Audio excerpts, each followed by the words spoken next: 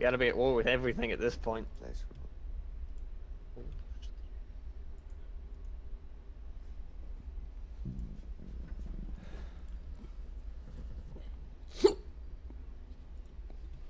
I've never been good with my hands. Cannot draw or sculpt or carve anything. No, Marienberg, no fucking peace treaty for you. You go to In middle hell. school woodworking, I had to steal another boy's project to pass the class. I'm going to send you there. How sad is that? We all have different talents. I'm sure you did not rise to your position through sheer luck.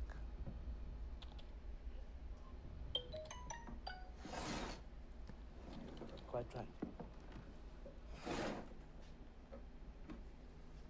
Managing people. That's my talent. Picking the right person for the right job. Akern and Crack Just as I did with you on this have project. declared war against the Bloody Spears and Scabby Eyes. God, I was right. Look at that craftsmanship.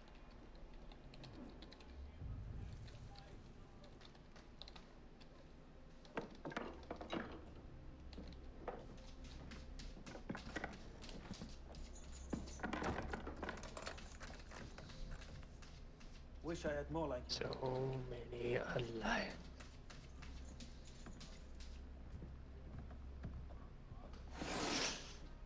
So like all of the Empire and all of Bretonia are allied at this point. Oh. Okay. Are you talking about my alliances? Mine and yours.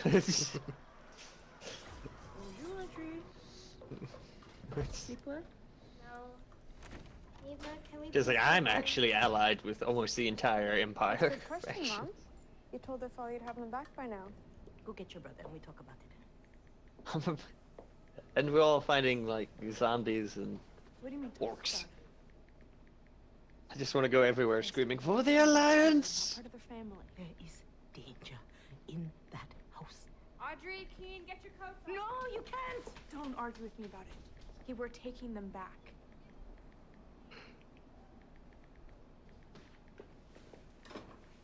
Okay.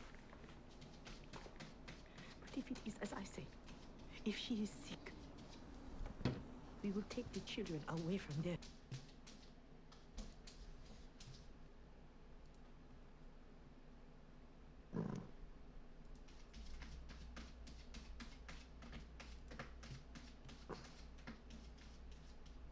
Bad kitty.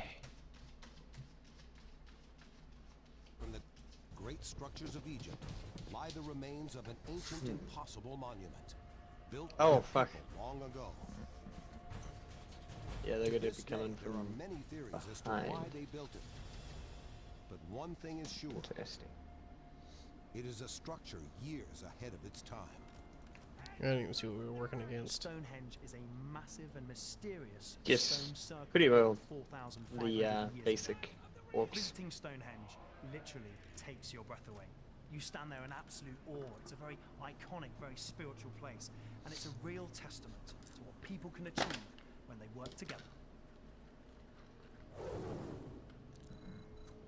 Stonehenge in southern England. Like the pyramids, it is one of the most famous ancient sites in the world. Now, irrigation and sunshine in Egypt created a real rich, powerful agricultural economy, which then in turn gave power and wealth. Let to me know when create you're massive ready. Monuments. At the same time in southern England, agriculture was First thing often we're gonna do is basis take out the to how reinforcements. small farming communities Fair enough, got fair enough. together and moved and built something like this is absolutely incredible. Might turn your trebuchets around to shoot the other army, and then have the other stuff take care of the.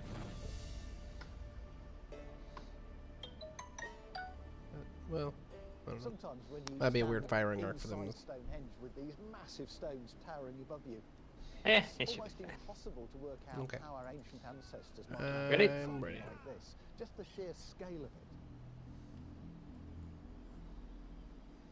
These massive stone archways weigh nearly 100 tons.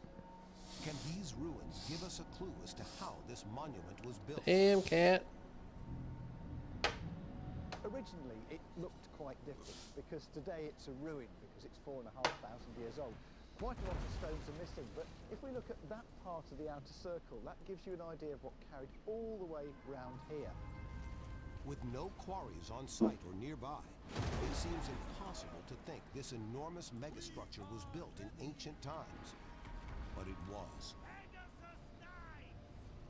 Stonehenge was built by the Stone Age and Bronze Age inhabitants of Britain. And what they brought here to build it were two different sorts of stones. These huge ones are sarsens, which is a hard sandstone, and that comes from about 20 miles away to the north. These things weigh up to 40 tons, and the smaller ones, they only weigh up to about 5 tons.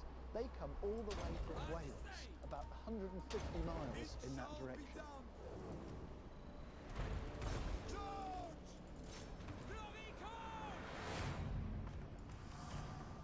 This is the site in Wales where the inner circle bluestones from Stonehenge come from.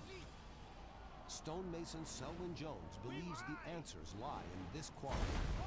It's incredible to think that these stones from this quarry were transported well over 100 miles by people who would never done anything like this before, and probably would never do anything like it again. Even today, the scale of choosing one of these stones, moving it down the valley by sled, out to the coast, onto the water, across the channel. It's amazing. Absolutely amazing. Today, it takes a few hours to travel 150 miles. 5,000 years ago, it took over a week. And that's without a 4-ton stone. There were no roads, no bridges, and no boats big enough. How did they get the bluestones here? Take the ground! James Dean uses advanced holographic technology to help solve the ancient mystery. One theory as to how they might have done it is they could have wrapped the stones in wicker and then rolled them to their destination. Now, You get over there? it's going to be very hard work when you're going Yeah. uphill, Okay. potentially lethal when you're going down. Some of the route to Stonehenge is over water, but no one has any idea about this because there's no evidence that there were suitable boats that could have moved these stones. So this one remains impossible. Unless, could they have used the wicker to float a 3-ton stone?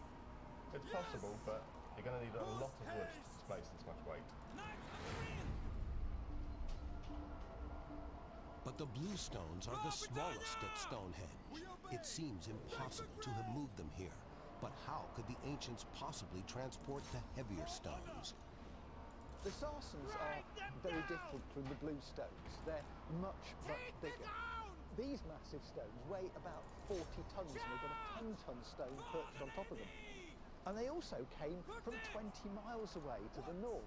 So quite how prehistoric people dragged these enormous stones across the downs, we honestly don't know. For thousands of years, the sophisticated society of Egypt built impossible, massive monuments. But a mysterious culture in southern England was not to be outdone.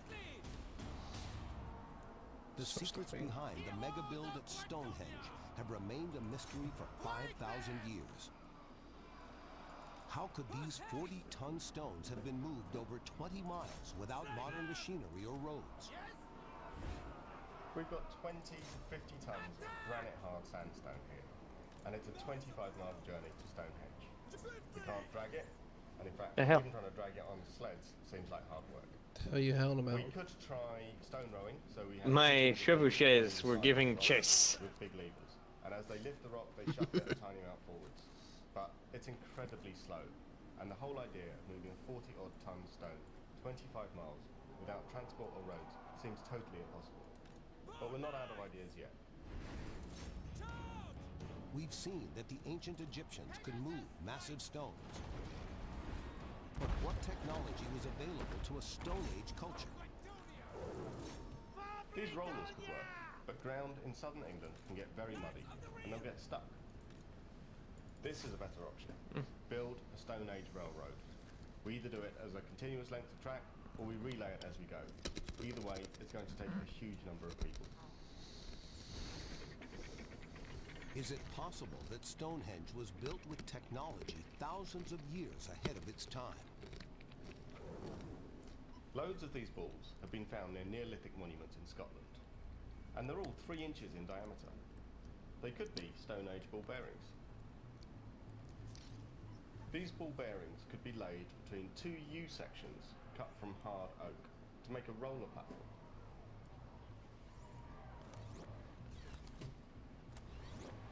This is amazing, but we've no proof that this is what they did. With a mobile trackway like this, you could move the sarsen stones with far fewer people. Despite the theories, how the stones got here is still a mystery. But look at their perfectly smooth sides. It's not difficult to do this today. But how was it done 4,500 years ago? The only thing that they had to do that with were stone tools, hammers of stone, everything from the size of footballs that you'd have to pound away at the stones with, and then when you got to a finer surface, Enemy Lord is dead. Handheld stone like this. But can you imagine just sitting here and pounding away for hours and days and weeks and months to create these smooth surfaces and the joints that fit the stones together?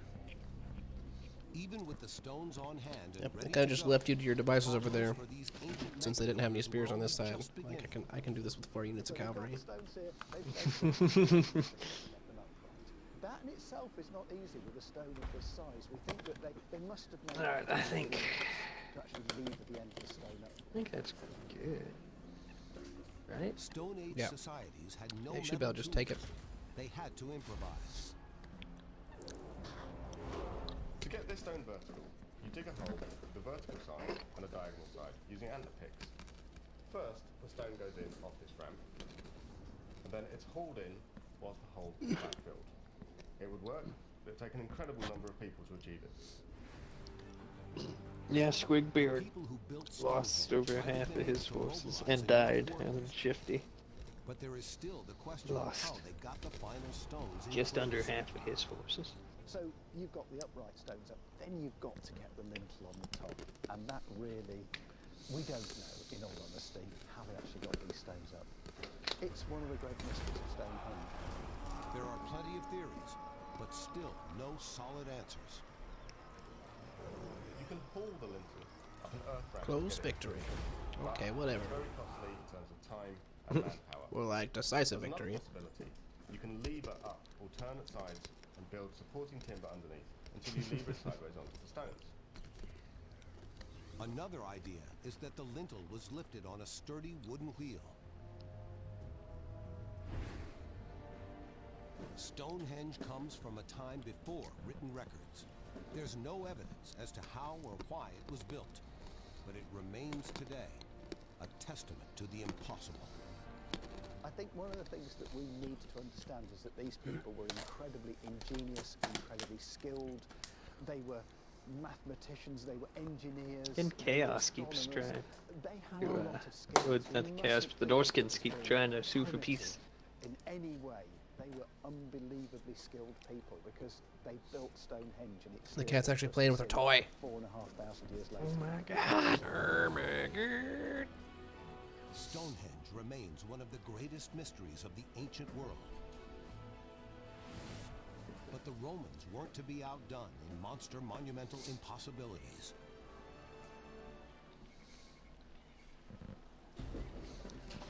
Our world Call is friends, full of ready to take amazing fucking buildings. Marienburg back. But 2,000 years ago, the Romans Sorry, built y'all, this advanced belongs to the structures that Empire. Still have not been outdone today. One of these is a 2,000-year-old concrete dome found in the center of Rome. It's called the Pantheon, built as a temple to all the Wow, this gods chick of does not ancient stop Rome. leveling.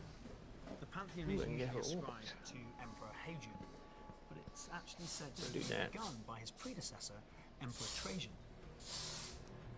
These towering grey granite columns came from Egypt, 3,000 miles from Rome. They were quarried in Aswan. These were first transported up the River Nile, then across the Mediterranean. Ah, it seems and then largely by in my barge favor. up the River Might just Tiber, auto-resolve and this so then we don't have to finally fight the dragged siege. through the streets to the They're good? Pantheon. The site must Whatever have been floats your boat, bro. The stone floor was made up of granite and marble from Egypt, North Africa, and Turkey, the edges of Rome's vast empire. But the truly impossible feature of the Pantheon is its dome of unreinforced concrete. After 2,000 years, I gain chivalry if I raise it, but I don't want to do that. Take it as my own. That's what's not superseded, ever. So picture, you don't just have this amazing French dome, bastard. but the width, the diameter, is the same as the Oui, height. oui. So you could fit in that cylinder a perfect sphere. incredibly, the space inside the Pantheon could hold 9 million gallons of water. It is an amazing structure. If we compare the Pantheon Dome to, say, a modern dome, such as the Capitol building in Washington, D.C., now the Pantheon Dome has a diameter of 142 feet. Now, the Capitol building has a diameter of 96 feet. The last time the Pantheon Dome was repaired was in 202 AD after an earthquake. Capitol Dome was finished in 1866 and has already undergone 2 extensive restorations. How was the Pantheon built? The secret lies hidden in the concrete. Modern concrete buildings rarely last 50 years, let alone 2,000 years. To uncover this secret, we're going to one of the world's most dangerous places.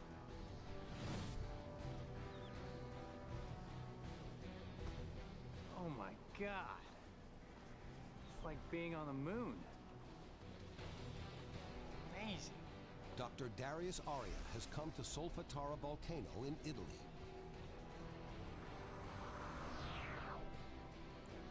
This hellish inferno is the key to the mystery of the Pantheon Dome. We think of concrete as a modern invention. We think about it building our modern megacities. But it was invented here in Roman times. Encased in this bubbling cauldron is the secret ingredient. This volcanic material called pozzolana ash or sand. The magic ingredient in cement is the pozzolana sand. What it has is volcanic material, including aluminates and silicates. And this creates a really important chemical bond with the lime and with the water. The bond created by volcanic ash, when combined with other ingredients, makes a solid material, unlike modern concrete, which lets water in. The volcanic ash makes the concrete weatherproof and resistant to decay. This simple ingredient makes Roman concrete a mega-build supermaterial more durable than any concrete made today. A modern equivalent of the Roman concrete recipe was No one wants to Confederate if I just yet. I guess I have to have like overwhelming power, huh? The product of the coal-fired process was used in the Hoover Dam concrete, and it works in a similar kind of way to the volcanic ash That how that of the works. Roman age. We found the secret of Roman concrete, Overwhelming power of the and we've come to Texas to Confederate? put it to the test. Yeah. a little bit of relation, a little bit of power. Concrete expert Mark Whaley has always been fascinated by Roman concrete. He's even visited the Have Pantheon in a, Rome to study its design. Relation. Mark has made 1-ton blocks of Roman and modern concrete to test their strengths. How will they face up to a true Texas test? A Winchester 73. We have a showdown between Roman concrete, 2,000-year-old technology, and modern concrete. And we're going to see which one is stronger. Can sharpshooter Kirsten Weiss make a big impact on modern concrete? Fucking Von Karstein's getting ready to piss people off over here.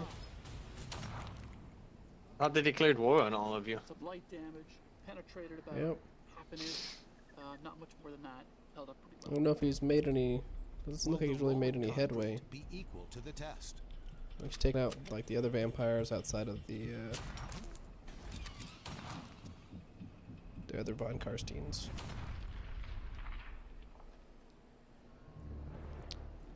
Madvid's got almost a full stat outside of the moot. She could march upon Wutbard. Wutbad? Or Everheim. Yeah, Sterling's got like a full stack just north of that. Everheim's got a half stack, and that's a capital province. If you So take something like the Pantheon Dome, It's That's actually stronger now than when it was built 2,000 gonna give years ago. them run for their I'm money. in complete awe of the engineering, the monument builders of the ancient world. The Romans formulated the ultimate building material. Castellingenieur Rudi von Liebswitz. In 2,000 years, it's never been matched. But another ancient monument stood 2,500 years before the Pantheon was built and is still standing today. This is the Great Pyramid of Giza. We like to think that humans have never been more advanced than they are today, but we're wrong. As far back as 5,000 years, ancient engineers erected buildings that have stood the test of time and might outlast anything we build today. The Temple of Abu Simbel in Egypt is still the world's biggest monument carved out of a mountainside. But one Egyptian monster monument even dwarfs Abu Simbel. The Great Pyramid, built in the 26th century BC. At a height of over 480 feet, it reigned as the tallest man-made structure in the world for over 4,000 years. The building of the Great Pyramid is a staggering feat when you consider the sheer size. This is an almost impossible achievement.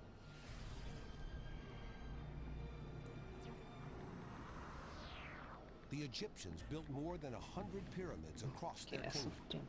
It is believed that all were constructed as tombs. Jesus fucking Christ, man. In terms of size, precision, and construction time, cat. No mega build in the world beats the Great Pyramid of Giza. She enjoying her catnip. It is the only wonder of Well, she was having fun with that for a minute ago and took a shit. It was constructed as a tomb for Yeah, I think I can smell a little bit of that in here. Like I've sprayed like half a can of Glade. It's not enough. It keeps getting overpowered. I think, undisputedly, the ancient Egyptians were the mega builders of the ancient world. The mind boggles to think how they did it. When we think of big, we think of buildings like the Pentagon. And while it does have greater ground coverage, the Pentagon is just a lightweight when it comes to the sheer volume of the Great Pyramid. These are man-made mountains. It'd be nice if Midland would confederate with me and quit being jerks, so that I could have one continuous border instead of this giant purple blob in my empire.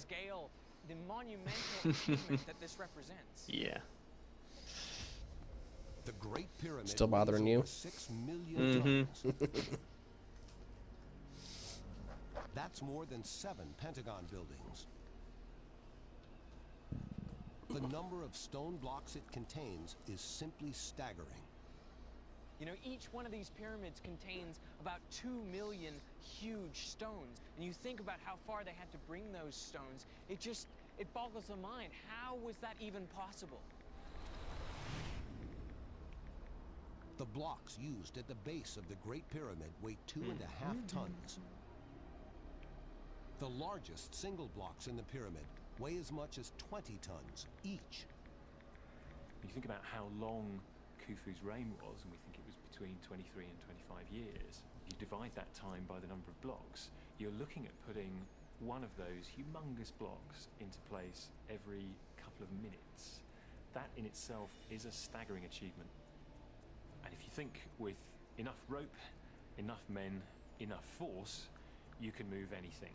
And the Great Pyramid is the proof of that. Even more incredible is the precision with which the Great Pyramid was built, long before computers and modern surveying equipment were invented. In addition to its phenomenal size, the pyramid is an incredible feat of precision building as well. So the base onto which it's built is absolutely level. There's less than a single inch worth of deviation from that absolutely perfect level, and all of the 4 sides of the pyramid at the base are of identical length. The difference between the shortest and the longest is less than 2 inches. This is an absolutely incredible feat. Originally, the pyramids were covered with highly polished white limestone and possibly capped with gold. Only the Pyramid of Khafra, the second pyramid, still has some of its limestone cladding left. You conquering shit? What are you doing? Kill someone? Murder? Building an armory. The casing stones Building No, I an won't be army. attacking anything this face turn. the pyramid are cut with Should be incredible building my accuracy. forces. So at the corners of the pyramid, they are cut to a 90-degree angle that is so close to perfect. It's within 1/100th of an inch. And turns over. Modern builders would find it a challenge to match such precision on a monster scale. Fucking Skaven layers. You can achieve the impossible. String, a plumb line, and a set square. It is a testament to their mega monument building. Big old jerks. For me, as an engineer, this is the most impressive man-made feat on the planet. I mean, it represents impossible ancient engineering. The world's greatest mega build is yet to be surpassed after 4,500 years. And many believe it will remain long after anything we build today. The construction of the pyramid as a whole is so well done that we expect the pyramid will still be standing in 100,000 years' time. Mega builders of the ancient world made unbelievable structures impossible to match even today. From history's most Yeah, my problem with Midland is they're too strong right the now. largest concrete dome and the world's most massive building. So they won't just submit. The ancients were able to achieve the And you impossible, devour Stirland? creating monster monuments Don't know if that I still want to remain devour Stirland. unmatched after thousands of years. That's gonna put me immediately on. In contact with the vampire counts. Yeah, gets rid of that buffer completely. But Yes. So, But if you were to take out the vampire count, you should be powerful enough to flex on Midland.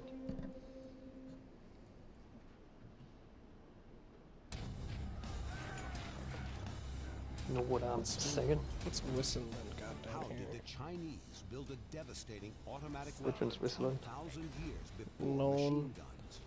You just got a The one province with the black, no armor. black and red. What are the secrets behind the ancient world's high-tech body armor, made thousands of years before bulletproof vests?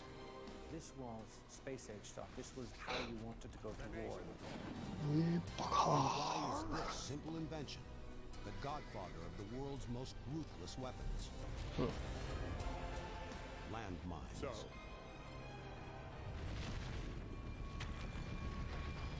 Monuments more colossal than our own. come then.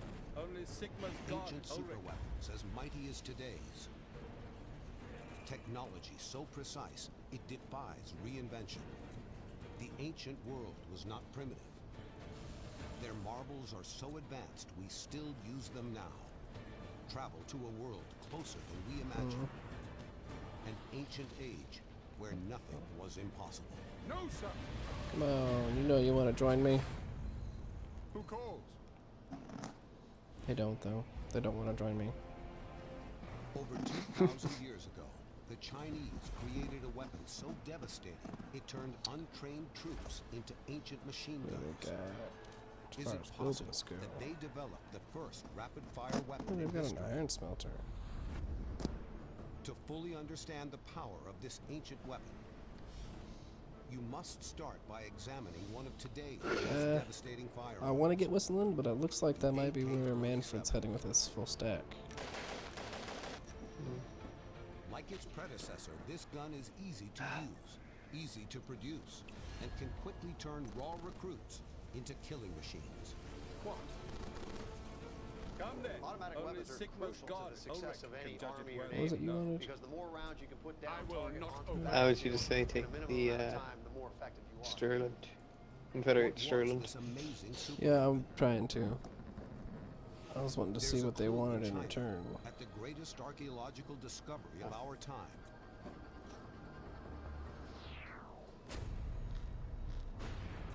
Of course. Auckland would be a good one to confederate as well. They're not First emperor, I'll ignore that. Qin Shi Huang. boarded anybody dangerous. The terracotta army is a clay army that was buried in the I'm trying to like MacGyver my way. to guard Not it in now. my Damn it. And it is astonishing I had Sterling pay me to join their other war with the other vampires. I'm like, all right, now can I use this money to bribe you to confederate? Every man was armed with state-of-the-art weapons. I don't think Hockland would have anything to do with it either. Oh, it's yellow. I will not obey. Their hands are empty. Can I bribe you? Could they once have held the world's first repeating weapon? 500. Not in my name. And So could not this 500. What warrior about have 1,000? You created want a 1,000? That seems impossible on Come an on, ancient you battlefield. can do it. Be good friends. Oh. An essential element Heckin' of nopes. all land warfare is firepower. But, Whether it's the big, long but for the Emperor. or whether it's the AK. No, they're gonna get for the Emperor. Matters. And 2,300 years ago in China, it mattered there too. And they invented this. The Chinese repeating crossbow, the Juko No. Maps. The genius of this amazing weapon is its simplicity. Oh damn. There are just 4 major parts. I think that's what we wanted Wooden to stock, see there.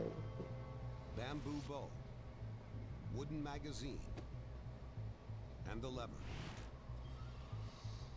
This magazine holds 8 crossbow bolts to complete such an astonishing weapon. As you push this lever forward, the string catches in a notch. As you push the lever up, it reveals this little pin here. And that is the whole deal. That little peg there. You pull the lever back, you're pulling the string back. The magazine comes down onto the stock. It's that peg that pushes the string out of the notch, and the whole cycling starts over again. It's a constantly cycling, repeating, wonderful, efficient weapon. This revolution made technology, not training, the dominant force on the battlefield. Such an impossibly sophisticated weapon turned peasants into soldiers almost overnight.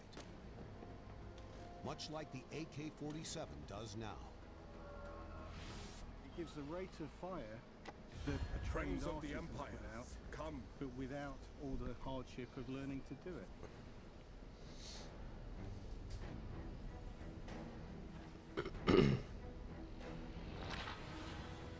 Archers were professional soldiers who had to be trained from childhood.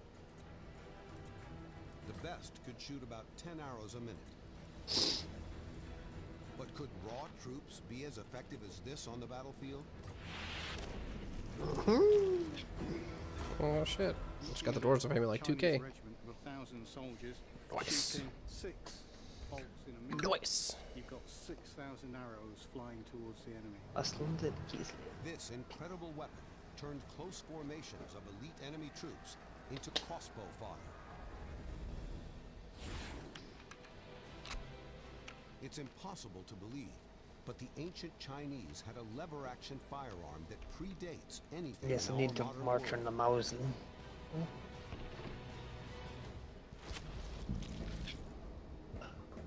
But there is a curious connection between this weapon and one of the most iconic weapons of the Boo! A connection that could help us understand how advanced this ancient weapon truly was. There's an obvious parallel between the lever action of the Chinese repeating crossbow and the lever action of the Winchester 73 repeating rifle. I wonder which repeats more quickly. Is it possible to compare these two weapons? We are going to try by pitting them against each other in a shoot-off, Texas style, to find Damn the it. top gun. Shoot-off, Kirsten Weiss Texas is style. an American national champion and performance shooter.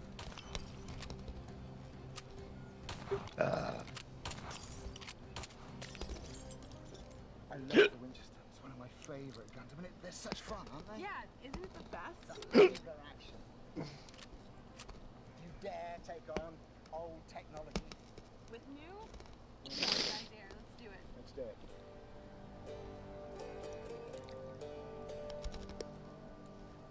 Can this weapon from 2,300 years ago really match the rate of fire of a Winchester 73?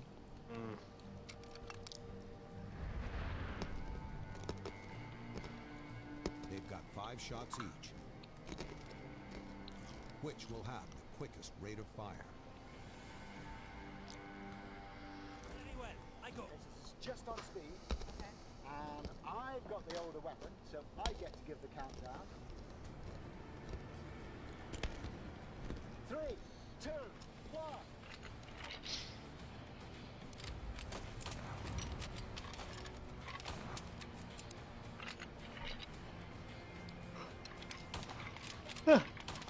There. My armies are not replenishing fast enough. Isn't that extraordinary? They do not make money fast enough to just merge and buy new ancient repeating crossbow has matched one of the greatest repeating rifles of One all more time. turn An until incredible feat. they start suffering attrition. Something which in its repeating function is at least a match. Yes. I mean, you would think such a thing impossible, wouldn't you? Yes. Are you still going after Marienburg? Good job. Sieging that shit out, dog. The Chinese repeating crossbow would have been an awesome weapon in the hands of conscripted peasants or tough professional soldiers. Doesn't know what I want to build. But despite this firepower, the Chinese troops did have one serious limitation. The heavy body armor worn by the warriors of the Emperor Qin would have affected their mobility and stamina. The Chinese warriors would have struggled in their heavy metal armor, but would you believe in ancient Greece they actually already had lightweight armor that predates Kevlar by over 2,000 years?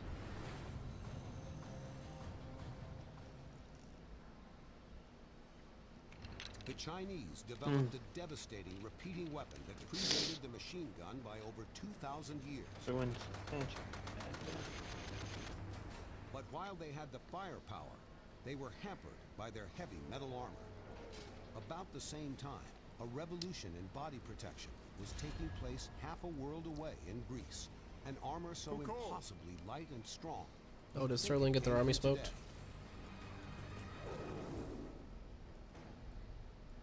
What? To understand how effective this I think ancient Sterling armor got their was, army smoked. we need to look at today's tech. Modern-day body armor didn't come about until World War I, but it was metal and heavy in order to be bulletproof. Then in the late 1960s, Kevlar was invented. DuPont Kevlar is a super tough synthetic material layered to make lightweight body armor. It spreads. Maybe now they'll be willing to confederate. So weak. And the tough Kevlar Well, maybe now I don't want that province that's right next to the vampires. Century technology, right? Wrong. It'll be fine. This is linothorax, or Greek Kevlar. This is Alexander the Great. Empires marched south. When he began his conquest in the 4th century. Midland's just getting fucking stronger.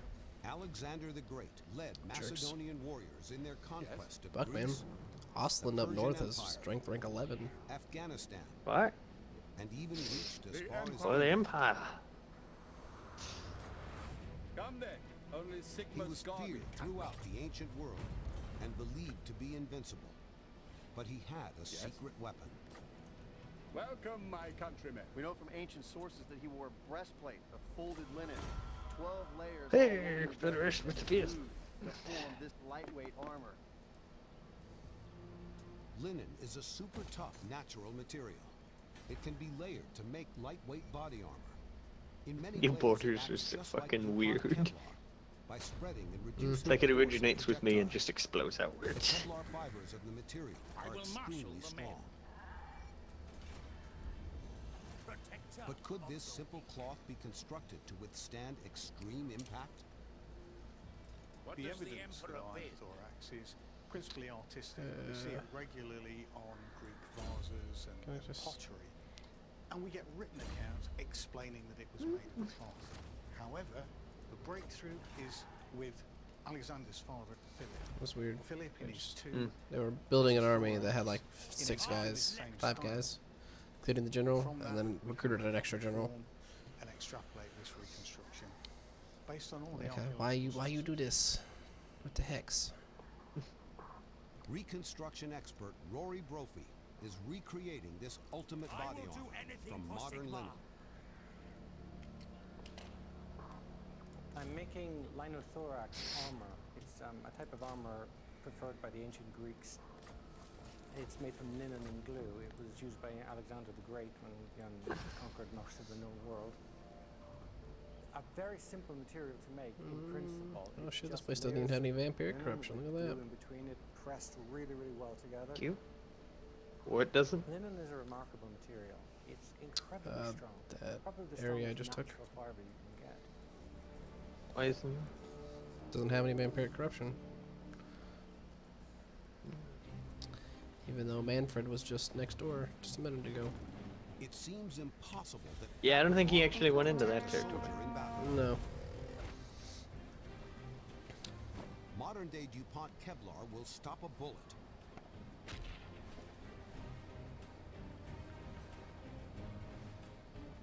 But will Rory's Greek Kevlar withstand one of the deadliest weapons of the ancient world?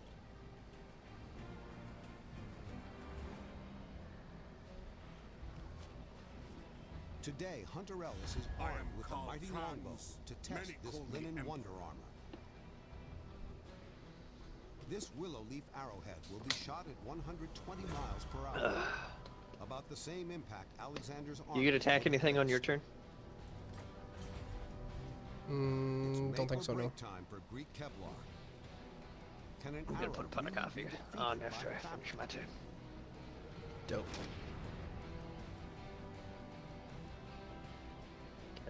I won't be doing much on my turn. Big question is right now, did it penetrate? Let's go find out. You can see it sticking out of the armor right here, but would it have mortally wounded this warrior? Marienberg wanted a non-aggression pact with me. A half inch on the inside. I said no. What it's supposed to do, it absorbed the impact of this arrow. Oh shit, Ally declares war. This warrior would have lived to fight another day. This incredible ancient body armor could have made the difference between living On the and bar. dying on the battlefield. I guess they're big dicking it over there, you know? Alexander the Great Yeah. learned this firsthand. Our strength when the rank like armor 11 or was some put to the shit. test at the siege You know, of the Damascus. Varg, for whatever reason, marched all the way down through Kislev Soaring out from and enemy lines conquered became a ballistic Zavastra. It hit his They shield, were chaos went right through next the door. shield, penetrated the shield Awesome. and into his armor, his thorax. Luckily, this armor Wait, was so what good, just happened he managed to take most of the force from the bomb. And they dropped in strength rank, it looks like. The ancient armor Yeah. Holy shit! They sent two armies over there. They just disappeared. This was space age stuff. This was how you wanted to go. They were wearing the Kevlar. I wonder if Kislev's gonna carp the DM. Whether it is the ancient or the modern world, the military has always sought to develop ways to protect a soldier's entire It says body. I have the power head to to just toe. march over and destroy. Just think of some of the innovations we Mostly. have. U.S. Special Forces are developing lightweight island, protective sure. body armor, full body armor for their operators. But did you know the Romans had it nearly 2,000 years ago? She's still fucking with that thing. That's good. Today's armies don't realize She came back to play with many it of the some more. advances they are working on were actually first developed in the ancient world. An example is this demonstration. Why did everyone get to confederate with me? This pissed me off. Called Talos, now under development for U.S. forces.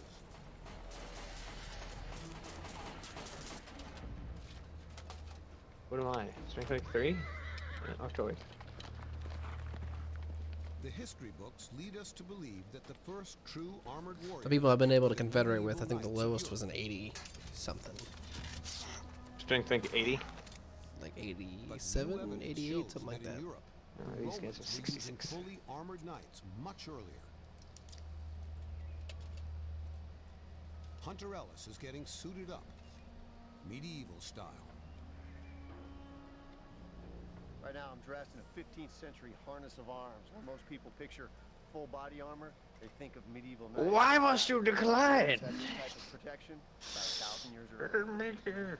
But proving How much that did you Roman like me? warriors had full body armor will take some serious detective work.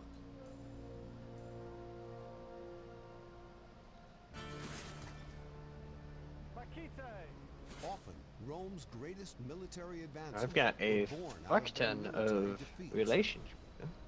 In one terrible battle, at Carrhae in modern Turkey, the Roman army was changed forever. In 53 BC, the Romans had a classic infantry army. And more going powers out in the into next desert leading to brand. face I don't the understand. Parthians. The Parthians, however, were cavalry heavy, and they had cataphracts. This was the Parthians' secret weapon. Their heavy cavalry, known as cataphracts, were armored. The Romans were utterly mauled, more than 20,000 dead.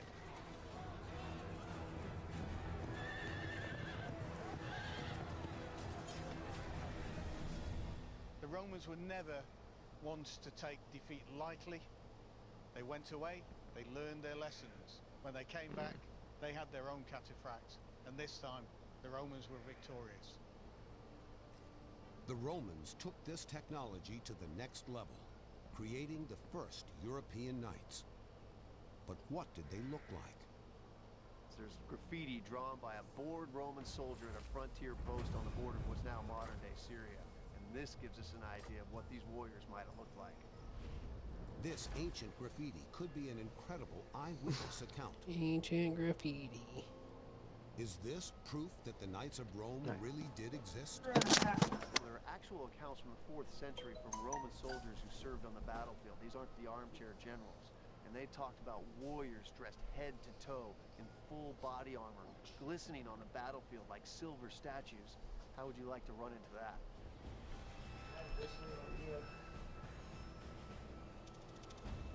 One ancient historian has found a clue in Oxford, England. Dr. Adrian Goldsworthy is one of the world's leading experts on the Roman armed forces.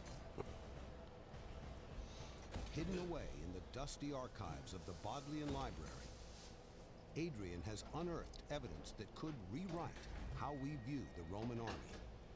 The book I've got in front of me here is something quite remarkable. It's a book written in the 4th century AD. So who've got a picture of something that you might not expect to see as a soldier of the Roman army? Hadn't really thought about it, no. Fully armoured on a fully armoured horse. Incredibly, horse armor like this was found in a destroyed Roman fort in the 1930s. Made of metal scales, it's identical to the illustration in the book. Praise be to Sigma. And there's another clue from an ancient text. One of the things listed are the titles of all the officers in command of all the army units of the Roman army. Among these units, there are quite a few that are listed as cataphracts. And there's still more evidence that the Romans were using knights.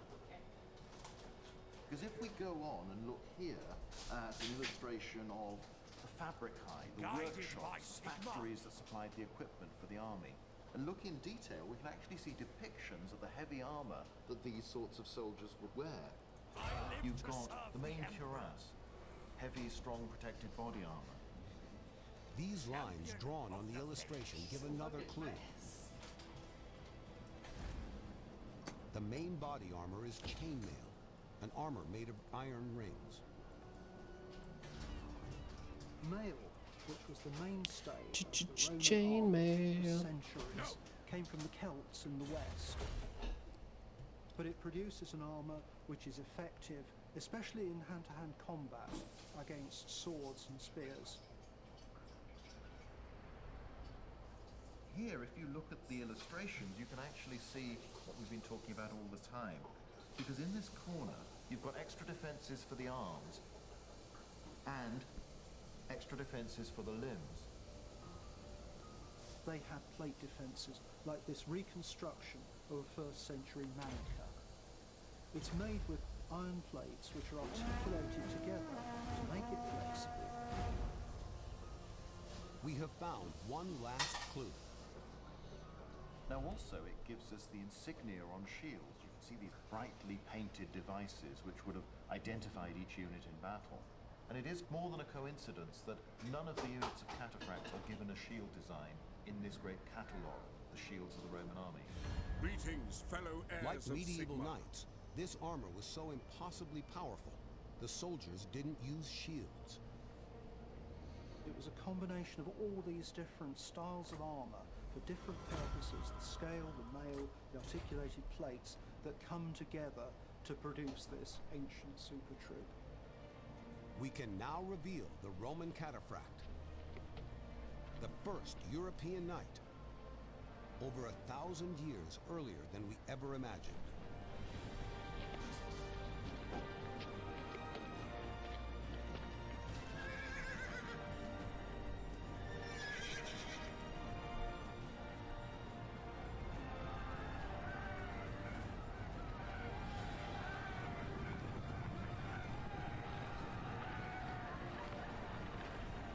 These guys encased in heavy armour from head to foot for themselves and their horses, charging with lances, were an ancient super weapon.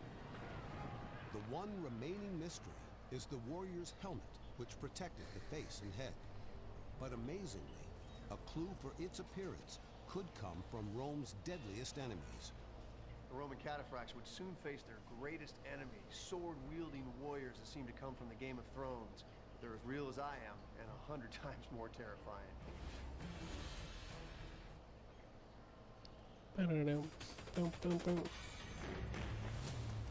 We've rewritten history to prove that the Romans had fully armored knights over 1,000 years before the age of chivalry. If it weren't for the evidence, the existence of such troops would seem impossible to believe. But one mystery remains. Is it really possible that the Romans had a helmet that covered the full head and face like a medieval knight? The ancient writers tell us that the head and face are covered by a We're metal waiting on mask, you. and that the wearer would look like a glittering statue. Now, these helmets obviously existed, but none survived. They cover the entire head, similar to the late Roman cavalry helmet. No helmet like this has They ever wanted been military found, access. but there might be a need. I said From no. They threw Plutarch at the world. AD, the wealthy Roman province of Britain faced a terrible threat. Barbarian German tribesmen called Saxons, who lived. I said I don't want to be over here. The Saxons were Cause I wanna be your husband. rich and fertile Britannia. Like if you cry every tear. With Saxon raids, they even named their forts and garrisons the Saxon Shore. I never cry. The Romans Fuck built that. 10 massive forts to protect the I just throw Plutarch at the world. But how could they know where the Saxons would strike next? And ins- The Romans don't know where they're going to strike, so they need a flexible, mobile reserve to deal with them. And he said, cavalry. no. The Romans know from their experiences in the Middle East that the best form of cavalry against body infantry, the Saxons were infantry, was heavy armored, disciplined, close formation, shock cavalry. Their answer? She had no blood sugar. She fell. How did he say? She fell. Imagine being a Saxon and sailing across the sea, landing on the beach, and then being greeted by an armored cavalry of cataphracts, iron plate, and chainmail. Even for the mighty Saxons, this would make them think twice. To level the playing field, the Saxons imitated the Roman armor, including their helmet.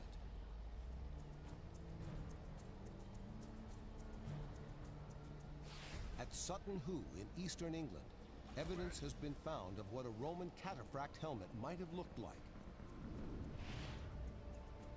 Under this mound, a mighty warrior was buried. In the richest Saxon grave ever found, King Radwald was laid to rest here with his war gear and magnificent helmet.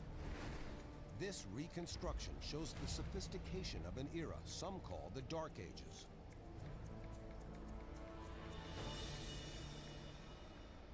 This is Tutankhamun. So a find like Sutton Hoo basically gives us a window into a secret world. This warrior king was buried in his full battle gear. He had a chainmail shirt, he had a shield, and he had an incredible sword and helmet. Is the Sutton Hoo helmet the missing link that shows us what the Roman cataphracts wore? When you see all three helmets together, the similarities are incredible. You can imagine how the Roman cataphracts were a lasting impression on the raiding Saxons. Here we have the Sutton Hoo helmet. Now, no cataphract helmets exist, but this is a Roman cavalry ceremonial helmet from about 500 years earlier. Look at the similarities in design and protection of the face plates and neck plates in the back, which would protect from a rear blow. And then look at this full frontal face coverage.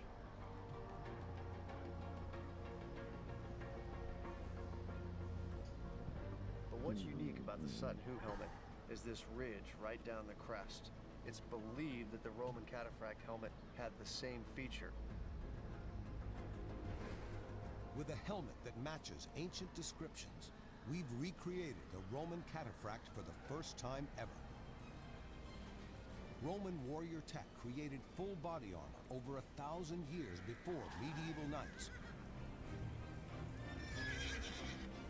But even the Knights of Rome could not prevent the empire's decline and fall. The Roman army was eventually pulled out of Britain to defend Rome. Servant of Sigma. Britannia was invaded and settled by the Saxons. The Saxons were also accompanied by the Angles, so we have a confederation of German tribes. It's from the Angles that we get the term England, Angleland. And of course, we therefore have Anglo-Saxons. But the Saxons weren't done yet. Awaiting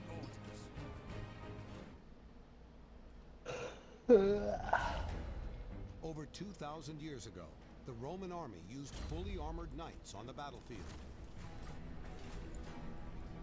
Rome's enemies, the Saxons, didn't just copy Roman equipment. They created their own ultimate warrior superweapon. Majority of people love me. This is like the polar opposite of most of my strategy games. How fares the Empire in these dark times? Is what a Ferrari or Lamborghini would cost in the Saxon world. This right here is the ultimate status. In Total War, that almost seems more destructive than when everyone hates you. Because you can't just be declared war on everybody. You gotta consider the political consequences. Yeah, when I decided to go murder people, I don't really care. Deliver your the cry of a wife as her husband is slain. Leg fighter, a sword that can cut underneath the opponent's shield and take out his ankle, or even needle to pierce through to the heart. These lethal swords were made to impossibly high specifications, worthy of 21st century technology. Under this mound, the greatest Saxon sword in history was discovered. In the grave of King Radwald at Sutton Hoo in England. The sword and treasure are now held in the British Museum in London. A reconstruction next to the remains of the original shows the might and power it once had. Now, a sword like this would generally be buried with its owner, but it's still incredibly rare to find them in the ground, and absolutely unique to have an example as superb as this. This is a sword where no expense has been spared. The handle is made of gold, and on the pommel there's gold filigree and garnets have been inlaid. Greetings So from this is Sigma. a symbol of your power, of your status, and it's no coincidence that these have been They don't used pay me because they were thought to have They distrust the magical Empire, powers and to be able to but they're gonna ward pay me off 1,000 for a lightning, military thunder. alliance. I'll take it. But this sword was not just for show. Its construction reveals We distrust you, but we need your sophisticated protection. techniques. Ultimate war blade. Much. There's a story behind these patterns. Lazarus Chaos just destroyed 2 fucking full states of Australanders. Patterns show us the extent of the highly sophisticated technology that was used to create this absolutely incredible ancient weapon. The Saxon super sword was the first effective use of composite metal in the world. But how did they do it?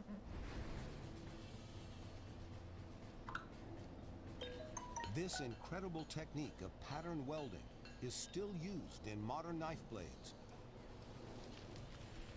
and by swordsmith Stuart Macon to recreate the tip of the Sutton Hoo sword. So what I've got here is a billet of different Demetrius, steel. sorry. The 4 darker layers are mild steel, which is a soft metal. The 3 other layers are high carbon steel. And what we're going to do is use the fire to melt these together and make one piece which combines the hardness of the carbon steel and the softness of the mild steel. This incredible ancient technology mixes hard steel for cutting with soft steel for strength. A sword made only of soft metal will bend. A sword made solely of hard metal will shatter. This deadly weapon had a supernatural strength that made it supposedly unbreakable in combat. These are exquisite works of art.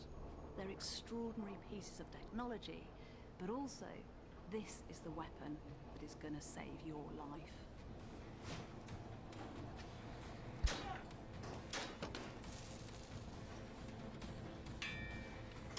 The hard and soft steel are combined into billets.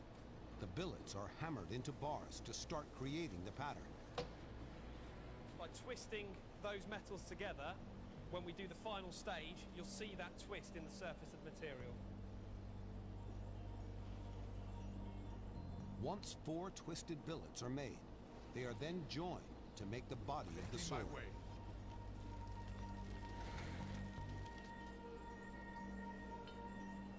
And I'm actually forging the blade tip of the sword here. But that's not the end to the impossibly high sophistication of this ultimate weapon. I've got a couple of pieces of high carbon steel. Now on their own, they'd be too brittle to make a sword. However, we're going to weld these either side of the core and then the cutting edge. So when the sword is ground and polished, it maintains its razor edge.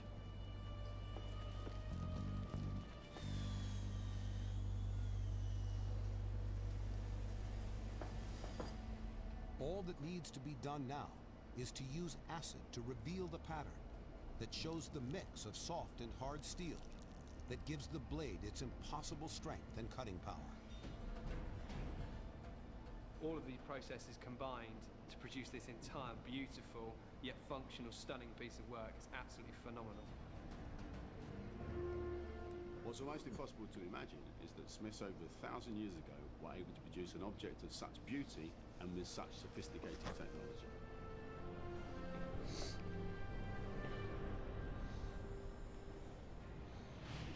You could take out the Red Duke. That's what I'm working on. Stop dealing with that fucking vampire corruption. Sets the stage for some of the most terrifying and ruthless weapons of modern warfare. Says I can totally handle him, but he's got 5 guys there. Look at modern warfare, and you see incredible parallels with the ancient world. Back nice. I built another siege tower and they suffered more attrition, and now it says I've got less of a chance than I did before. I'm auto-resolving this. Is the godfather of some of today's cruelest weapons. You don't want to starve them all the way out? We're in the moat at Southsea Castle. It'd be convenient to not have to, so I could go start taking care of the vampire counts, but it's looking like it's gonna be that way. Usually dry, sometimes containing Like, water. it's the solid part is 50-50, and then it's mixed up to like 80% in my favor. Like, that's a big if area. These are caltrops. It's like 40% of I Named don't after the know. Latin word calcitrapa, or foot trap. Caltrops are incredibly simple and effective. Let's see, where Tread are on they? one of these, and it's game over. The caltrop. It's a 4-pronged bar designed that no matter how you throw it, 3 prongs are on the ground and 1 prong sticks straight up into the air. This is an area denial weapon. It's easy to make, it's simple to deploy, and it can be carried anywhere. Well, that's inconvenient. As the enemy comes forward, strikes these, starts to take casualties, they stop. This impossibly simple idea is as effective as modern area denial Interesting. weapons. But what seems even more impossible is that it revolutionized defensive warfare. These are easy to make. Oh. To an ancient, What the all he fuck? needs to do is take That balance of power. Yeah. Weld it together. Blood Knights. Wargeist. Okay. That's what I understand. A few minutes work to make one. In many ways, these should be seen as Still, holy shit. Yeah, the huntsmen I have are anti-large. More modern weapons such as mines, cluster bombs, and scatter bombs. But you have no. But these. But I have anti-large. Nasty little suckers. Just the point of spears. Over time, swords, crossbows, and metal armor have disappeared. Yeah, but I mean, the other point of spears is that they get to use their anti-large weapons in melee. Afghanistan are still using versions of the caltrop to this day. These tiny wonder weapons were the ultimate warrior tech. Hey, it's a heavily wooded area. On hard ground, The areas are going to be super useful. Even the most intimidating of all, the elephant. Whether it's Hannibal and the Carthaginians, the Persians, or even the Indians, elephants were a terror weapon. They were huge beasts covered in armor that can sweep through your... Oh, the Vargeist fly. Caltrops are the perfect answer. Elephants are intelligent, they're very thick-skinned, but underfoot they're very sensitive. Now imagine a bed of these being thrown down as a Your job is to protect my flank. Wounded elephants will flee Right naturally flank? the quickest route possible, Or left flank? which is normally directly behind them through the troops. Right which flank or causes left flank? utter carnage amongst the ranks. The flank. Elephants The are rear. definitely a double-edged weapon. You're gonna end up protecting the archers. Cunning use of this ingenious yet simple weapon did more than just stop the enemy. But what most enemies do is they try and circumvent the obstacle.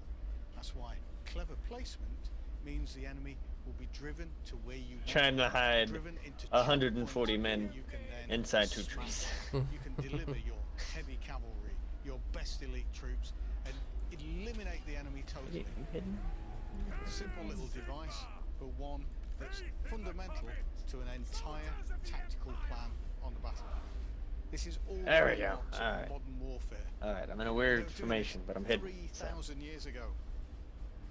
Yeah. I get to drop off Like a when I piece of need to. kit. Warriors of the ancient world had Alright, highly going. sophisticated weapons, thousands of years ahead of their time. Oh, something. First, Some cats on the left flank. Yeah. full body armor, Minus and the 25% first speed. area denial Guts weapons, damage to combatants. proving that the ancients were able Strong to versus achieve multiple the combatants. impossible. Creating warrior tech we can still see in use today. Standing down!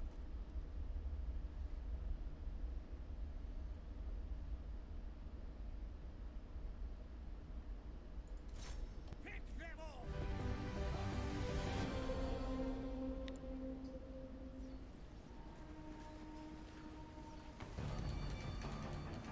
Is it possible Swing the and a ancient miss. world had geniuses greater than ours today?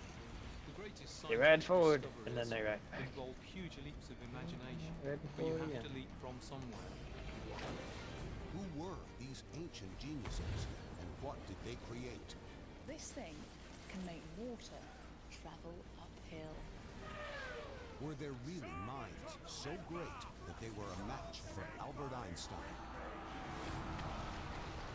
Monuments more colossal than our own. Ancient superweapons as mighty as today's. Technology so precise it defies reinvention. The ancient world was not primitive. Their marvels are so advanced, we still use them now. Travel to a world closer than we imagine, an ancient age where nothing was impossible. Of the Empire! By the twin-tailed comet! Many consider Albert Einstein to be the greatest mind of all time. His discovery of the energy contained in the atom led to the nuclear age. For Sigma! His theories still resonate throughout modern science. and have influenced devices that are essential parts of our everyday lives, including televisions, digital cameras, and GPS. But good thinkers over 2,000 years ago have had equally revolutionary ideas. Is it possible that our modern world was created by ancient minds? It was Isaac Newton, one of the greatest scientists of all time, who famously said that if he'd seen further than others, it was because he was standing on the shoulders of giants. But it was the ancient Greeks who were the real giants, the ancient Einsteins, and what they achieved was truly staggering. Our search for these ancient Einsteins begins at the greatest seat of knowledge and learning in the ancient world, the Library of Alexandria in Egypt. It was here where the most amazing minds of the time came to think, to imagine, to invent. And it was Excellent. here, 2,300 years ago. The Vargas are doing that thing where they try and leave the melee, but one guy refuses to leave, so they all come back. An ingenious inventor who discovered something that is an integral part of our modern world. The power of air. Oh. Today, we use compressed air for all kinds of things. We take it for granted. When you fill your tires, you're using compressed air. These modern racing cars depend on it. But have you ever thought who came up with this idea? Thank to Sibius. Vargas have been destroyed. These cars go over 200 miles per hour. But they're not the fastest machines in the workshop. Blood Knights have been destroyed.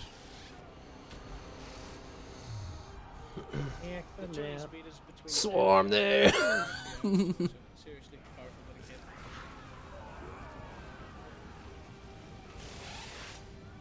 And this power all comes from compressed air. There's nothing more effective. Yeah. Eat axe, Brohan. Using this technology is one of the most incredible sights. It's amazing. Oh my god, the fucking comments being made by your soldiers. Oh my god, kill the necromancer! Oh my god, Heinrich just got back up! He discovered that air had mass and pressure. This was a giant scientific leap. Much like Einstein's incredible insights into space and time.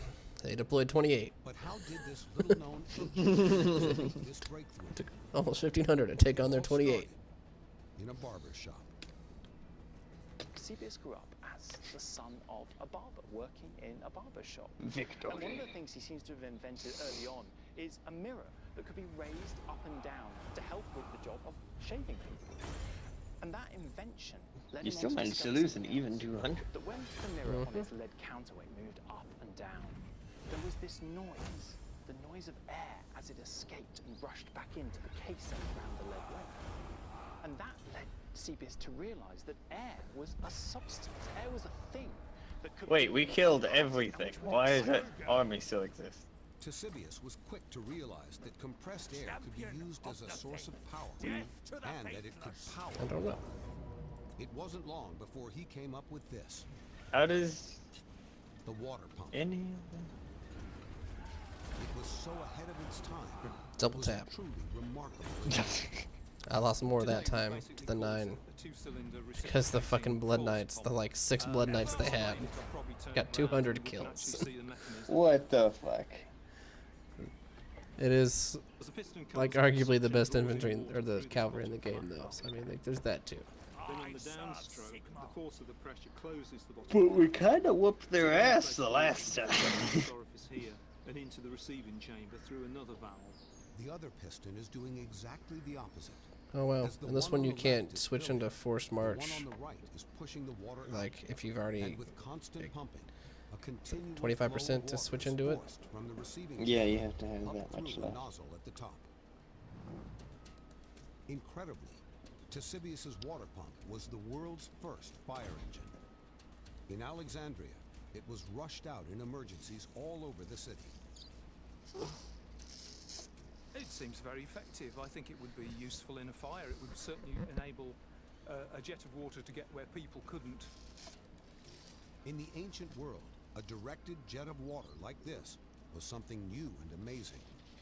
But after the Is there coffee done in there? the firefighting I would water imagine so, pump yeah. disappeared. The idea was lost. Turn your head. And it's not until the 15th I century was that looking it's at the reinvented. things. Yes. It's amazing to think the fire engine was invented over 2,000 years ago. And, thanks to Ctesibius, today we still fight fires in the same way. Absolutely not. But for Ctesibius, this was just the beginning. Like all geniuses, his thinking knew no limits. Well, Ctesibius was one of the paid intellectuals in Alexandria. And he was part of a select group that were really pushing the boundaries in all sorts of areas, in astronomy, in maths, in geography, in history. And they were all being I hate when people say by maths. Ptolemy II, who was keen to have his own reputation Drives me nuts. imbued with the amazingness of these people. People say maths. Ctesibius began to wonder. He had learned how to manipulate air pressure. I deal with math enough. I don't need it plural. With water. 2,000 years before Einstein's own investigations, he decided to try to crack one of the most difficult questions.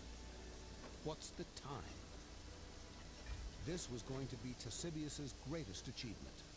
His goal was to invent for the first time something that would accurately tell the time. Sundials were useless at night or when it was cloudy. And for the Greeks, it was most important to measure time inside, especially in the law courts. Justice depended on giving lawyers equal amounts of time.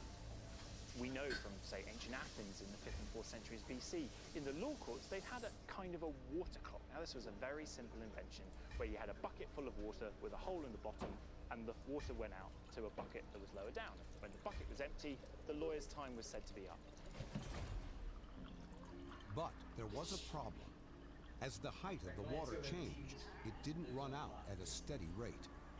Ctesibius came up with a brilliant answer, and he changed the history of timekeeping forever. He took clocks from a couple of buckets to this. Something intricate, remarkable, and completely groundbreaking. First clock? The first ever accurate and fully automatic clock. Now, what Ctesibius did was particularly cunning. He makes sure that the height of water in this chamber never changes. Ctesibius did this by continually feeding water to the top and attaching an overflow pipe. The water then flowed into a second chamber, which would rise at a steady and precise rate, allowing time to be measured accurately. This was genius, but Ctesibius still wasn't happy.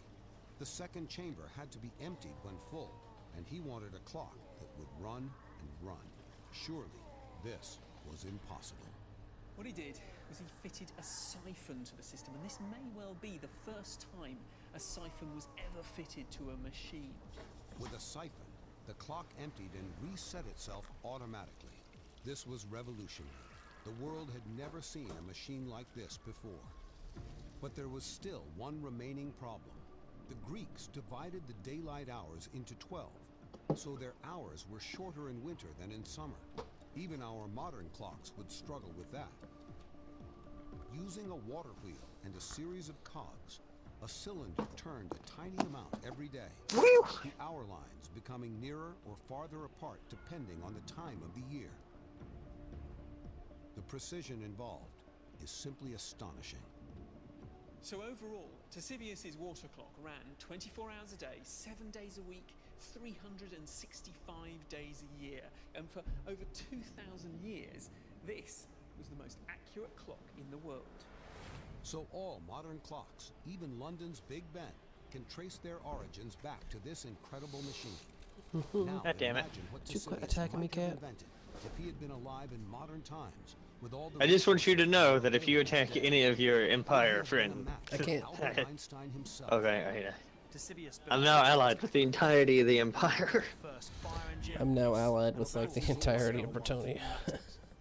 That's So, why, for me, and Cool. an ancient Einstein. One human nation under God. I We think should you have. should pay me. Had its colossal thinkers, but We could should they set have up minds to match Albert the lady and Einstein? Sigmar on a date We are on a journey to just find marry out. the two religions. Over 2,000 years ago, Ctesibius mastered the power of air and water. The French and and invented the first accurate clock. German. And now we are about to meet another. A lot of brilliant names are mind. German. Many consider this man I don't know if to be I'd call him the German. of robotics. I guess, yeah. They're kind of like the Holy His Roman name was Empire, Philo I Byzantium. suppose. He was Yeah. also known as Philo, or Philo Mechanicus, because when it came to mechanics, he was thousands of Maybe years you wouldn't ahead call of the him game. German. Philon of Byzantium was one of the most mysterious characters of antiquity. Everything about We them know is very little German. about him, but what we do know From the is that he was clothes responsible to for the some names, possible inventions of his day. the weapons. We also know that Philon was drawn to the library at Alexandria around the same time as The Ctesibius. insignias. And it's here where he wrote his masterpiece, a compendium Yeah, some of them are mechanics. English. They speak Most of this work English. has been lost. But we know that Philon's brilliance in math and mechanics led him to invent some of the most lethal weapons of the day. Like this. Hell, the torpedo Bretonians crossbow, are closer to an being ancient British. machine gun. And they're He French. also worked out how to project huge missiles from a catapult. Wow. But Philon is most famous for being the They're inspiration Bretonian. for this. Yeah. You talking to me? I'm the only one here.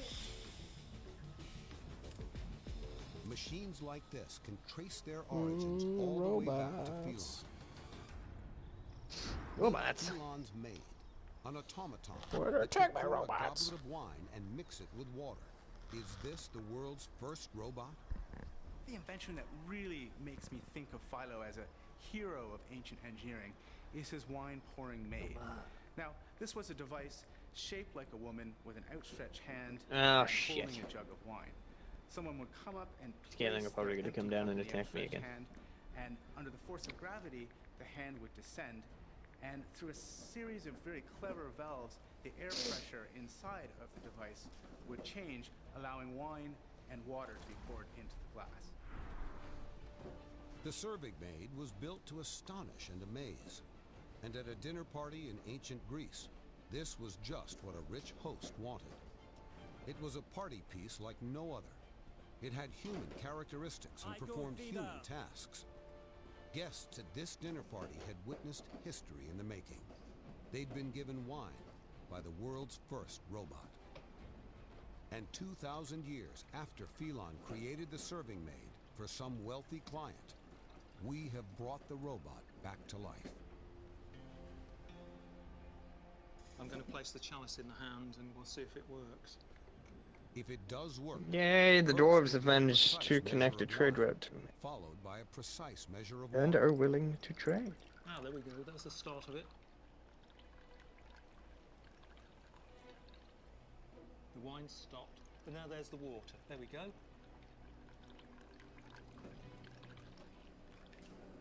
And it stopped. The cup has then been taken out and handed to an astonished Damn you. and mystified guest. The wine is Why were you released not into the goblet by the movement of the arm, and then, when the goblet reaches an exact weight, as we the just wine met. I valve shall closes and the water valve opens. understand. diluting the wine, Just met. just Not rush how things. the ancient Greeks liked it. We can trade in a minute. This was all incredibly sophisticated. It seems likely that Philon learned from Ctesibius about hydraulics and compressed air. Then he took this engineering to amazing levels. Oh, I totally forgot about this The idea freaking that settlement a up piece here. of engineering that was this sophisticated actually been produced I forgot to set in such a long time a ago war goal is with Lioness stunning. It's almost and impossible Notorious. for Then we us could to all believe. just team up. But fuck, the red count. Red Duke. But there's more to Philon than robotics. He also invented incredible devices that could astonish an audience. Your sneeze. The impact of water Your sneeze. resonated through the centuries. It's terrible that I just saw a Most remarkable. fucking Philo's invention comic. of the eight-sided ink pot. Wish Like fucking Comic Sans Midland would possible stop from getting Now, fucking you could take your more quill and and stronger dip it and into just bigger and top better and face faster and get some harder. ink out. But the remarkable thing about Philo's eight-sided What, the fucking Marion burgers? No, rotate it Midland. around 360 Oh. degrees in any direction, and no ink would spill out. This had never been seen. She's still going ham on that The thing. magic lay in hidden suspended rings, with gravity holding the ink bowl level at all times. Whoever owned this device would have had their guests. It's not gonna last long. But And over glad you 10,000 finally enjoy years something. later, this invention Fucking is turd. in use in the skies all over the world. It's the basis of an airplane's gyroscope, which shows a level horizon to the pilot. At night or in poor visibility, it's the most important instrument in the cockpit. All I can see is clouds. My reference point's gone. I'm flying blind. Without this use of the gyroscope, we wouldn't be able to see how far we're pitching up and how far we're turning. We'd get completely disorientated. We could either flip it or stall it. Elon's mind was so ahead of his time. There just wasn't the technology, really, to utilize it. In fact, the technology involved in Phelon's ink pot was used in putting a man on the moon. Ulrich's will! One of the frustrating things about studying Philo is that so much of what he wrote has been lost. We know of the 8 chapters in his Compendium of Mechanics, this ancient textbook of engineering. We know that only 3 survive. It's this missing bit. It's these extra 5 chapters that we don't know about. Together with Binary. probably makes him one of the great and a hero. Marienburg has been The destroyed. genius inventions of Phelon have been lost to history. What other mental leaps might he have made that could have driven technology to new levels? There are many great minds that we have to thank for our modern technology.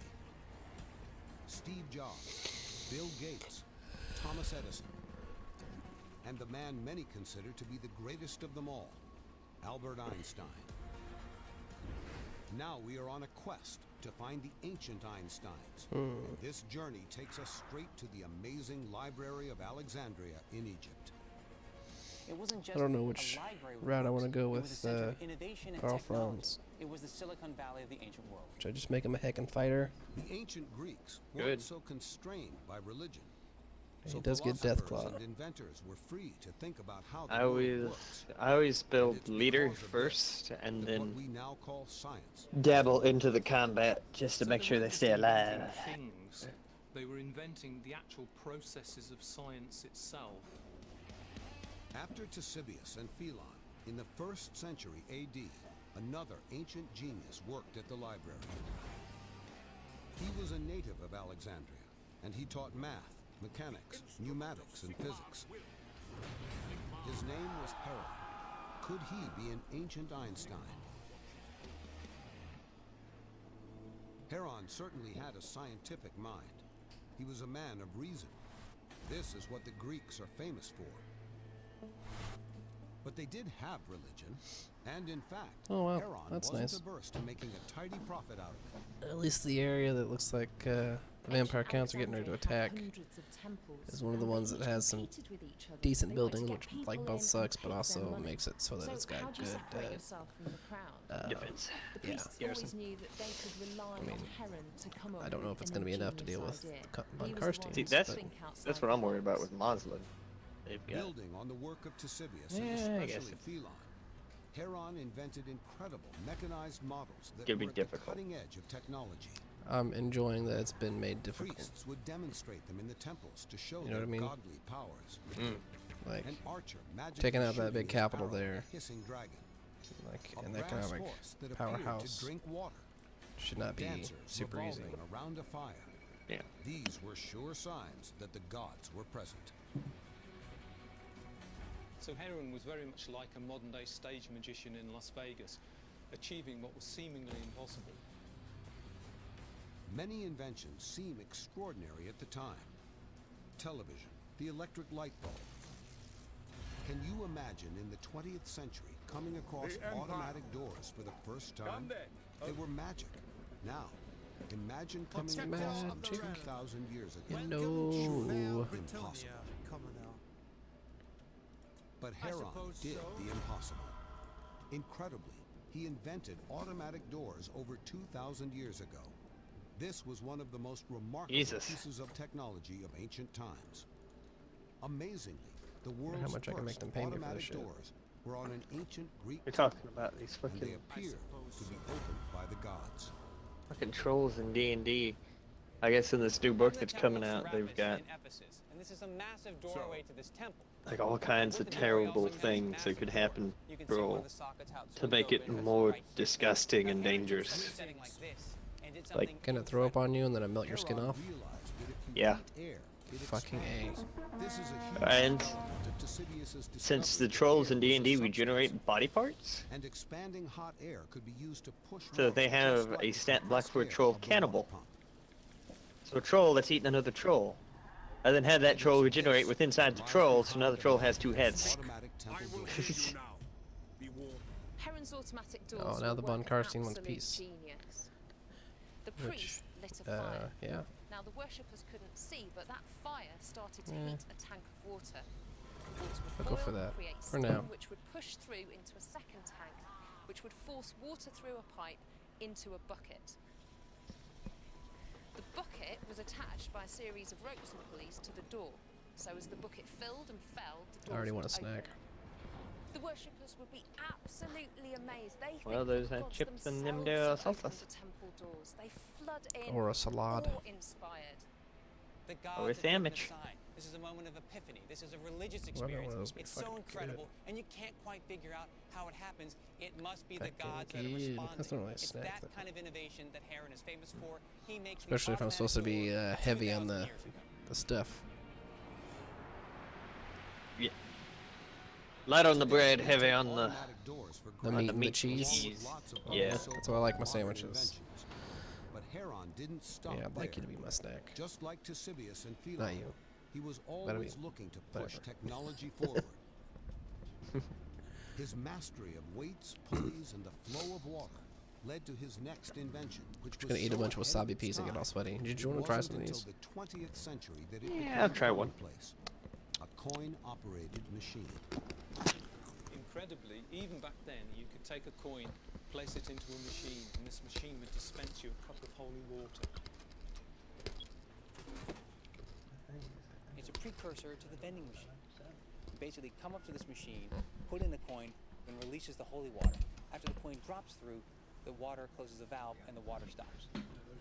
So you've got everybody happy. You've got the temple guards getting the water and the temple getting the money. It's that kind of complex solution to a complicated situation that shows that Heron Friends of the is Empire, a genius. come. And basically inventing the vending machine 2,000 years ago.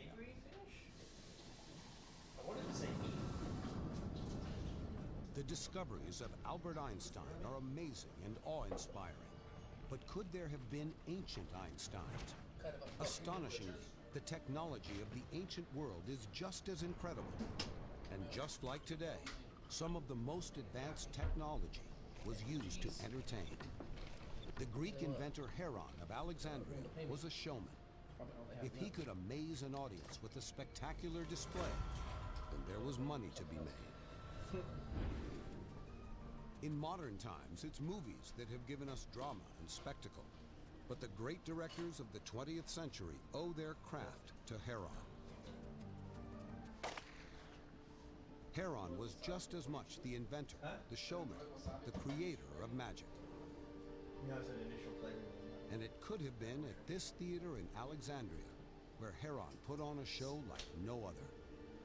Heron of Alexandria is quite the innovator, but he also has a flair for spectacle, putting on a good show. Heron created an automated theater, the first in history. Once running, it didn't need anyone to touch it. It's believed that the show ran for 20 minutes. It was new, it was incredible, and it left its audience dumbfounded. Basically, he has a bunch of figures that have pre-programmed moves. How does he do this? With ropes and coils, everything's spun and wound up and ready to go. When he sets off a button, off goes the entire spectrum, off goes the entire plate. You've never seen anything like Material this. life This is how it's done. access. This is the innovation. This is the spectacle of Heron, the innovator. The word cinema comes from the Greek for movement, so Heron's theater was truly a cinematic marvel. But there was more to Heron than the showman. He was fascinated by technology for its own sake. His most incredible discovery wasn't used in the theater. In fact, it wasn't put to use in any way at all. But today, It powers these launching mechanisms.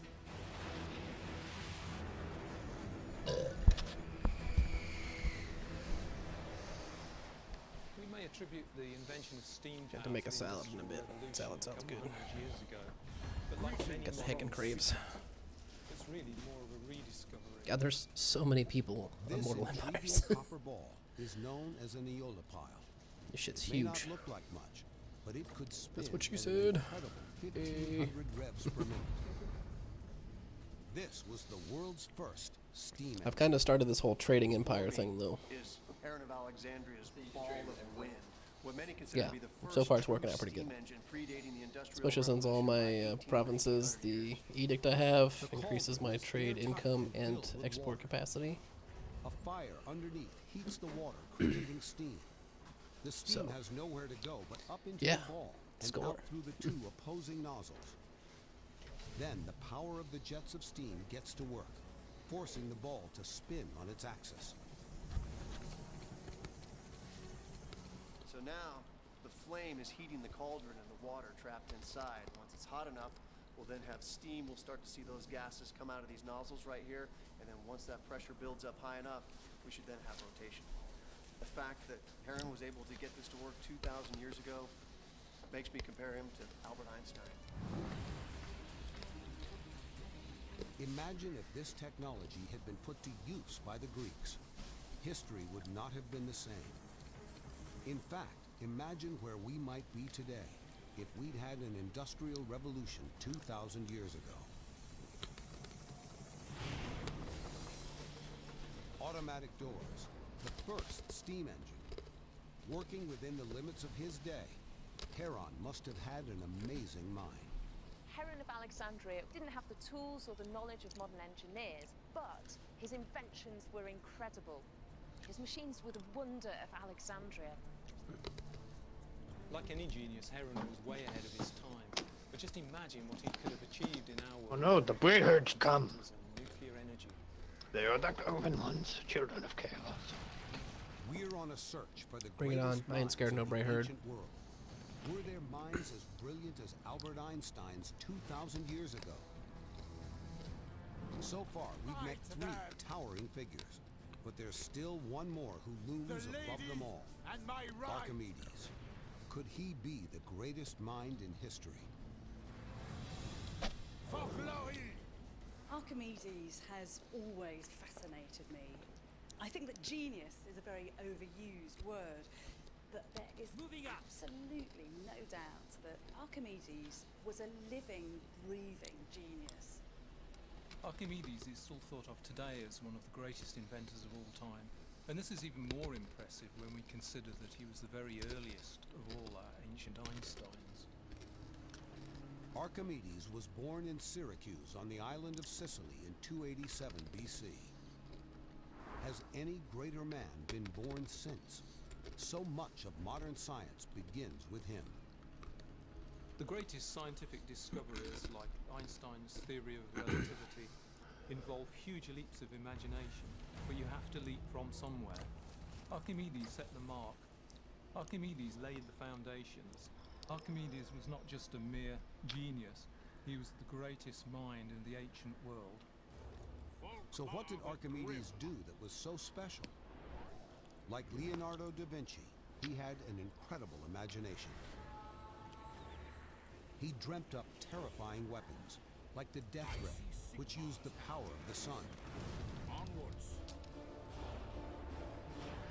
A cannon that used the power of steam. Immense catapults to attack enemy ships, and a giant claw that would pull them from the sea. But his greatest legacy is giving us inventions that are not only still in use, but help run our modern world. So much of our everyday modern technology can be traced back to Archimedes. Take the screw, for example. It looks so simple, but it was revolutionary. There had never been anything like it. Protector. And this model shows how the Archimedes screw could do something miraculous. This thing can make water travel uphill. The world had never seen anything like this before. It seemed to go against all the laws of nature. The genius was in its simplicity. You turn the handle, because you're churning the water down at the bottom, it really is just simply winding the water up the mechanism. It's a very simple device, but it's a really beautiful one. The Archimedes screw was a revelation. It meant bilge water could be pumped from ships, enabling them to travel farther. It meant fields could be irrigated like never before. This was ancient technology at its best. And the incredible thing is that this exact mechanism is still being used today. Windsor Castle, one of the official residences of the Queen of England. What has a place like this got to do with Archimedes? Most of the electricity for the castle comes from a surprising source. Marienburg. Less than a mile away is the River Thames, and here, in the 21st century, are Archimedes screws in action. They are just like the screws used by the ancient Greeks, but with a twist. The Archimedes screw that we're using today is virtually the same as it's always been for 2,000 years, but just a little bit different. Rather than using them to pump water up out of a river into a field, we now turn them in the opposite direction and allow the power of the water to turn a gearbox and a generator. So now instead of pumping water, these screws are using the power of the water to actually generate electricity. God, Ulrich, can judge it worthy or no. So every time the Queen switches on a light switch or snuggles up next to a radiator or even turns on the telly, she is benefiting from one of Archimedes' inventions. What? All that way. Our journey into the ancient world has led us to some staggering intellects, astonishing inventors, and eventually to the greatest of them all, Archimedes. Welcome, my countrymen. The Archimedes screw is his most famous invention, but there was no end to his genius. If anyone in history is a match for Albert Einstein, then surely it would be Archimedes. Archimedes was a brilliant You get the inventor heckin' and outs a of my territory there, Mr. Count. He says to the people around him, Appreciate don't just that. live in the lap of the gods. Don't be dominated by Mother Nature. You, as a man, can take control of your own destiny. And in discovering fundamental laws of nature, Archimedes led the way, and in doing so, changed the world. He didn't just invent things that changed his world, but things that have changed our world too. Archimedes lived for invention. According to legend, nothing could get between him and his work, and sometimes he would even forget to eat. Ideas would come to him at any moment, and he would scribble them on any available surface. Famously, he was in the bath when he discovered the laws of buoyancy, leading him to run naked through the streets, shouting, "Eureka!" Perhaps he was the world's first mad scientist. He certainly had a brilliant mind. It's because of his huge advances in math that the Greeks went on to... It annoys me that I can see all of these other battles His happening. own inventions can seem simple to us today, but that's because they've become so much a part of our world. We often take them for God granted. damn, you have a really weird burp. Just as important as this truth, we've come to depend on. In a stroke of genius, Archimedes invented the pulley system. Sorry, I can't help it. Before I don't know what does that. lifting heavy weights depended on I don't know muscle either, power but I'm alone. pretty sure you're dying. That was a big problem in the ancient world. To lift a ton would take 40 men. I feel no discomfort. How could one man do the job of 40? Surely It's an it was illusion. impossible. But not for Archimedes.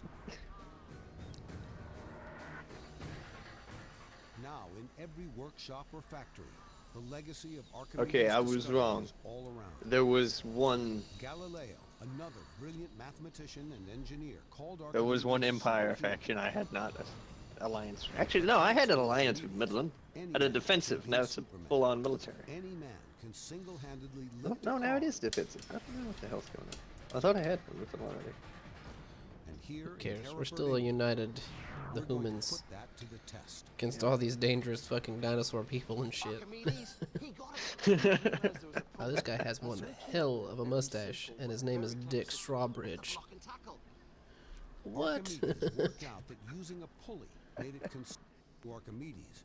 Anyone Oh, God. can be a Superman. Any man can single-handedly lift a car. And here in That's what she Hereford, said? England, we're going to I don't put think I that can to fight the this. test. I don't think I can win this, despite it says that we're. I overwhelm them. Dick Strawbridge. Archimedes worked out that using a pulley made it considerably easier to lift a heavy weight, and using two I don't joined know, man. together made it twice as easy. When I pull down here, how easy is that? Because this weight is now divided between a number of different lines. And all right, I have to pull quite a long way to take it off the ground, but this is the principle of a block and tackle, lifting heavy weights very easily. This is what I'm going to be using to lift the car. Right click save. The more pulleys are combined and the longer the total length of rope, the more weight can be lifted by one man. There's a story that goes, to prove this, he single-handedly hauled a ship up onto the beach. I believe it. He could do it. Black A Knights similar and Black principle Knights with lies lances and behind the barley. lever. The longer the lever, the less Graveguard. force is needed. The zombies. In fact, Archimedes said that with a lever long enough, one man could lift the weight of the earth. We can't put that theory to the test, but we can see what's possible for one man to achieve with just Your a Knights of few the pulleys. Realm should be able to take out their cavalry. You promised me a small car. It looks like Right. it. Gloves. Because they're, well, they're armor piercing, which sucks, but your Knights of the Realm have anti-large. Right. Archimedes said, heavy weights, more pulleys. I've got some more pulleys.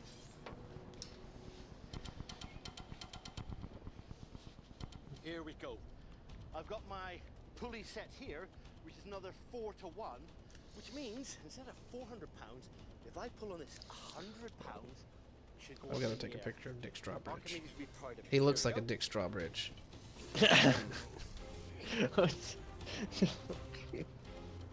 Dick Strawbridge. It may be more than 2,000 years ago that Archimedes had his flash of genius. The technology still works. That car weighs more than a ton, and it's in the air. One man. Well done, Archimedes. Eureka I'm means gonna have to I rewind. have found it. He's too busy lifting And a it car could by be himself. argued that Archimedes found out What?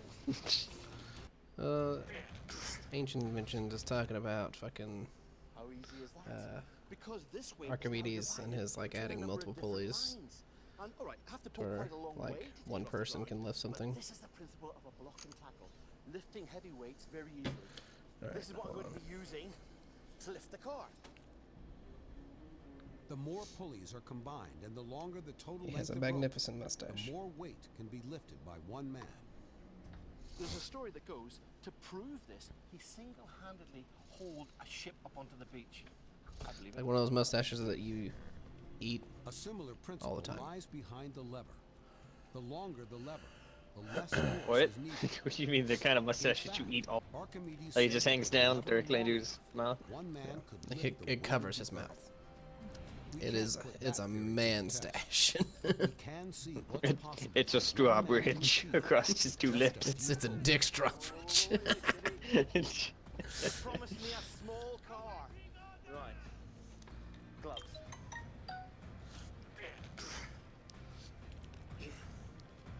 It's moving, but it's not leaving the ground. I suppose you have the extra Archimedes command, don't said, you? heavy weights, more pulleys. Then I had the extra what? I've got some more pulleys.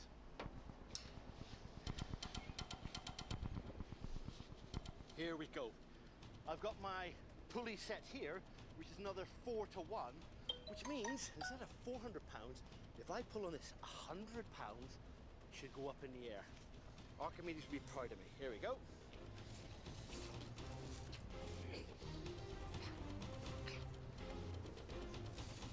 I think I'm good. It may be more than 2,000 years ago that Archimedes had his flash of genius. The technology still works. That car weighs more than He's a fucking ton. majestic. Like, so majestic that Team Rocket wants the animal on his face. Yes. Eureka means I have found it, and it could be argued that Archimedes Gonna give found you another out more cavalry than unit. anyone else before or Yeoman. since. And we can only guess at what he might have gone on to achieve had he lived longer. Tragically for all of us, he was cut down by a Roman soldier because he refused to stop working. As a historian, I have so much respect for Archimedes, and he's one of these people that I would just love to have met for 1 hour. He was stimulating, he was intriguing, and above all, he had a brilliantly original mind. So brilliant and so original that it's strongly suspected he was behind what's been called the world's first computer, an unbelievably advanced calculating machine. It could only have been created by a genius, and possibly the most incredible mind in history. And that's why some attribute it to Archimedes. It is one of the greatest what-ifs of history. If Archimedes hadn't been killed before his time, what could he have achieved? The Industrial Revolution could have happened 2,000 years earlier. He might have kick-started the modern age.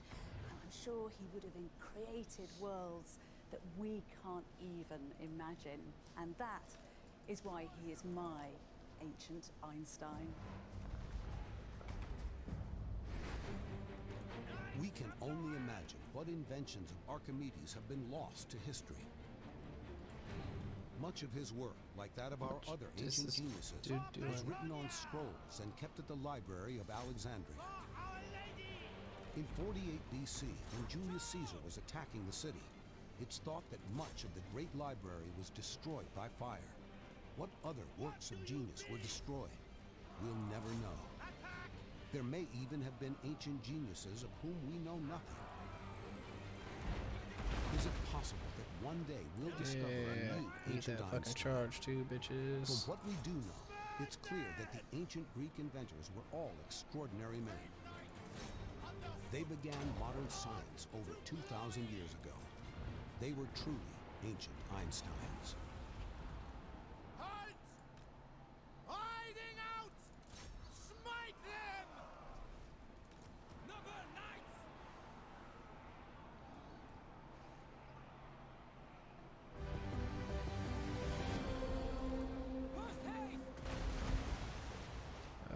Halt those trebuchets. Or turn them on the spears that are by themselves. What incredible power tool did the ancient Egyptians use to create this mysterious cylinder known as Core 7? But how that happens in granite, it almost seems impossible. How were they able to build instruments so precise they could The create Black Knights have slipped out of your clutches. The work in this is so inspiring. How were they able to craft the world's first multi-tool? It's staggering to think that it's almost 2,000 years old. And how did the ancient Chinese build a mega machine that would start the world's first industrial revolution? They're crumbling, which is good. Monuments more colossal than our own. I don't know what you're doing, Knights of Bretonia, but you need to not. Superweapons as mighty as today's.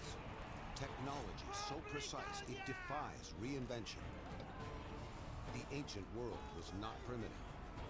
Their marvels are so advanced, we still use them now. Travel to a world closer than we imagine. An ancient age where nothing was impossible.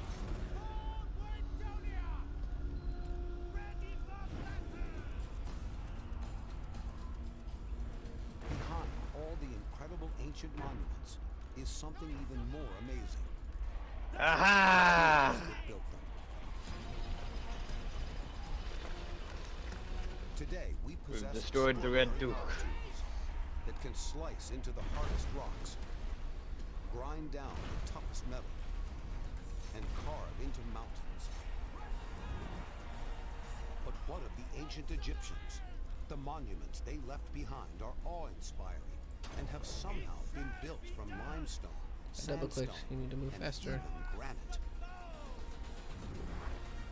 Is it possible the ancients had tools more advanced than our own? Could the answer lie in this ancient, mysterious Egyptian artifact? It is known as Core 7. Made of granite, it is beyond what we imagine. Its very existence appears impossible to explain. This might not be visually as titillating as one of the gold death masks or something encrusted in jewels, but from the point of view of being able to understand the technology of the ancient Egyptian culture, this is pure These gold. fucking assholes did not listen to me. Core 7 now resides 2,000 miles from Egypt in the Get Petrie the Museum fuck in London. out of And it's there. one of the most remarkable objects in their vast As I collection. keep commanding them, they're like, we obey. You don't, though. Virtually anything. That's funny. Technologically, it reveals things that we would never have known without a sample like this. This shows that they possessed the ability to Just get out of there. advanced technical material cutting really on a level that not only matches anything that we could do today, but surpasses it, and surpasses it in ways that we still can't explain. Experts have subjected Core 7 to the most detailed scientific investigation. But all this does is raise more questions. How could ancient Egyptians have possibly made this? It's a fairly unprepossessing looking object, but it's the how that is so intriguing. It's actually an incredible feat and something that the Egyptians only achieved using techniques that are unknown to us. All we know for sure They got spears is that where are covering this that. miraculous object was discovered.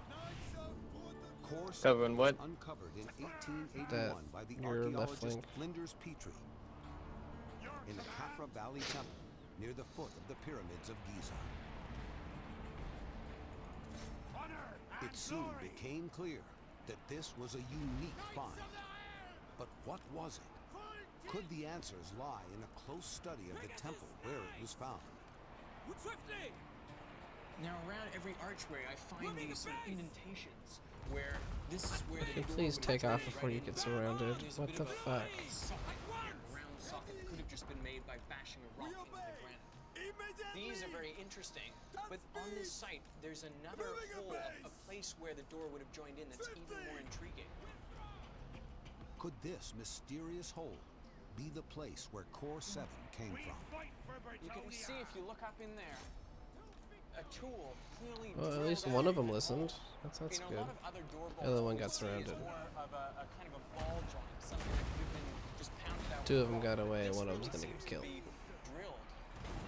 It's clearly been drilled by something quite cylindrical, but how that happens in granite, I mean, is a mystery to me, because this is such a hard stone, and the Egyptians really didn't have anything which could cut granite like that. I mean, it almost seems impossible how they cut this hole.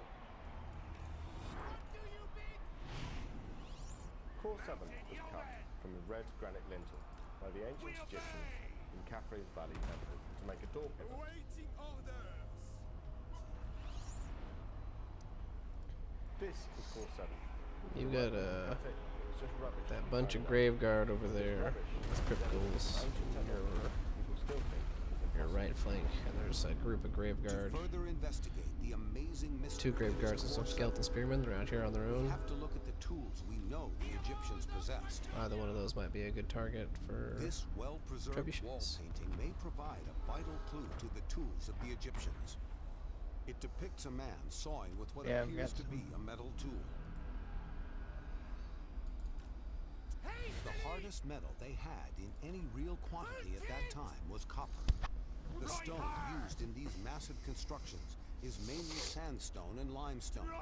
Could copper tools have cut through these rocks to create the ancient monuments of Egypt? In a stone quarry in Somerset, England, we are going to put this to the test. But how strong is copper in cutting stone? There's a scale of hardness going from 1 down to 10, which is Moore's hardness scale. 1 is talc and 10 is diamonds. Now limestones and chalks and marbles are typically around about 3, 4, but copper Don't is charge also back in there. Don't 3. fucking charge back in there. Could a copper saw be just hard enough to cut through limestone? We are actually cutting a groove, but at considerable loss of the copper. So it's possible, just possible, to use copper tools, chisels, to cut limestone. But Core 7 is made of granite, one of the hardest rocks in the world. Granite is made of quartz and feldspar, and both of those are very hard materials, and they're down at 7 on the Mohs scale. So it's impossible to take copper and cut quartz with it. It's impossible, scientifically impossible. But the evidence of the tools of the ancients is in front of our eyes. Core 7 was not the only granite object in Egypt. The burial chambers and sarcophagi of the pyramids at Giza, and even statues were made of granite. Get them spearmen are rallied. Mine. Yeah. This doesn't explain how something as intricate as Core 7 was created. One of the most obvious things about Core 7 is its spiral grooves. We're incredibly fortunate that this was found by someone like Petrie, someone who was curious, someone who was a scientist, someone for whom no detail was too trivial. And for him, the grooves that were cut in here, the evidence of the type of technology that was possessed by this society. The mysterious cut marks scored onto its surface are evidence that a circular They killed tool off all of their was cavalry. used. And a clue to what that tool might be comes from a wall painting from the tomb of Rekhmir. At least most of what they've got left right now Supposed to be a copper-tipped is zombies. But still, can such a tool really cut into granite? Cause the graveyard to crumble. In a granite cutting factory There's in some England, skeleton spearmen we and some have more given one zombies. More precise zombies, copy yeah. of the bow drill from the wall painting to see if they can cut a granite core of their own. To help the soft copper drill bit cut into the granite, they have added grit to the base of the drill, and water as a lubricant. Copper's a very soft And metal. mouse It's the routing abrasive triggered. grits that we're going to use to turn around and score the granite. That's what will cut the granite. I don't think we're actually getting very far with it. We've maybe scored it, but I don't think we've gone very deep at all. Okay, stop. Let me have a look. Eventually, the bow drill did begin to make an impression. I guess on there's a some block of graveguards that granite. haven't routed yet. But looking more closely at the original I have a Core Pegasus 7 charge. shows that using a bow drill to cut a core is leading the investigation down a dead end. So what's so impossible about Core 7? Look at these grooves. They spiral around Core 7. This is what you get from a modern drill, not a bow drill that goes back and forth. This is the pattern you get from a continuous drill. That was costly. Whereas this Yeah. is what you would get from a back and forth drill. Holy shit. A drill that would replicate All right. the spiral cut marks of Core 7 Yeah, last about is half. a drill like this. This is a 50mm Question core is, what's going to happen when you come out with the cavalry? We use this for At least holes, variety of I was materials. able to negate their This type cavalry. is used for granite. Those Black Knights would not have been A fun modern for your tool line. like this, That powered would have by triggered some electricity, hellacious routes. turns at 1600 revolutions and cuts 4 inches of granite per minute. Oh.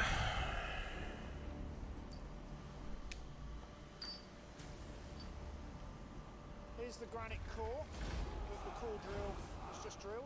We can create this in 4 or 5 minutes. Apparently, I've utterly 4,500 destroyed. years ago, the technology That is, and the so- materials they would have had looks quite impossible. The entire army Yep. crumbled. The same sort of thing. Worth? Pato! Yes. That somehow the Egyptians must have had a tool that at the very least matched this 21st century power drill. Destroy. Our world is filled with amazing power tools and machines.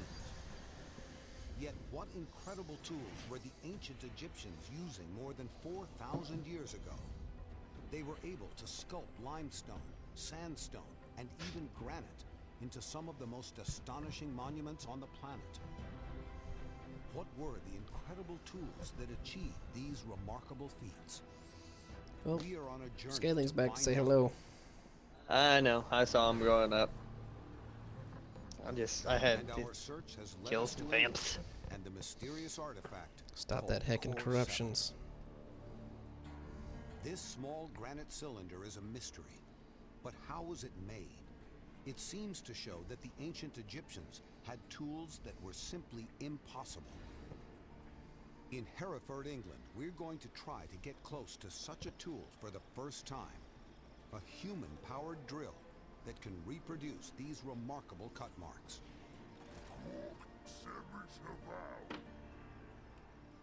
So what I've done is to build a version of the hand-turned tube drill. I put it within a frame so that we can actually achieve a lot more pressure than would be available if just people were just simply leaning on it. The only way to make the copper drill bit cut into granite is to add grit. Richard is adding emery, harder than the grit the Egyptians were thought to have used. So really, in a sense, this is one step on from the bow saw. It's the same principle. The emery powder embeds itself into the copper metal, making it into a far more powerful cutting tool. So with this windlass system, it can either be rotated continuously in one direction, which of course would be necessary to produce a spiral. Onward! Despite this remarkable recreation, working vigorously for half an hour produces barely a mark. To cut a hole into granite, producing a cylinder like Core 7, now seems even more impossible. Core 7 still remains an enigma. We still haven't really fathomed the helical marks on the side of this core. And there is a further revelation. An analysis of the distance between the grooves shows something truly astonishing. One of the key diagnostics on analyzing a cut like this is to look at the rate of the cut as it advances through. How many threads per inch essentially have been created on here by the cutting tool. And one of the easiest ways to count that is by simply taking a piece of cotton thread and wrapping it around inside the grooves. And this is absolutely amazing, because if we were to cut something like this with a modern tool, we would expect that it would take hundreds and hundreds of rotations of the drill to penetrate this amount. The space between the grooves shows us that the drill must have been pushed into the granite with even more force than today's most powerful tools are capable of. The depth that the grooves are cut into the granite can tell us even more. To be this deep suggests they use something like a diamond in a clockwise rotating drill. There's no evidence except this core to suggest the ancient Egyptians had this technology. Perhaps this plug of granite shouldn't exist, but however impossible it is, the ancient Egyptians made it. To think that this was created perhaps 4,500 years ago using ancient Egyptian technology is incredible to us. In fact, this is almost an impossible ancient object. It is so advanced. Oh, snap. Dwarves got Karakadrin. Remarkable thought that maybe it has come from a place Oh, that nice. defies Research mercantile understanding fleet. beyond the ability of humans. Score. Over the years, there have been many wild speculations that aliens, for example, were responsible for creating objects like this. We don't need those extreme theories. Despite multiple tests, Core 7 refuses to give up any clues as to the design of the power tool that created it. Raise Sigma. The experts believe the rational explanation behind it must simply be lost to history. The ancient Egyptians were perfectly capable of skillfully producing stonework such as this. And just because we don't understand how it was made doesn't mean that we need to resort to wild speculation. Although we have no evidence of how Core 7 was drilled from granite, could the elusive and incredible tool that created it have been fitted with a bit embedded with diamond, the hardest material on Earth? The Roman writer Pliny the Elder mentions a mysterious material called adamas when describing tools for cutting the hardest rocks and stones. Could adamas really have been diamond? Perhaps it was. But still, that was 2,500 years after the Egyptians sculpted Core 7 from granite. People have been looking at this for decades and still there's no definitive answer. Perhaps we'll never know. Oh, nice. With so little He's got a warrior priest over here in the fucking vampire counts area, and he's spec'd for battle effects. Beyond our understanding. Core 7 remains one of the most impossible mysteries of the one of the ancient factions world. I took. Well, this one doesn't have the anti-corruption. With huge power tools that match the strength of our own. Weird. The ancients were able to So, construct taking tools that are Muslim to their genius. as completely thrown the balance of power between me and you out of whack. Temple paintings to the objects You're themselves federating and my obliterating. What tools did they possess? Or How getting were they able to obliterated. use them to create objects of astonishing scale and beauty? At Cairo Museum are housed some of the greatest treasures of the ancient world. Amongst them, the remarkable Research, death mask technology, of King income from Tutankhamun. ports, growth, diplomatic relations, It was in 1922 that archaeologist Howard Carter weapon discovered the strength tombs for of Pharaoh everyone, Tutankhamun. or armor plus Sliding 10 for off the everyone. cover of this ancient sarcophagus, Carter laid eyes on an extraordinary object that had been hidden for over 3,000 years. It is Do all these easy to be economic awestruck ones. by the skill I only needed take to 5 turns instead of 9 manipulate solid turns. gold into this That's what Willis was extraordinary talking mask. about. But skill is nothing without the tools to go with it. To try to get close to seeing what tools were used, a unique experiment is undertaken. In this sculptor's workshop in Wales, in the UK, a remarkable recreation of the making of the famous death mask is underway. The tools they use to produce this aren't that dissimilar to the kind of tools we use nowadays to work with metal. They would work with bronze tools, but fundamentally they work with hammers and chisels, and that's it, and just to a very, very fine degree. There is no written record of how the mask was made, but it appears the craftsman would have to start by making an alabaster sculpture of Tutankhamun's face to work from. It seems a sheet of metal would then be molded to the sculpture by gently tapping it. So this process of molding the metal over the shape of the head can take a long time. This is it after many hours of work, and you see we're beginning to see a much greater degree of definition. Pieces like this then needed to be soldered together. How would the Egyptians have managed this? It's a mystery. So what we want to get is to this stage. There's still roughness on it. You can still see the joins. The next stage now, we're then going to have to go over these with a hot iron. With heated tools, you can smooth the surface. It's a hugely delicate process with no room for error. But researchers wonder if the Egyptians used this hot tool technique. The fact is, we simply don't know. The next process then Well, that is is all I polishing. ever want. Essentially sandpaper and files and rasps to get the absolutely perfect mirrored finish that the Egyptians achieved. The craftsmen of the time didn't have metal files as we know them today. They did have a kind of sandpaper made from sycamore bark. To achieve this finish with the tools they had is astonishing. You're humbled by this piece of artwork. The work in this is literally awe-inspiring. The Egyptians clearly knew how to manipulate small tools to create objects of astonishing beauty. 20,000. Give me 20,000. Great art, but the ancients were also able to create tools to Or use on 2,000. themselves. I'll take it. The sparse records left behind continually give us new clues. Wait, what? This is an astonishing wall painting. It seems to show ancient Egyptian eye surgery in action. Incredibly, the ancients did have tools capable of surgical precision. And this recent discovery is one of those tools. Bretonians spill their brother's blood. So similar to Oh, tools heckin' used jeez. today, it seems Oh, almost fuck. impossible. Which also slams my chivalry down into the negative for it In the eye.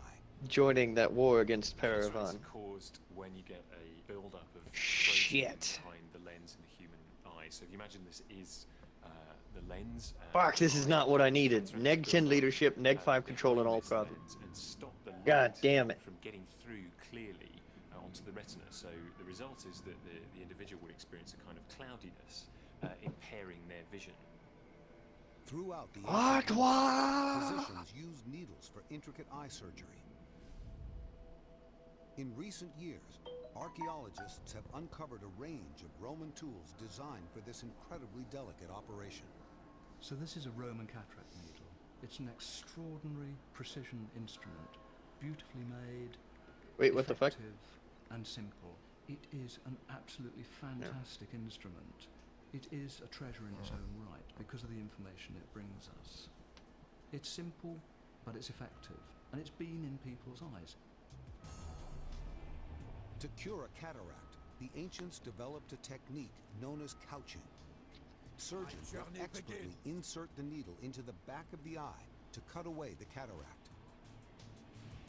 One slip could have caused permanent blindness. Light floods back into the eyeball. He's lost the focusing mechanism.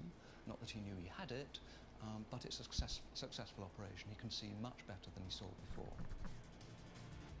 And let's not forget, this is in the days before penicillin, before anaesthetic, and yet they had the wherewithal to try and attempt to solve this problem. But the innovation didn't stop there. On the bed of a river in Montbellier, France, archaeologists came upon an incredible find. A cache of needles that only began to reveal their secrets when X-rayed. They were the next generation of medical implements whose design was 2,000 years ahead of their time. Incredibly, they're remarkably similar to the tools used by eye surgeons today. And the clue here is in the built-in suction tube. So this modern-day cataract needle has been developed over many, many years. During my surgery, this fine ultrasonic needle is taken and placed through the incision into the eye, and then the ultrasonic power is used to break up the cataract, and then it's also sucked up through the same needle and taken away. Incredibly, the Romans performed eye operations in just the same way, the needle being part of a hollow tube and the cataract being literally sucked up through this tube by the mouth of the doctor. But then this technology was forgotten. For nearly 2,000 years, it seems we ignored the genius Ready of for the ancients duty. and lost our way. As we move through into the medieval ages, we then see surgeons using a very sharp knife. Big cut was made right across the eye, and then the lens was essentially squeezed out of the eye. And since then, we've gone back to smaller and smaller and smaller incisions into the eye, down to almost the same size as this needle would create into the eye. To think that 2,000 years ago, the Romans were using an instrument like this to remove cataracts is absolutely amazing. It's an astonishingly delicate construction. A needle within a tube constructed with microscopic accuracy. It seems impossible, but how might a tube so thin have been made? Something as important and delicate and precise as this would probably be the peak of their sort of level of construction. The ancient engineers knew that heating and then cooling a metal changed its molecular structure to make it softer and easier to work. It was incredibly sophisticated. This level of precision probably wouldn't be seen again in Europe until much, much later, another 1,000 years, until the early clock and instrument makers of the 14th and 15th century. It was a tool that was both beautiful and one that had to be made with astonishing precision. It would be really important that this thing worked properly. Hey, buttons. I can push them. Sorry, I was watching a thing. It's got to work. Alright, I'm in it. Let's do this shit. Let's kill. Person's sight, and yet we can never know. Can why you kill this what's already dead? technology was lost for nearly 1,000 Yes. years. Okay. But imagine what our world would have been like if it were not. The ancients didn't just produce power tools capable of tackling the construction of giant monuments. They were ingenious enough to make tools that were capable of even the most delicate surgical operations. And their Are we superb aggressors or craftsmanship, defenders? tools, and Aggressors. technology even extend to something that we take for granted today: the pocket multi-tool. At the Fitzwilliam Museum in Cambridge, England, archaeologist Marianne O'Hata is here to examine the only surviving example of its type, unearthed from a site in the Roman Mediterranean. This is an absolutely ingenious tool, and it's staggering to think that it's 1,800 years old. This would have been cutting-edge modern technology for a wealthy traveller to carry. The reason this tool exists today is because it was built to impress, from a metal that could survive being buried for almost 2,000 years. It's in fantastic condition because it's made of silver. You might not be able to check into the best hotel or find the best place to eat. You need all the gadgets that you require with you. This gives you a spoon, it gives you a fork, it gives you a knife, it gives you a spike, a tiny spatula. It means that you've got all those really useful, functional items tucked away in your pocket, but when you pull it out, it's made of silver. This is no average utility knife. Almost 1,800 years before its reinvention in the West, the Roman multi-tool was a stunning example of the same just give you craftsmanship that went into creating everything else that comes Roman up. surgical tools. This solid silver reproduction shows the level of skill they possessed. It did everything a modern multi-tool would do, but some would say better and more elegantly. These tools, these multi-tools that were mass-produced, became popular in the 1880s with soldiers as a really functional tool they could keep in their pocket that would enable them to prepare food in the field and also maintain their weapon. The big difference is its Roman predecessor. Wolves rushing up your left flank.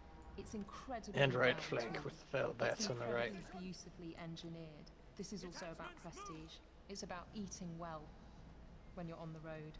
It's about being able to look after yourself. And it's also a little bit about showing off. It just goes to show how ahead of their time the ancient Romans really were. Once again, the ancients created an impossibly modern tool.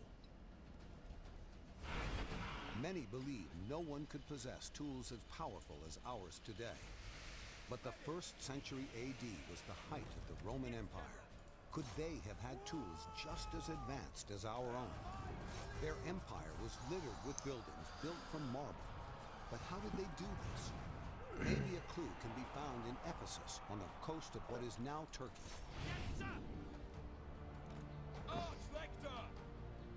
This raw material was the making of Ephesus, which was second only to Rome in size.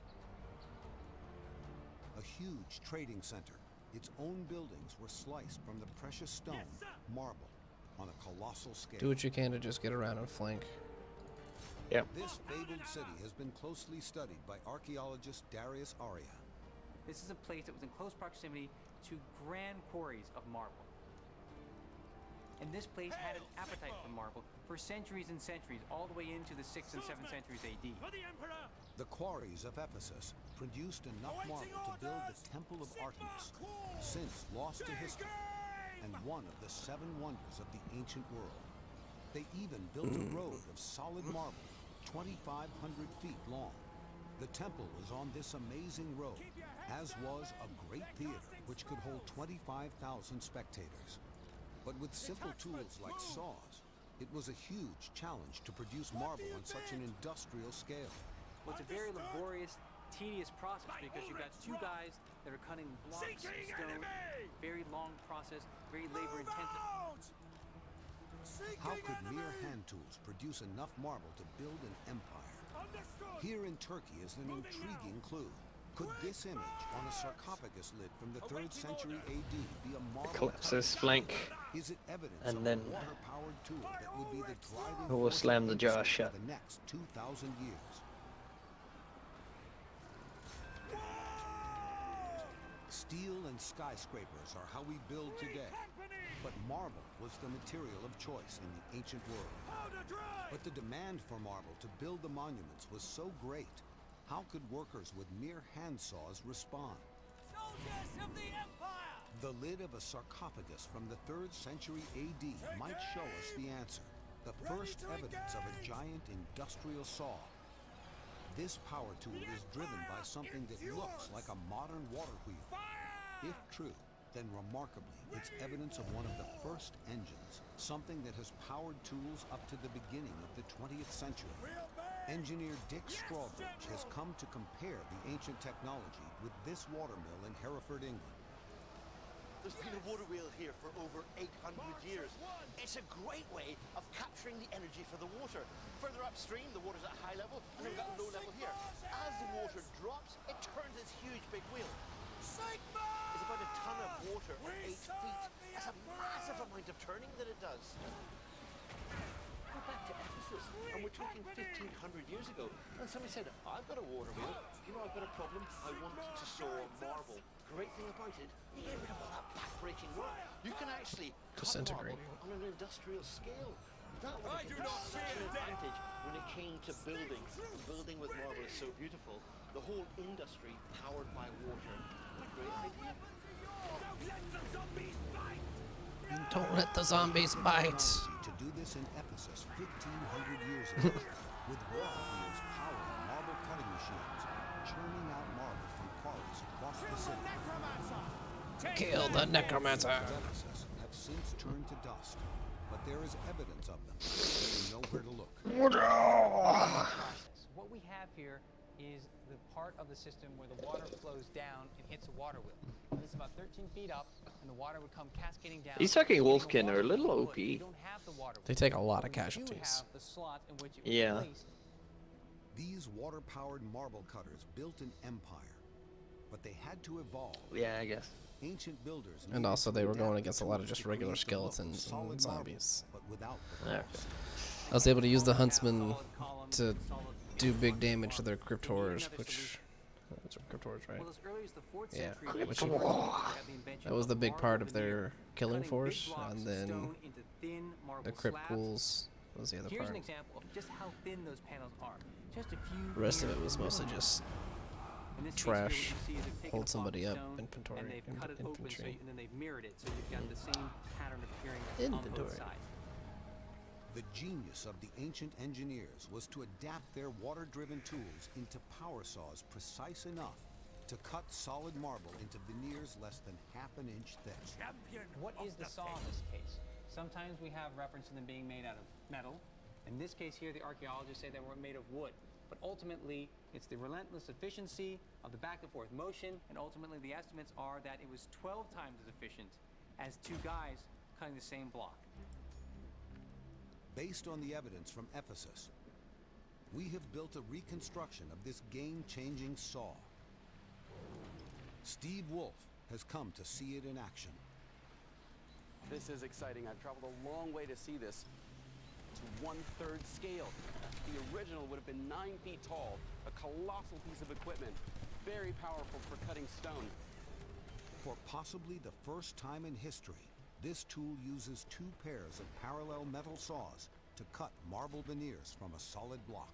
That means that we would have had 4 saw blades, each of them 9 feet long, all of them simultaneously cutting away on here, generating valuable marble to sell and saving a tremendous amount of labor in the process.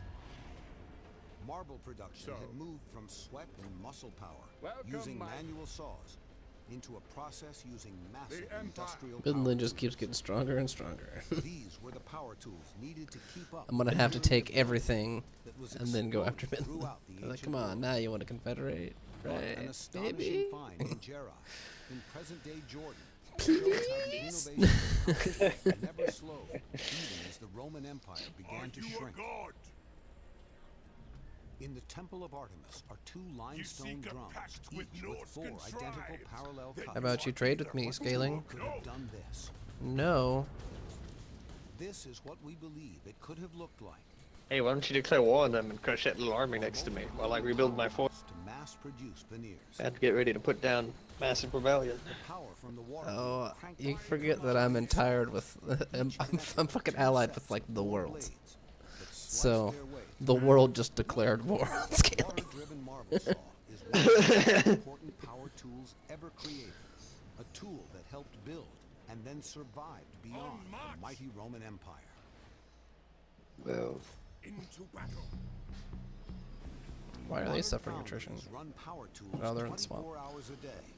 Hammering out modern industrial world. But 1,000 years ago, in the East, China was also Like I have to scroll down on how many people joined that war. the 11th century, That's fucking huge cities had begun to develop That as is centers for trade, industry, and commerce. I also have nasty borders now, damn it. I didn't want this. Swinging a hammer was never going to be enough. The answer was to adopt a power tool that was so far ahead of its time, it is still used in the aerospace industry today. In southeastern China, archaeologists have discovered a working example of this extraordinary 2,000-year-old tool. The hydraulic trip hammer. It used a water wheel and gravity to transform ancient agriculture. Richard Windley has built a model of this revolutionary power tool. Now in the shaft there are a number of pegs. Each time one of these pegs hits one of these pivoted levers, it trips, hence the name trip hammer. The hammer drops under the weight of the hammer head, and that force is imported onto the grain which are in these cups. The fact that this is going continuously, they could have even run 24 hours a day. It's very, very effective.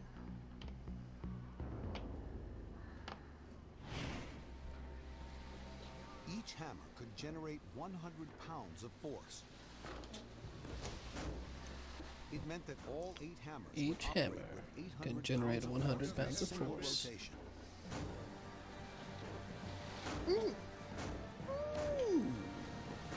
Suddenly, one machine replaced 10 workmen, working 24 hours a day.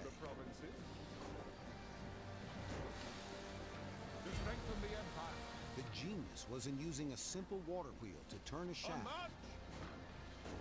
to repeatedly drive the hammers. It's a device which is actually turning rotary motion, and we're actually getting an up and down motion, so we're transferring rotary into a sort of linear action. So it was not until about the 14th and 15th century did drop hammers and trip hammers first appear. The Chinese were way, way ahead in terms of their technology. At first, it was used to hammer wheat into flour. But soon, it moved beyond agriculture and was the power tool that ignited the Chinese Industrial Revolution. The ancient texts tell us that the megatool was soon adapted from crushing grain to pounding metal in industrialized metal workshops. Oh, that's where they are. Could that ancient Chinese tool Oh, have you've done got a the rebellion. impossible and predated Yeah, I the know. power tools of the modern foundry? Is it a rebellion, or is it chaos? Is it Skeven? It's Greenskin Rebellion. In this foundry, these tools are evidence that very little That's has changed. The only real difference is that you have an electric motor on the top of this machine. Wondering if I can catch rather this. than a water wheel. I want to declare war on the Crooked Moon Mutinous Gits, but I don't want to do it while I'm right next to their shit. I thought the dwarves took out their army. I was mistooken. So that's 20,000 So just gonna try to wipe them out. One little quick. If a normal person were to use a sledgehammer, this would produce at least 2,000 times what a sledgehammer would. Without this piece of kit, there would be no aeroplanes flying, there would be no cars or lorries on the road, so it is absolutely fundamental to transport. 2,000 years ago, the Chinese power tool got there first.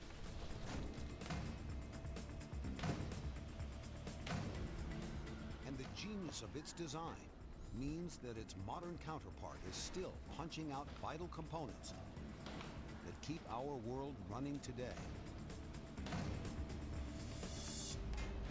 Friends of the Empire. Tools we think of as modern, invented thousands of years in the past. Ancient tools to cut into the human eye. A tool from ancient Egypt so advanced, we are still unable to understand its genius. Nothing was impossible for the ancient world.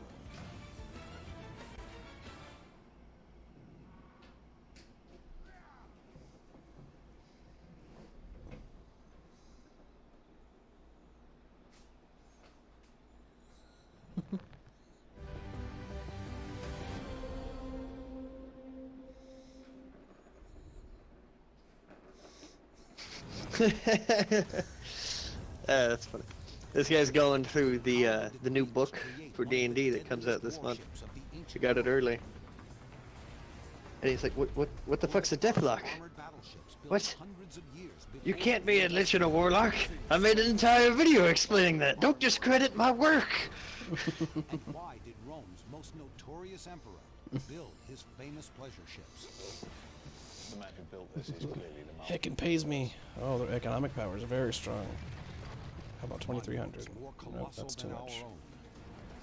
Ancient superweapons as mighty as today's. About 2,000. Oh, nope, that did not so highlight precise, it. it defies Like, how about 2,000? I mean, 3,200,000. Their marbles are so advanced, we still use them now. Give me money, bitch. A world closer than we imagine. An Oh ancient God, age no. where nothing was impossible.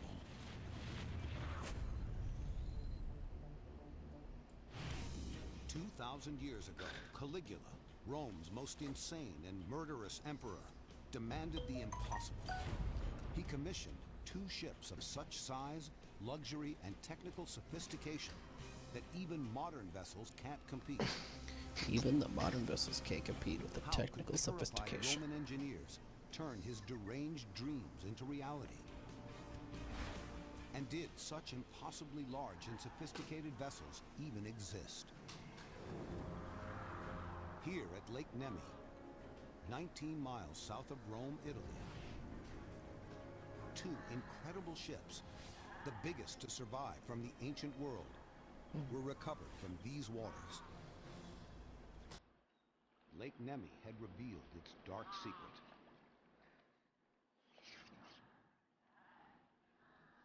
Behind me, Lake Nemi. It's full of muck and debris. But there was discovered one of the greatest discoveries from antiquity, the ships of Nemi.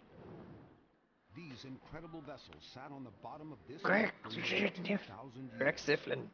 The mountains. But no one knew that they Now once they belonged to researched. Caligula, an infamous Roman emperor who reigned for just 4 savage years. It wasn't until the Renaissance that the exploration of these amazing wrecks began. For hundreds of years, scholars and treasure hunters were obsessed with what lay beyond their reach under Lake Nemi.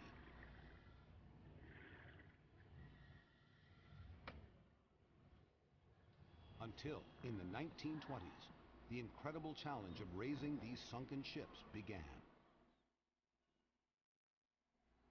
The fascist dictator Benito Mussolini decided that he wanted these Nemi boats excavated, making an association between himself, his regime, and the Roman emperors that were before him. He sets in motion this extraordinary task to raise the Nemi ships. It takes 5 years, but finally they come to the surface.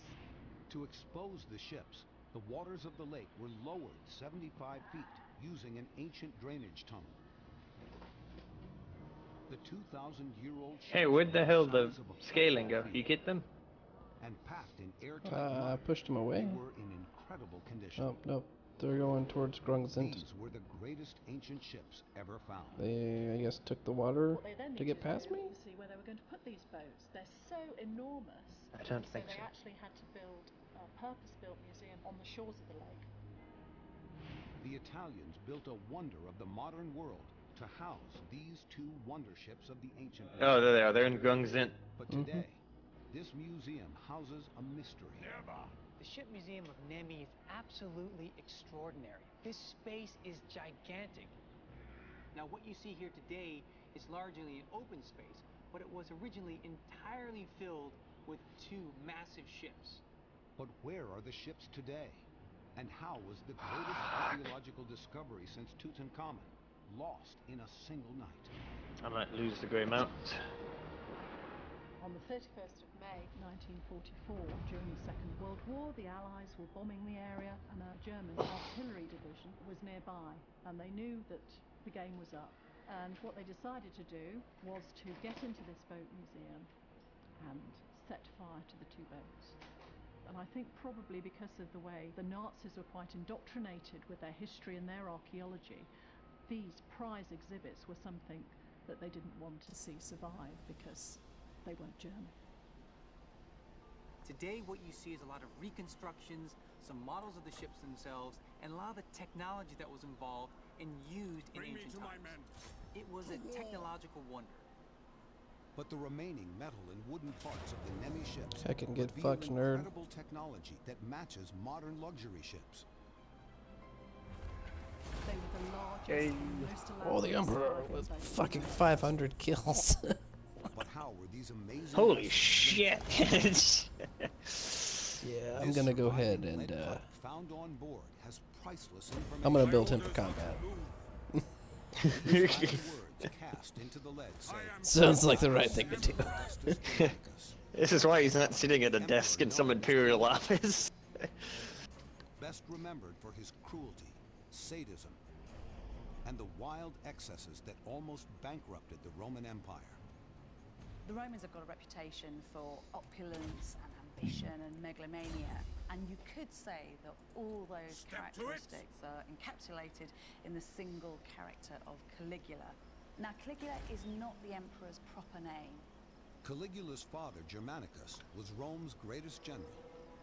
On campaign, he brought his son with him, dressed as a mascot in military uniform, complete with little combat boots. The Roman soldiers loved him and called him Caligula, meaning little boot, or booticans.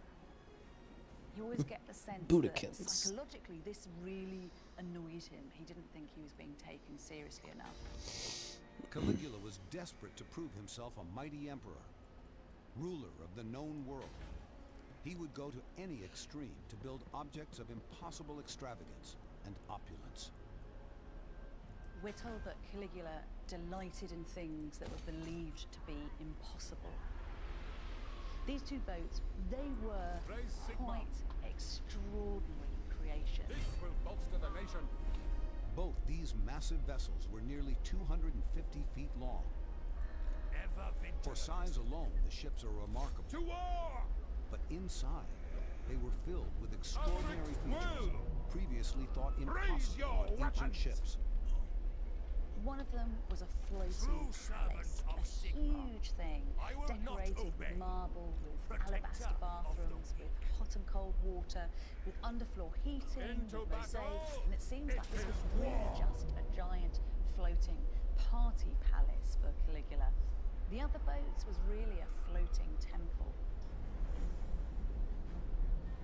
The construction of these advanced ships would enable the Romans to build on an impossible scale.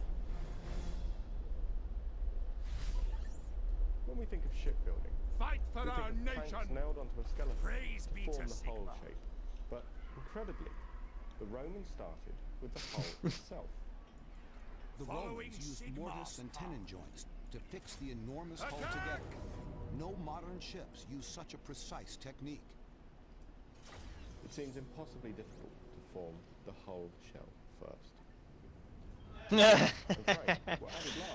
damn it. This incredible technique. They're trying to read these names and he's like, Titty Phyllis? And then the chat, would smash. Self-supporting hull. Modern shipbuilders can replicate this by Got a using battle glass fight. fiber. But only the ancients could build a self-supporting hull on such a vast scale.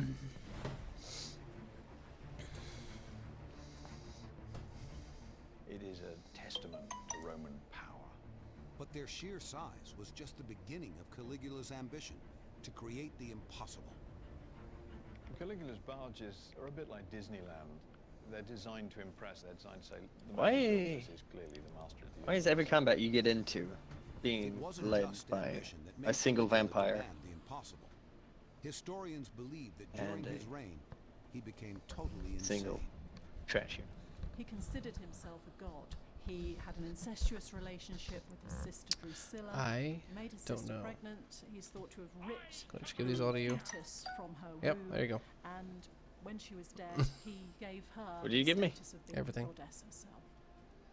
Oh, and then you're just gonna take control of the reinforcing unit? Takes things that bit further. He Right, sees I'm gonna belief perch up as a kind in the of trees here. divine power. We are technically the At Lake aggressors. Nemi, Caligula But didn't just build impossible ships. it is the He used them to fulfill the impossible dream to be a god himself.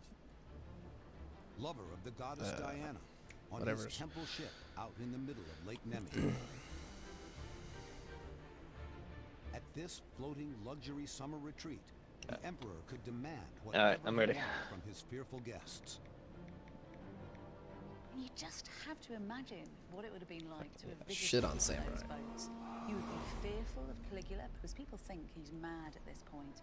You go into these boats, which are absolute incarnations of genius, but also incarnations of excess. And we're told that he used to sit on these floating party places, staring around. Be ideal if the halls, Vargas came after me, honestly. pointing his finger and saying, "I could have you killed." The impossible ambition of the Roman Emperor Caligula created the greatest ships to survive from the ancient world. But they weren't just big and opulent. Inside was incredible technology that even modern luxury yachts don't have. Ships give us an insight into Roman technology in the 1st century AD. Some of the technology on the Lake Nemi ships would not be seen again for 1,500, 2,000 years. 2,000 years ago, the Roman Emperor Caligula commissioned 2 super yachts to luxury standards that have never been repeated. Caligula's Nemi ships represent the best technology of the ancient world. What represents the best of today? This is the Galactica Star, winner of a World Super Yacht Award. It's fitted out with all the latest gadgetry that money can buy. Surely the Nemi ships can't rival this, or can they? Behind the gold and the marble, beneath the statues and even trees, was advanced Roman technology thousands of years ahead of its time. Like this bronze tap, which looks too modern to be in a Roman ship, which precisely controlled the flow of water to the onboard baths and heating system. This exceptional discovery is engineered to such high tolerances, it is still watertight after 2,000 years. Beneath the exquisite mosaic floors of Caligula's floating palace was a sophisticated heating system. Hot air from a furnace passed through this space and heated the floor above. Technological innovations like this gave the Nemi ships levels of luxury unmatched even by modern ships. One of the most vital components of our modern machines was first found on the Nemi ships 2,000 years ago. Ball bearings. An amazing find were the platforms that were designed to act like turntables on a series of ball bearings to support the statue of the goddess Diana, so that she could rotate around the room as she walked in. Now, what's great about this technology is that before the discovery of the Nemi ships, Poor guy's fucking up my free company. was attributed to Leonardo da Vinci 1,500 years later on. Yes, sir, quickly! So here I have one of these marbles from the ships of Nemi. This is a ball bearing. Now the thing is, when we think about ball bearings today, we think of something from the modern world. But here it is, 2,000 years ago. This kind of discovery is what tells us how sophisticated, how innovative the ancients were. Find your targets! Experimental model maker Richard Windley is recreating this technology to see just how unbelievable it is. So I'm going to try and replicate the original Roman bronze bearings using a little wooden form which I've made. Probably the Romans would have done this. This becomes the pattern for producing bronze castings. They would have needed quite a few of these on the original version. We think there were 8 bearings around the circumference of the bearing plate. So we're going to try and replicate this. Looking at the evidence from the Nemi ships, it's clear that making this ancient technology will be an enormous challenge.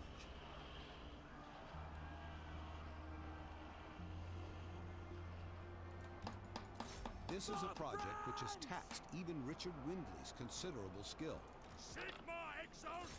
This is the final reconstruction of the ball bearing turntable. The whole thing is constructed in oak, it's very heavy, These metal retaining plates are of iron, and we use copper nails. How's everything going on your end? I'd really anticipated. Even using some modern tools I've had a unit get wiped out. it was I'm tough. initiating the When one flanks, considers that trying all to the start the fighting routes. done by hand, planes, About to have some more chisels, units get wiped out. adze, axes by the Roman engineers. I'm just filled with incredulity that they were capable of. About your doing end? this. Good. What's really quite fascinating Going about really this good. project is Yeah, that we can't the really consider guns and modern life archers modern hitting the humans flanks of these units are without starting the use of the these mass kind of rout and bearings. whatever, mass One can crumbling. Imagine the astonishment of the onlookers on board the Temple of Diana Nemi ship. The statue of Diana suddenly started to move, and this was only really achievable by the ability of Roman engineers to overcome the problems of friction. Awesome. My side's cleaned up. And there's yet another incredible innovation. A mechanical chain pump developed to unprecedented levels. After the Romans, this ingenious method of removing bilge water would not reappear for over 1,000 years. Why is it on the Lake Nemi ships? Because It's actually really nice that they ended up dividing on us like that. Yeah. I mean, it would have been more ideal if the Vargas came to my side because I had the anti-large. Well, I guess you had a bunch of pikemen, so yeah, that was fine. Yeah, I had come up with the best possible pump. I kept him pretty well distracted with my free company. It was the sheer scale of their ambition, While I was able to deal with everything else. their imagination, which just seems Yeah, to units be don't like getting flanked by guns. Do you blame The them? Nemi ships created by the Emperor Caligula. Ow, there's a bullet in my ass. Yeah, those Wolfkin are fucking handy because they fight to the death. They would be short-lived.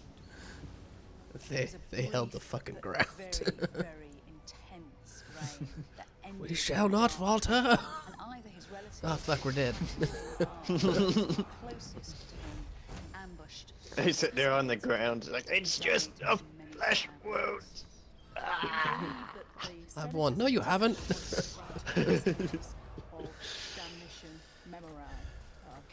That's right, run away. And that was something when we got wiped off the face of the earth. And the Nemi ships would be wiped off the face of the earth for the next 2,000 years. The Nemi ships end up at the bottom of the lake in the volcanic mud. We don't quite know how they got there, but the fact that Caligula had so many enemies suggests at some point they were scuppered, they were sunk. Now, these are technologies that the Romans mastered. They used them. They used them even on ships, and they disappeared. At the end of the ancient world, those technologies simply vanished, and they had to be reinvented all over again. The Nemi ships encapsulate something important about what it is to be human. I've worked some grazing pastures to build in the middle of what this barren wasteland of vampire corruption. Sometimes we just The heckin' hex. The ancient world could create pleasure ships that still amaze us today. But they also created floating superweapons in a desperate ancient arms race. Sigma, grant me strength. We think the development of these 100,000-ton modern warships starts with the first steel battleships of the First World War. But steel armor was used hundreds of years before. On the first ironclad the world has ever known, this mysterious ship utilized armor plating at sea for the first time and achieved the impossible. It saved a nation. The turtle ships were commissioned by a Korean admiral. Yeah, warrior priest, that'll be nice. Warrior priest with my, whatever this guy is, this hammer infantry that you get. But the warrior priest is supposed to buff replenishment, which is going to be what I need in that fucking holy fanatic, no armor, just go and kill everybody. Yeah. No retreat must replenish. Gather the fanatics. The Japanese had an invasion fleet of over 700 ships. Hey, Midland. Oh, no, Have you okay. ever wanted to run butt-ass naked towards a swarm of howling ghouls, armed with nothing but a battle axe and your own mighty will? Well, then Sigma wants you!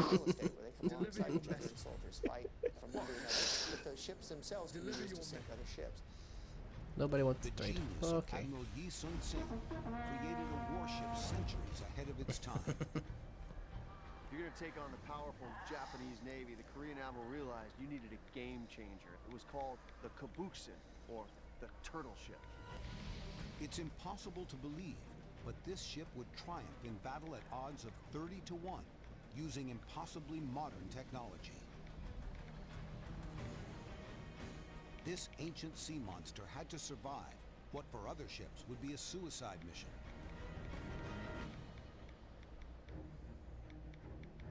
There's an intriguing clue to how the turtle ship was so successful at this Korean temple.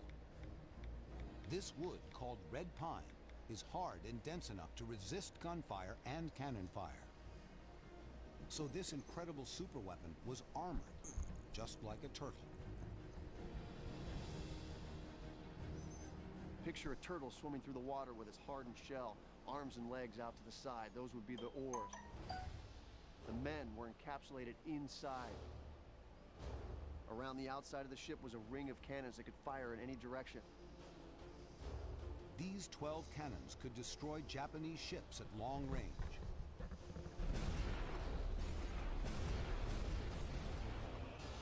These guns, small bronze muzzle-loading 6-pounders, were about the best that could be had in that period. They proved to be stunningly effective in battle. But it wasn't just impossibly modern firepower and protection that made the turtle ship so formidable. The turtle ship was full of surprises. The invincible Japanese Navy fought by using their overwhelming superior numbers of soldiers to board and seize enemy ships. But against the turtle ships, this tactic would be impossible because of these.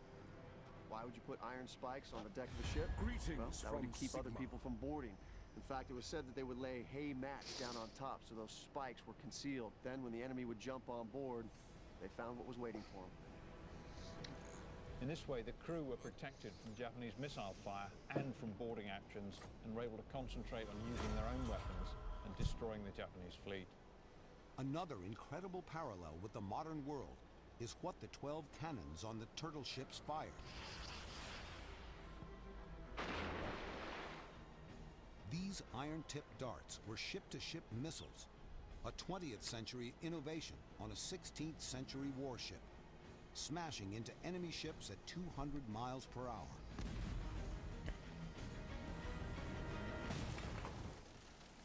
For hundreds of years, they remained the most powerful ships ever built. I've been on board some of the most advanced naval vessels in the entire world. And when your ship has a strategic advantage over the enemy, it gives you that will to fight. It gives you the confidence to know that you can go into battle and then return home to your family and friends. So imagine what this did to the sailors of the turtle ship. It gave them the ability to go against a force that was more formidable than their own, knowing that they could come back. In the 16th century, Korea was faced with a massive Japanese invasion fleet.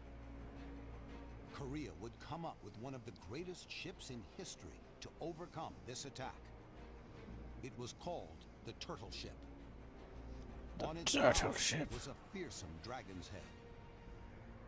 The reason you'd put a dragon on the bow of your ship, it's about intimidation, power, a symbol of strength. You see that fierce face coming towards you, and you're worried about what's inside that ship. But this death's head wasn't just for show. It concealed another deadly weapon that you'd think belongs to today. It was capable of spitting fire bombs of gunpowder and iron pellets, cannonballs, and smoke screens that would hide his ship from the rest of the Navy. Imagine being the enemy on the other side of that, and all of a sudden this dragon's head comes protruding out of that cloud. That would have been an awesome sight. It seems impossible that this dragon's head could actually breathe fire hundreds of years before modern flamethrowers. But we do know that the use of flame as a weapon at sea goes back to the ancient Greeks. This image shows Greek fire which originated 1,500 years ago. Early ships were potential fire bombs made from wood, fabric, rope, and tar. So we know the ancients used fire on ships. But how did it work? This reconstruction of a 2,500-year-old weapon is from an ancient mural of a flamethrower mounted on a ship. This right here is a working model of the world's first flamethrower, the Fire Razor. So essentially, the way this will work is we have two hollowed out beams that have been reconnected, and you have a hollow tube on the inside of this. The end has been capped so that it's airtight, and from the end protrudes a pipe that goes into the cauldron right here. And in the cauldron, you have coal, sulfur, pitch to create that flame. This is then mounted on a movable cart with a bellow at one end where the user would be, and you can move this forward to your objective, activate the bellow, and from this cauldron spits a directional flame right onto your target. This is the ultimate psychological weapon. The Fire Razor isn't just terrifying, it's lethal. So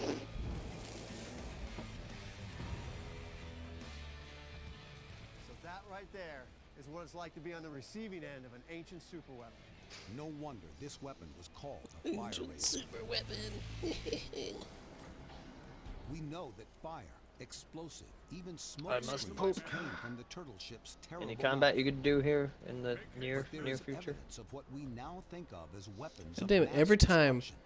I move about this fucking Turtle ships use Volkmar the Grim up here to try and fuck with these orcs, they jump across the mountain. Possible that chemical warfare was first used years before What? we think it first I'm just gonna raid your appeared in shit. World War Go I. fuck yourself. Even in I'll the sit ancient right here world, until the you want to come idea do of something noxious about it, bitch. fumes was well understood. Ancient Greek philosophers like Etna were overcome by the fumes and wrote about it. So the idea that you could kill people with gas was known, but it took the Koreans to come up with an effective way of projecting this in a particular kind of battle. Experts believe that gas from a mixture of burning sulfur and saltpeter would have incapacitated its victims. But no, I think I'm good now. Experimental model Since maker that. Richard Windley is investigating just how effective this delivery system might have been. If we think about the use of gas, say, in the First World War, obviously it was a very, very dangerous technique. It only needed the wind to change, and the gas could actually affect the people who were trying to deploy it rather than the enemy. So it is a risky strategy. Right, I've got one of the little charges here. I'm going to light this, pop him in the pot, put the lid back on fairly quickly, and then hopefully we should get some smoke. But could this really have delivered an ancient chemical weapon? The assumption is with something like this that it was projecting the smoke a considerable distance. Well, if you try blowing anything in air, you can't blow it more than probably about 10 feet at most. So really it was just a way of getting this stuff into the air and dispersing it. But I think that given the right kind of maneuverability of these turtle ships, it probably was a viable option. How did these technological advances translate into success in the struggle to dominate the seas around Korea?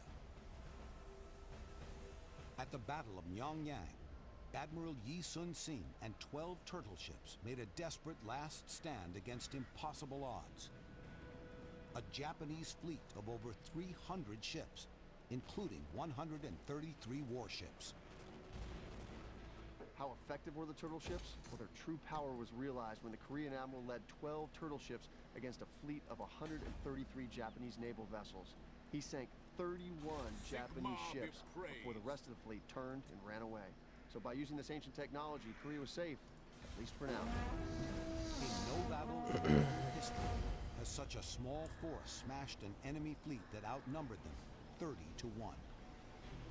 In 3 battles, the turtle ships completely leveled the score. They turned a defeated Korean navy into a winning force. They smashed the Japanese fleet. They prevented the invasion. So they really were a transformational weapon system. They used technology brilliantly to solve a fundamental strategic problem. And Korea remained independent for the next 300 years. Admiral Yi Sun-sin is the national hero of Korea to this day. The turtle ships contained impossibly sophisticated technology that predated 20th century warfare by 500 years. And all over the ancient world, oceans had become battlefields. They fought titanic battles, but the winners of those battles controlled All right. the sea. Fucking heckin' AFKs.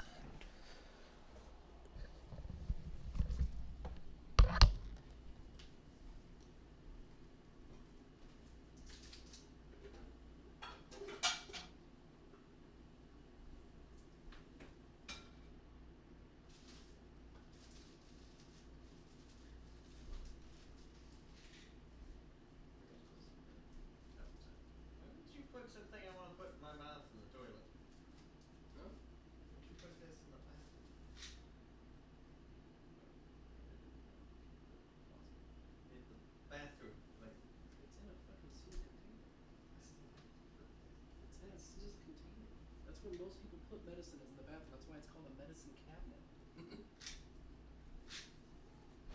Sorry, logic is a little flawed there. I don't want anything that I'm gonna put in my mouth stored 4 feet from a toilet. Especially as much as you stank it up, because that tells me immediately that a lot of that poo's getting airborne. You want pizza started? I'm not like hungry. I just want lunch. There's no salad. There's a snack tray on top of it, which would seem like the appropriate response compared to the pack. Yeah. But a salad does sound really good. And this is the predicament that I have got myself into by opening the fridge. I don't know. I'm not sure we start pizza. No, I'm not hungry. Nor do I have a terrible urge to munch. Well, you already did the munch. I didn't do the munch. Yes, I was talking about the munch. I haven't munched yet. Oh. Now I'm achieving the munch. Carping the munch. Munching the carpet? God damn it. It's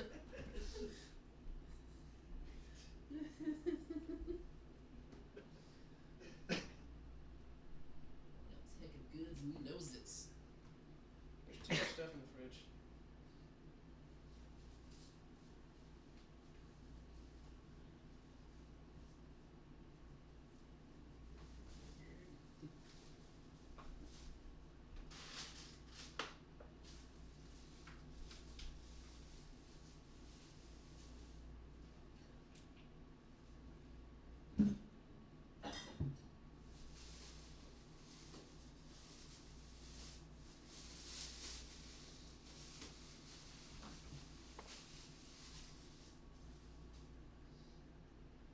Hey.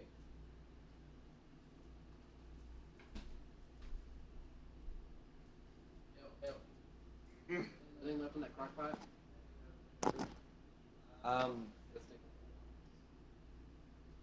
Yeah, it's pretty well. Yeah, that should be a little bit of meat in there if you want.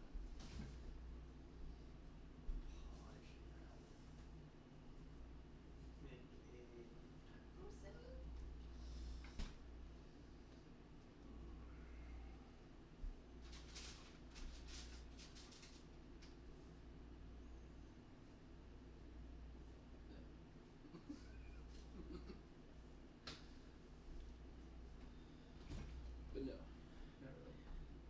There's too much like fat in there, and I don't want to take all that fat for those Grab some meat.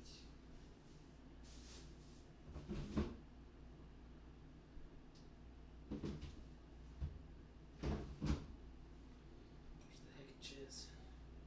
The cheese? Chiz. The sprinkling cheese? Yes. I don't know. I've never seen that when I'm cooked groceries. A liar. Exactly where it was the entire time. Precision targeting system. What? It's a precision targeting system. We got a cheese seeker. Cheese seeker missile. That was my hands. Which, you know, I guess is in a roundabout way kind of back. Are we make that popper? Like we're gonna start that popper or something? Yeah. Gonna cook it on low for a day. Nice. So, I need to freak out about opening mushrooms. No. Just don't let me go to bed without making it.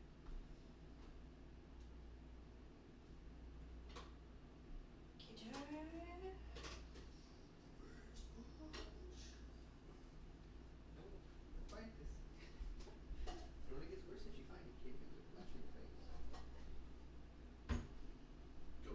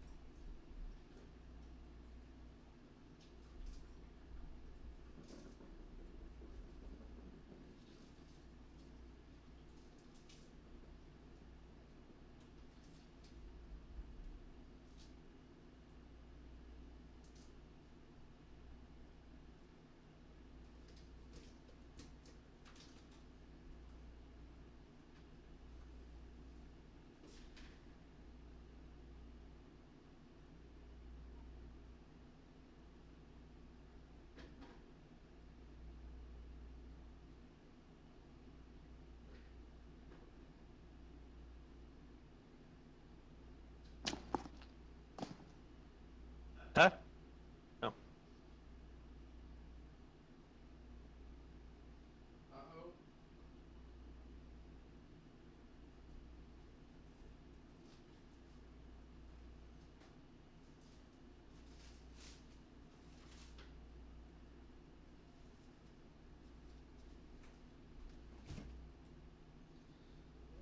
So that definitely needs to be started back because that's just open, floating around in there.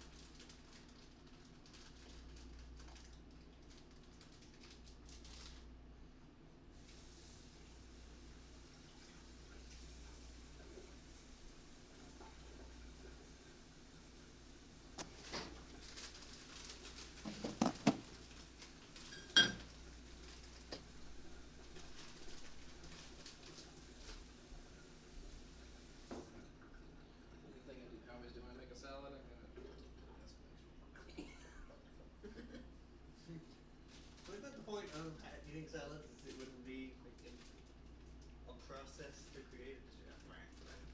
Just This stuff is that. No. See, that's why my brother loves salad. It's because he'd spend a day every week cooking like bacon and chicken breast and any other kind of meat that he'd want to add to it. And he'd just have that stored ready anytime he wanted to make a salad. So he'd just come up, salad, already had onions cut up, sprinkle his onions, all that. Get everything you need for a salad prepared. I haven't had a chance to do any of that. Or actually, half prepared with the mushrooms, which is what took a lot of time. Just washing the stuff. I actually just came in for coffee. I'm not being impatient. I just thought that was the thing. Because that's my brother's purpose for these things. It's out because it's delicious. You think you gotta get yours? This thing is like 2 of my cups is like 1 of yours. You screw me in the morning sometimes. Sorry.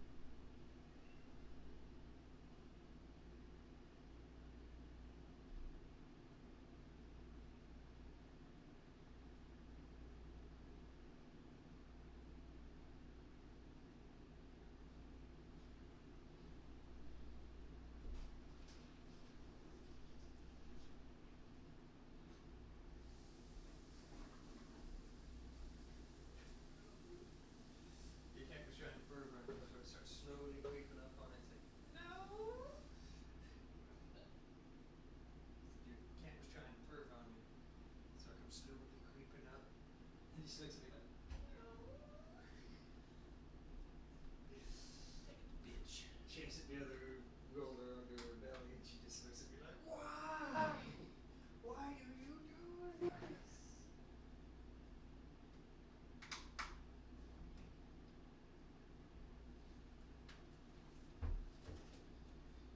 Coffee and salad.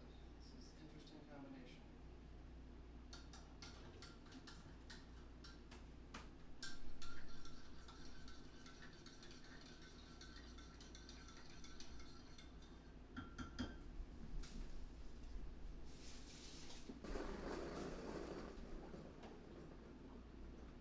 She's been going to town on that thing. Keeps freaking me out because it sounds like crazy. Yeah. And then I'm like, oh, it's just her toy. It's gotta sound amazing for a movie.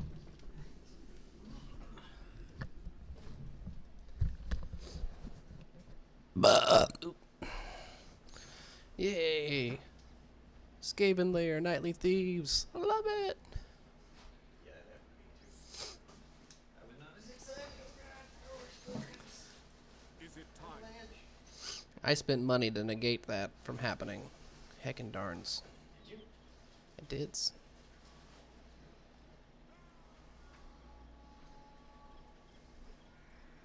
Yeah, I've got Skaven Corruption building fast in the Onwards! Grey Mountains. In addition to an Orc Uprising. That's good, that's good. And a Chaos Invasion. Which, I mean, you dealt with Chaos Invasion. I'm deeply appreciative. Well, I killed all the one dudes.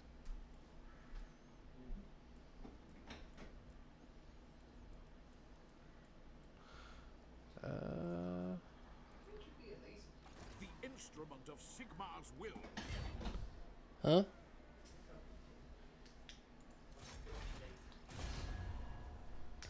You think I should just rain on the Crooked Moon and Crooked Moon mutinous gits and just have the entire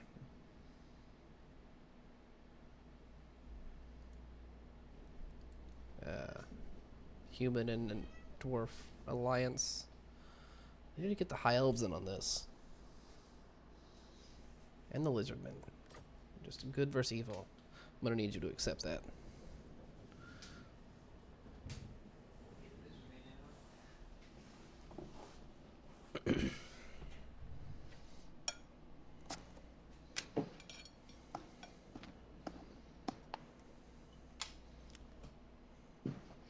Oh god, what's happening now?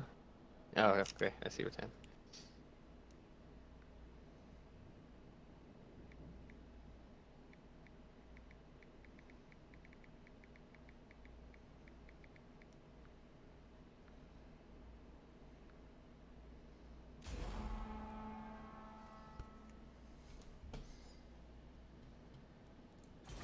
For the heir of Sigmar. Oh, that's not interesting.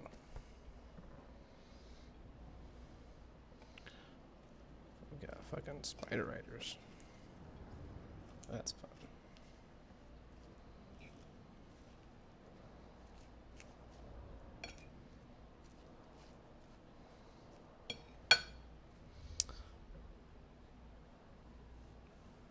I got armor piercing.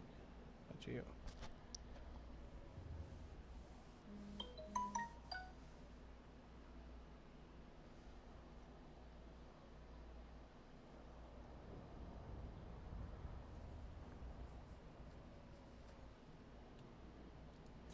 Alright, this should be fun. Let's do it.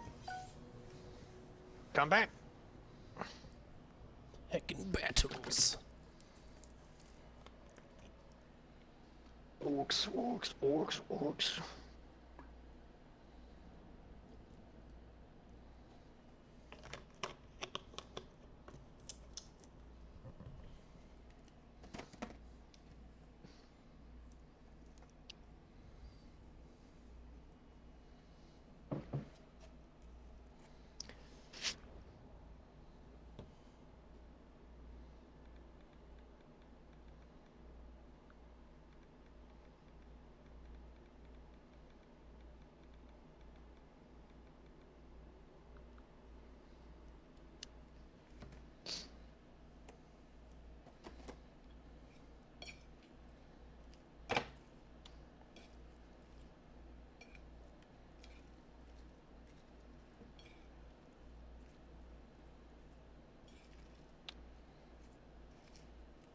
You want me to run the free company, or yeah? Yes, probably.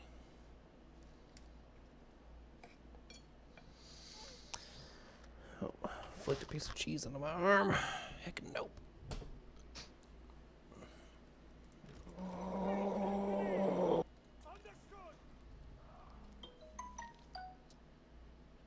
Alright, where are my boys at here? Are they in the skirmish line? Probably. I don't know, this game does some weird shit. Oh, is that... Can I not get my...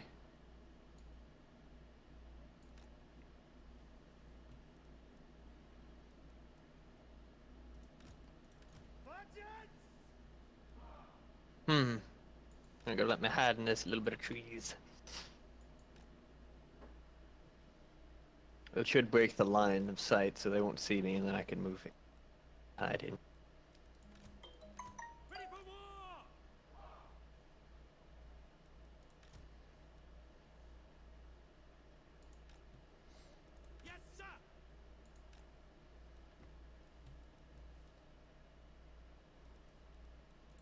Loaded, sir.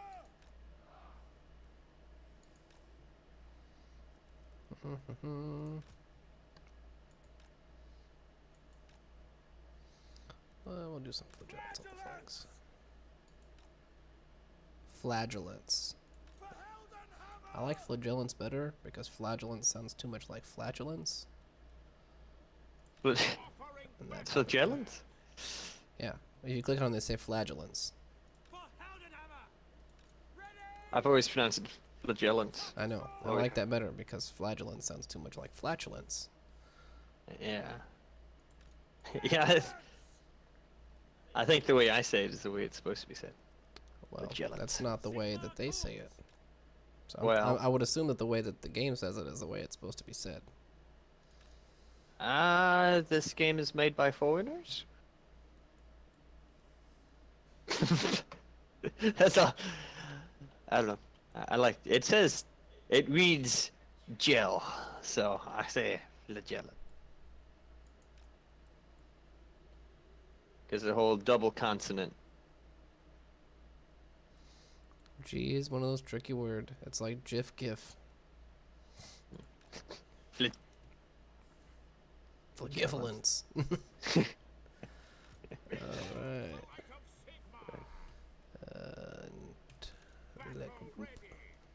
Yeah, it's flagellant. It's flagellants. Flagellants. No, that is totally wrong. And flagellants. Because it's flagellate. That's what they're doing, is they're flagellating. And that's how you say flagellate. You don't say flagellants. Flagellate. You don't say flagagate. Flagellants. Flagellants. Flagellants.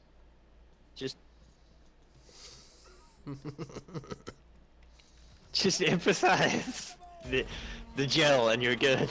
Flagellants. Flagellant. That's flagellants.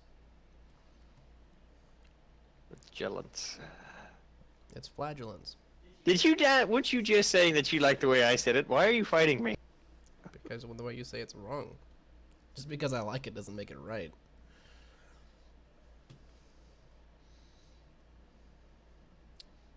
Where's our cavalry at? Ah, there it is. Oh, shit.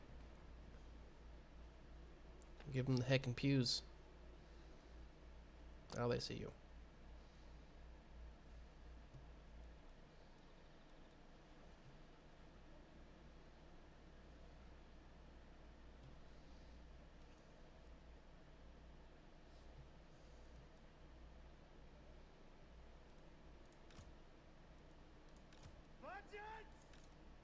Yes, sir.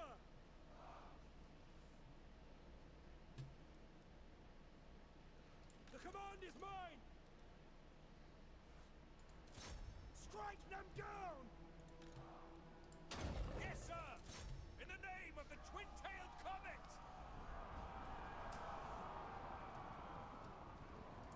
Flagellants! Glory to the Empire! That'll get him in a nice crossfire. Ready! Show us the foe! Glory to the Empire! Now! By Ulrich's wrath! Strike them down! At speed!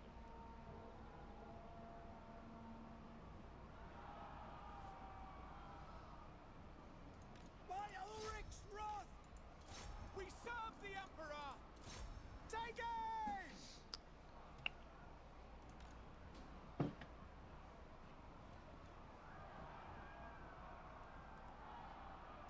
Cavalry ready! By Ulrich's wrath! Fight for Going back for you. General! Ah! Prepare for combat! Go!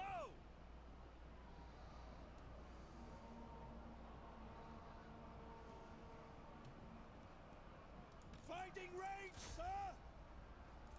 Ready for war! Fire! For the Heldenhammer! For the Heldenhammer. For Heldenhammer! War! For the Emperor! Could have swore I just clicked on my unit and they went wah.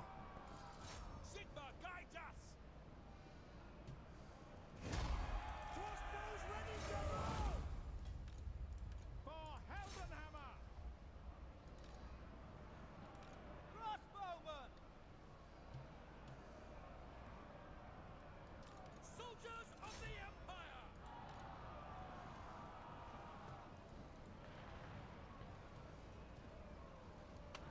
Yes, General! Understood!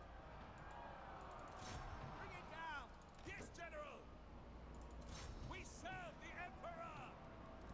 By the Shade Griffin! Crossbowmen!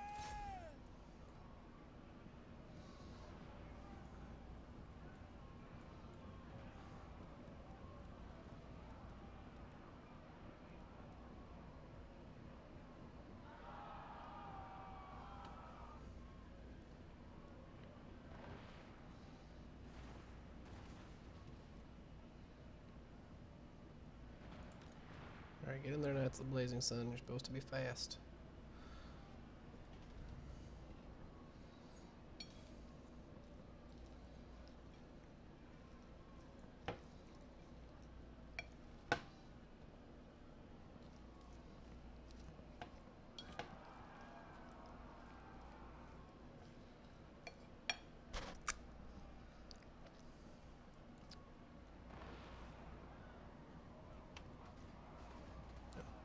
Guess it doesn't really matter what am I doing.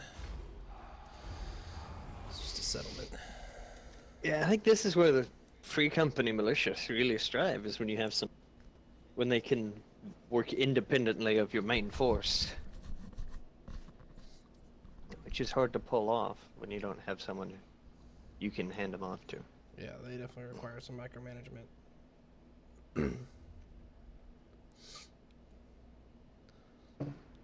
Also be good for things like distracting fellbats and shit like that. Since they're actually good at melee as well. Yeah.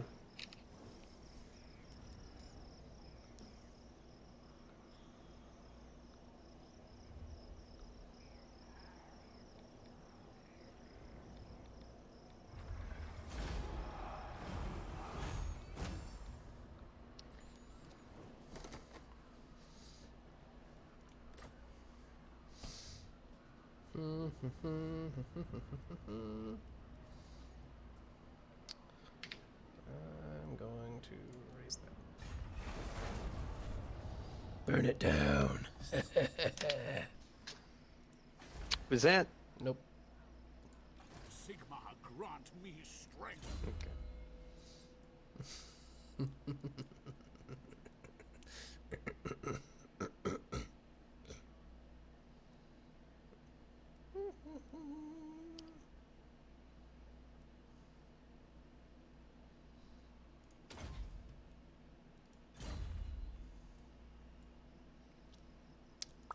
The righteous hammer of Sigma.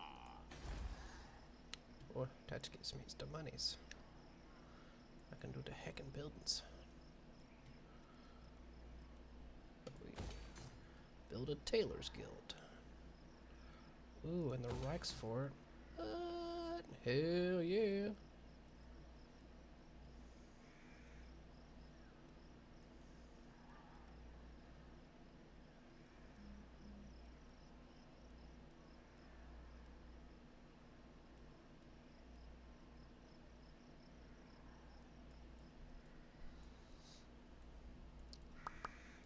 Yes, my lord. True servant of Sigma. I go where I am needed. Praise be to Sigma. Really kind of need to be able to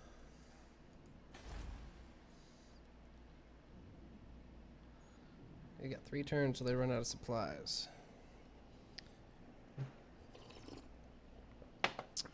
Huh. Where's friends at? Way over Bring me here. to my men.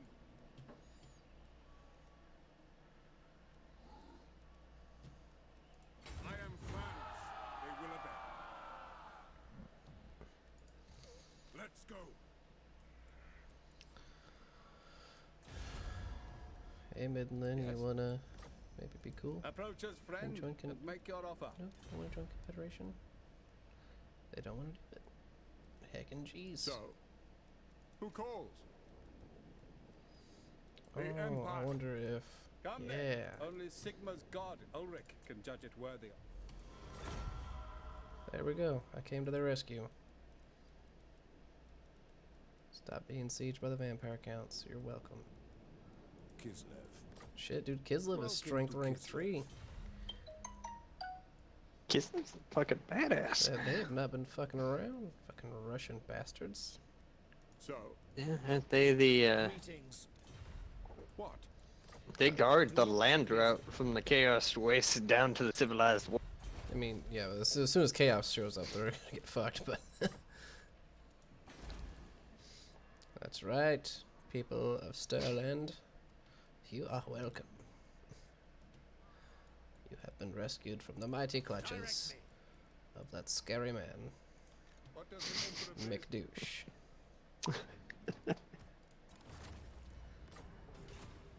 Yes, General. Empire Captain. What I really fucking need is to be able to build a goddamn college of magic. I need wizards. Pretty please.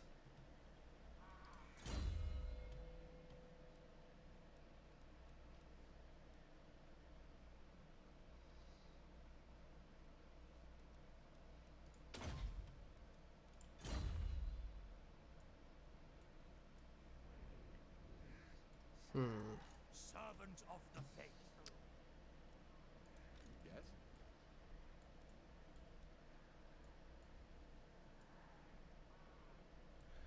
What army I want to put in? Ready.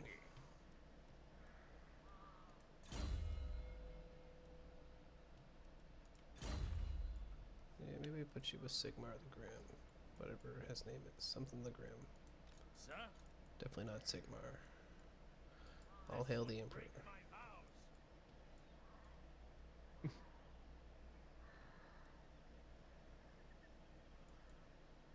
I'm confused. What do you mean it would break your vows?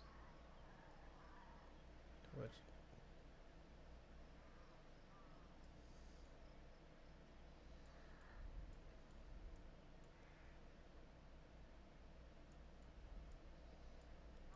Can this dude not have Empire Captains? Blessings of Sigmar upon you.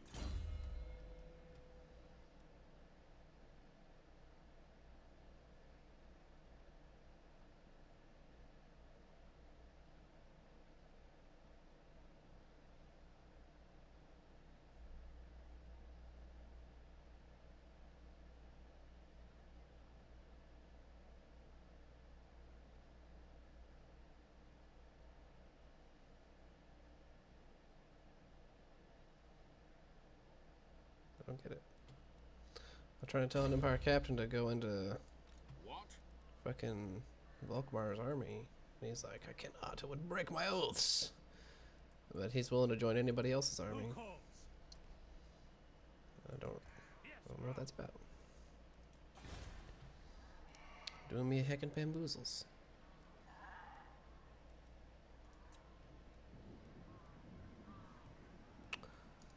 Well.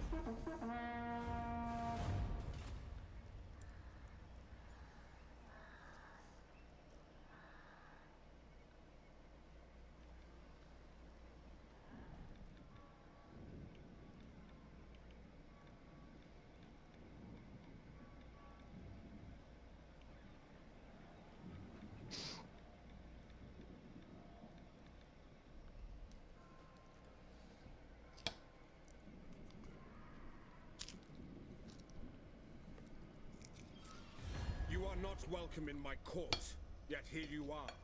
Friend or foe, we will see. Okay, so Bordello declared war on someone over there, and I had a military alliance with them, so it drugged me into it. Which it looks like it drug a lot of people into it. Oh no, I guess now they're just Carcassonne. Huh. Who did they declare war on? Carcassonne.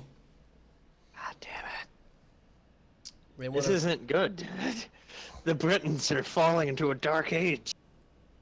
The French. What did I say? Britons. I was trying to say Britons. Bretonians. Bretonians, yeah, that thing.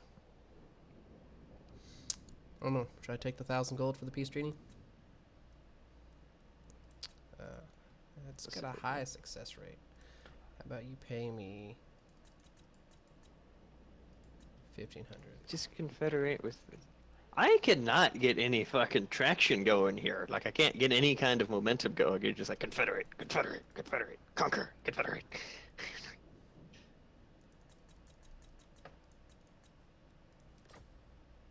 Oh my god, that's still high. How much was? Oh no, there I guess the max is 2,000. Sweet. So they'll give me a peace treaty. They'll pay me 2,000, and they'll trade with me.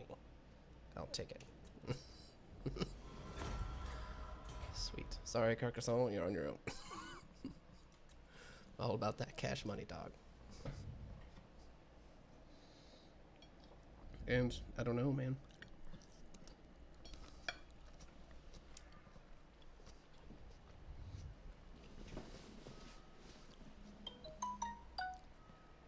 Some of my people were fighting other people, so they were having fluctuations of power, and I'd keep, like, when someone just had their army wiped out, I'd confederate with that person because they became really weak. And like just there, like, oh God, save me! Yeah, just there, Stirland had their army wiped out, and they were like 2 turns away from suffering attrition, under siege by a full stack army of vampire counts. So I'm like, hey, I'm not at war with them. You can meet up with me. I'm like, yes, please save us. Huzzah! Appreciate it. Yeah, yes, I'm not getting any. Oh fuck! Maybe I should have destroyed my vampire. Yeah. I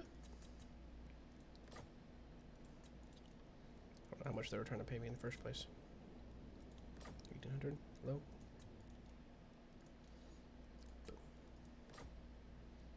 Whatever.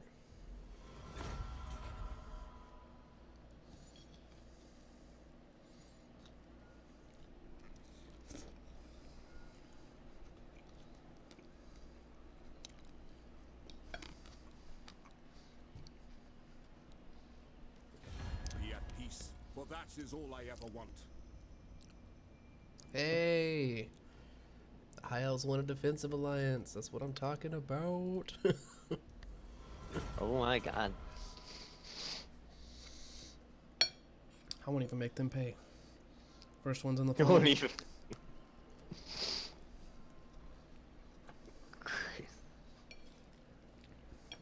Everybody else wants to get on this protection of the Empire. Little do they know if they've got problems. I'm not coming to help them. But okay, I guess there are some special cases like Stirland.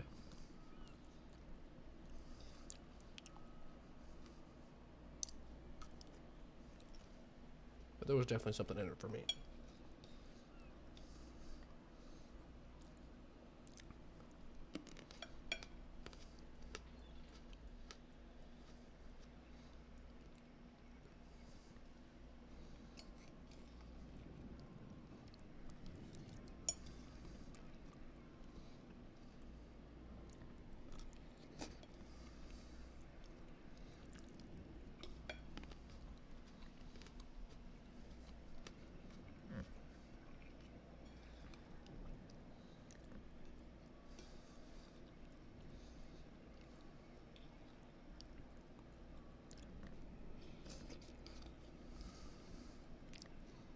Why the tailors?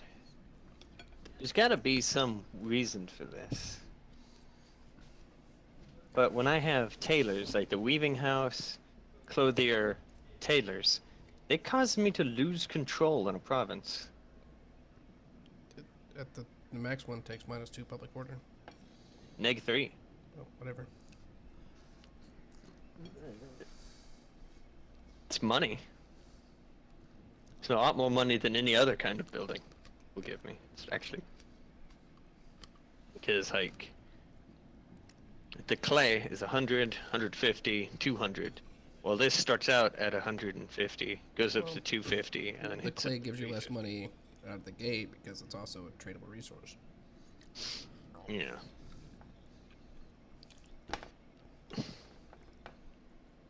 Which in the end, upgrading that, to trade more of that, get you more money.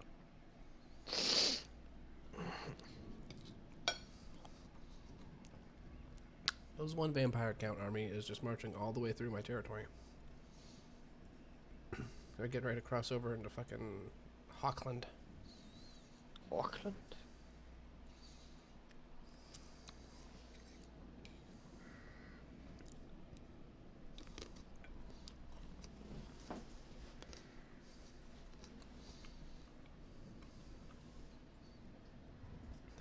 They're salty. I stole that province out from underneath of them.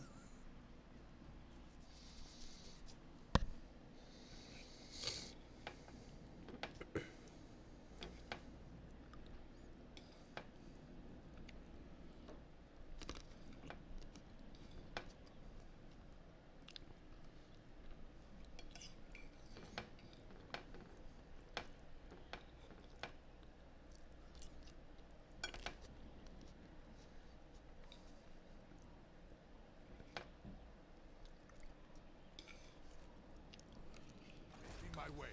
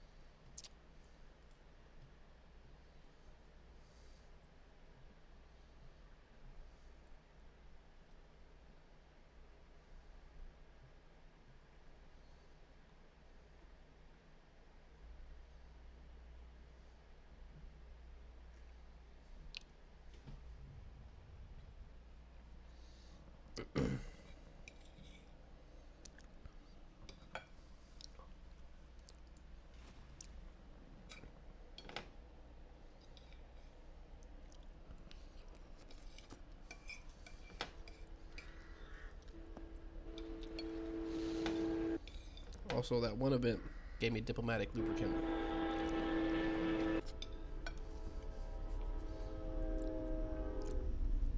As far as the Confederating goes.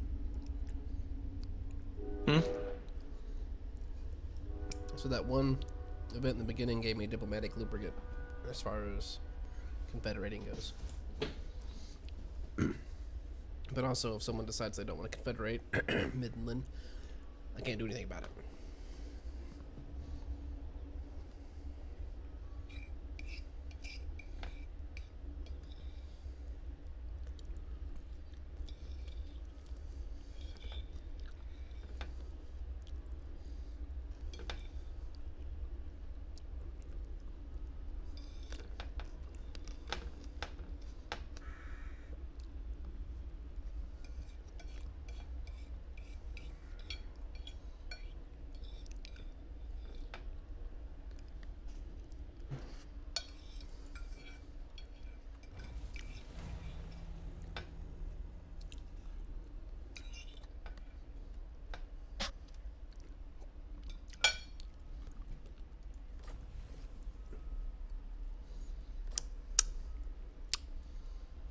Oh, hey, this turd got knocked out. The instrument of Sigmar's will. Who got knocked out? Fuck out, bitch. Sigmar watches over me.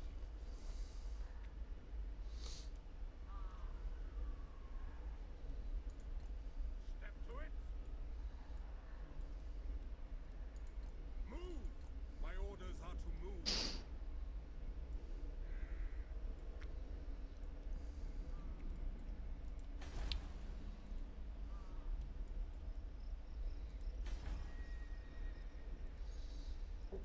Bum.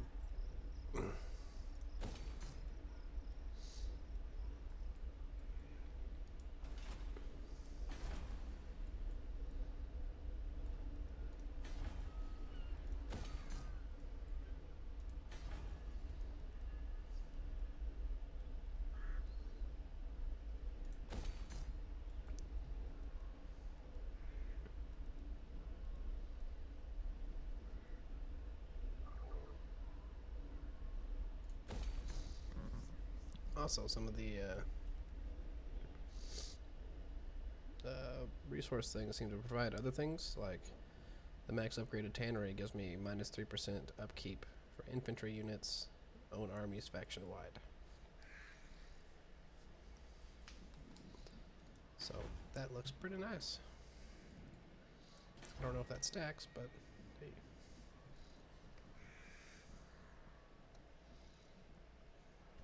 Cattle range does the same thing for cavalry units. The kilns do +1 leadership for infantry.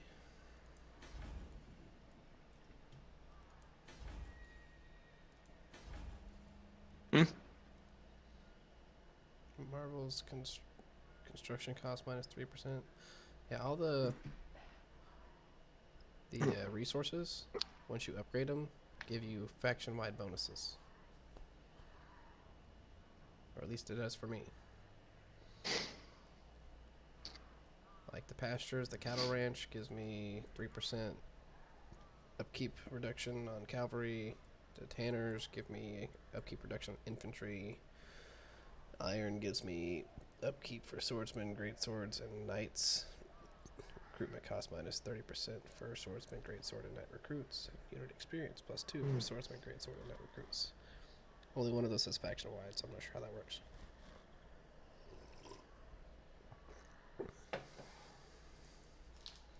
The nation calls. Sigmarite Arch-Lector.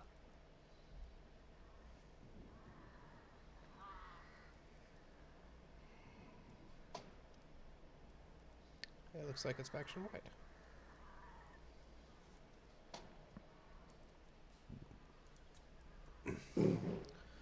Oh, heckin' yes.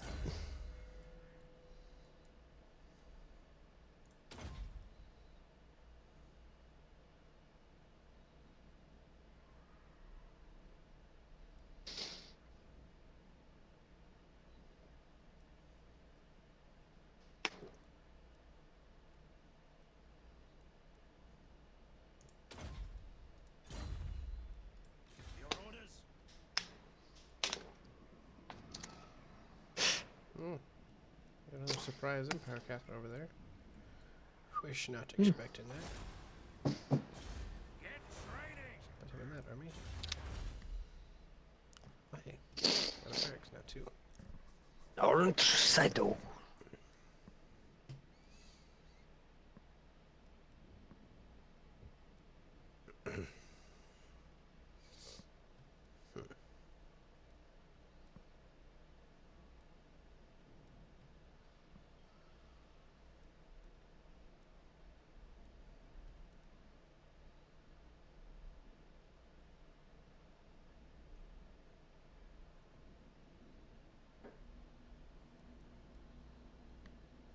Weapon strength +10% for units with swords, spears, and then all my religious units, or melee defense +3 and melee attack +3 for all infantry units.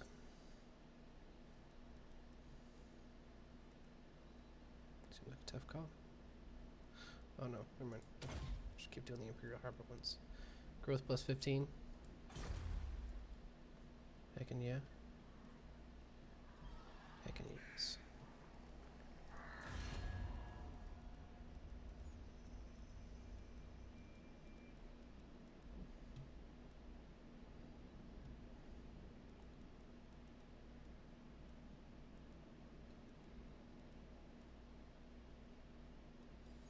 The Empire. Greetings. So, Do not greet me as a... Damn Southern Realms Come on, join the Empire of Man. Let's go. You know you wanna.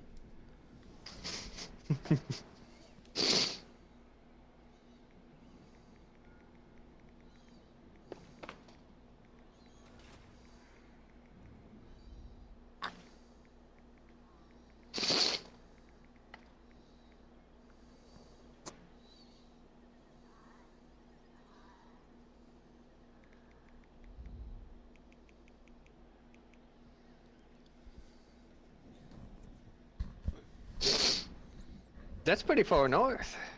Oh, I guess it's not that far. I forget you have like wide tracts of empty land.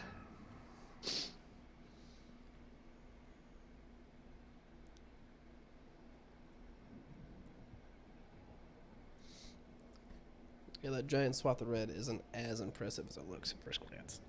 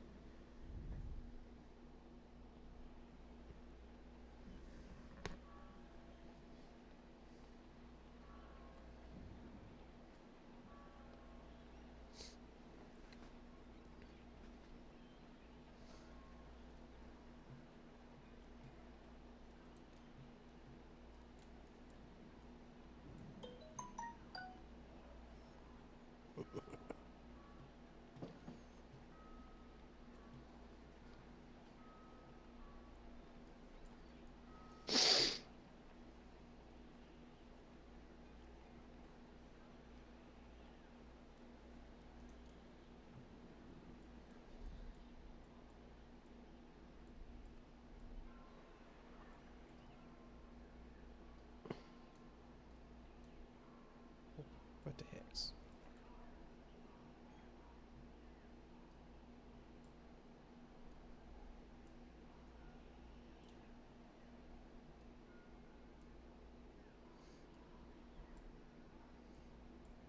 It's so jabby.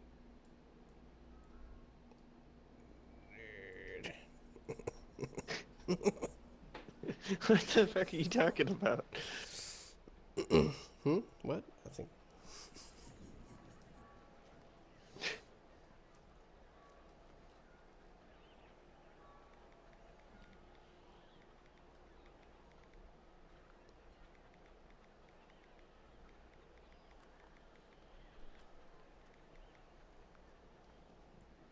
Hello? Hello. Hello.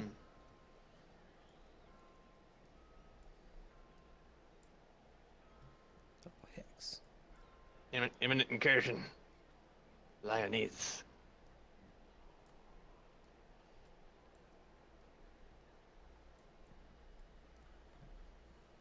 God damn it! My realm falls into chaos, and I see someone has written bright blue nerd across my mountains. Ah, damn you.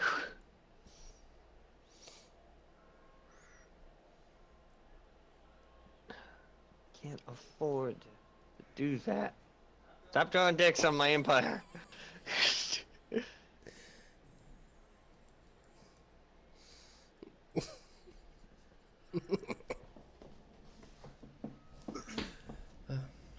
It's just the giant blue dick of Bertoni. Look, it's a bird, it's a plane. Nope, nope, someone's drawing a penis in the sky.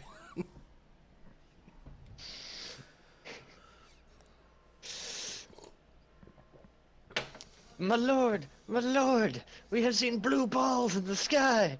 What could this sign mean? The lady is unpleased.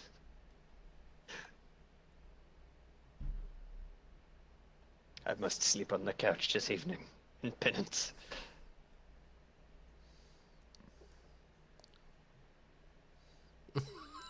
Darker had to look up what small meant.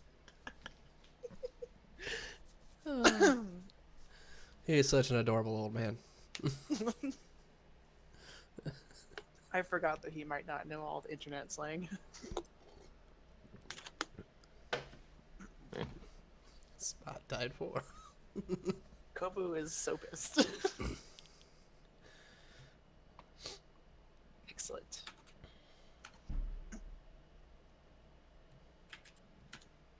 God. Heck.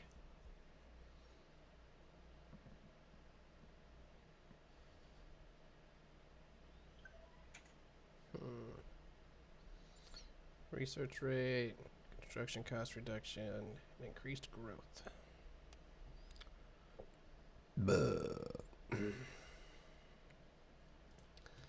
Yeah, I'm gonna have to do the sword and shield and just getting ready to take on all these vampires that like to regenerate.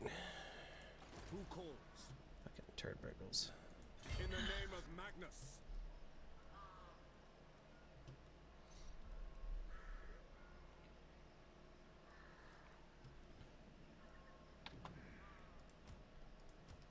Lesai? Yeah. Now. Why Lesai?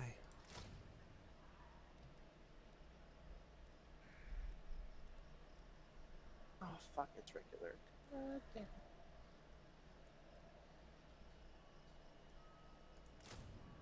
Oh, fuck you, I'm Ronin.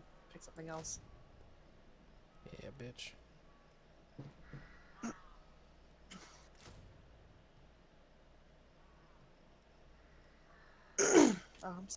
I'm in the middle of the game. Starting out with 2,100 credits, that's what's up.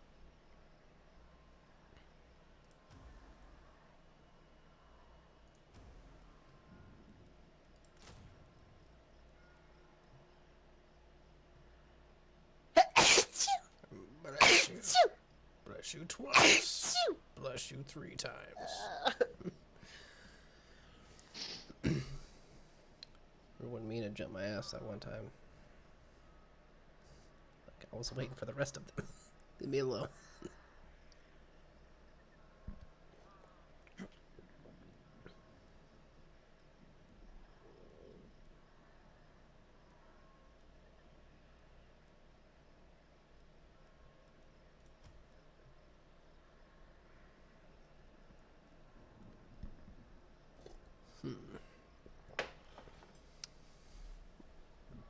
Fuck it. Actually, you're not a swordsman. Get the fuck out of my way.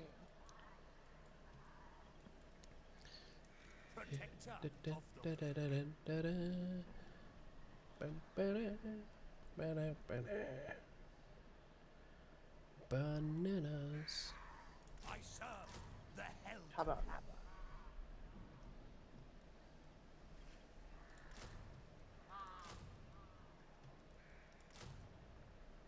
Oh, those are ticks now?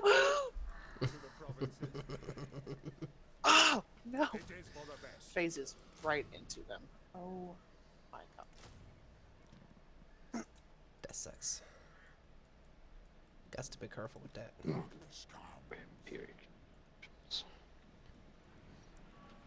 Manfred's technically standing inside Talabheim. He needs to get his vampire ass out of my shit. Phrasing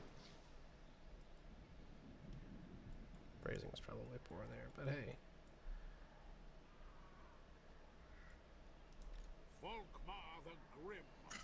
Volkmar the Grim. You need to force march. Come over yonder.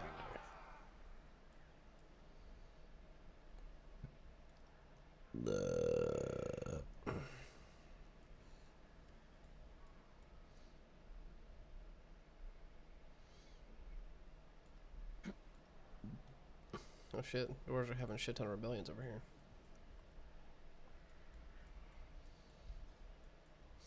Yeah, send an army up there to deal with him. Is it time? Direct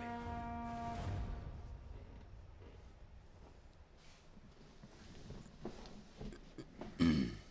By the comet. By the comet. Oh shit, I forgot about that guy.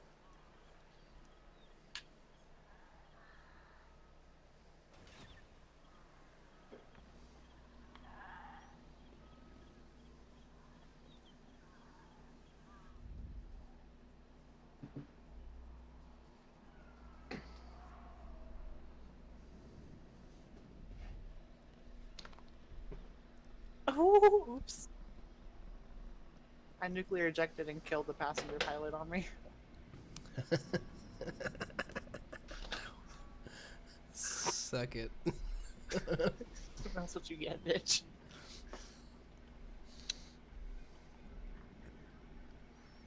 I feel bad, but at the same time, I don't. I feel like I should get an achievement for that. No shit.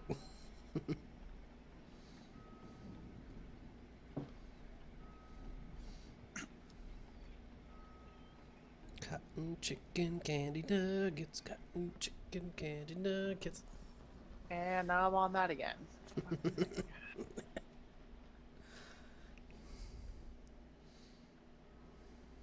Oh no!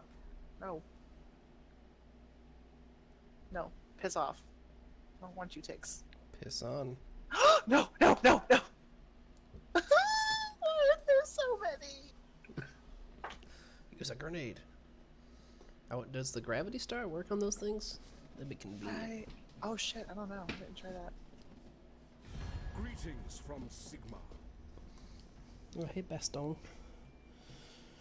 You know the rules, you don't get shit unless you pay for it.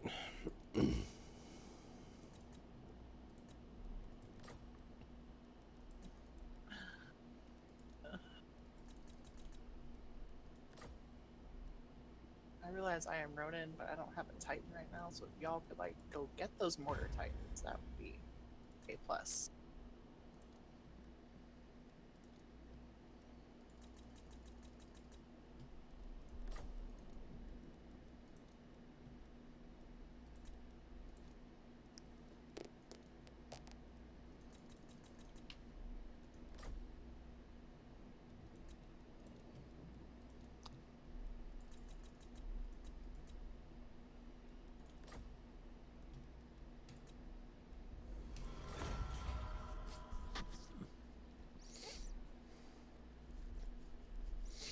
Well, the downside of me making all these money off all these treaties is most of them included military access. So, I'm just gonna have people rampaging through my shit all the time.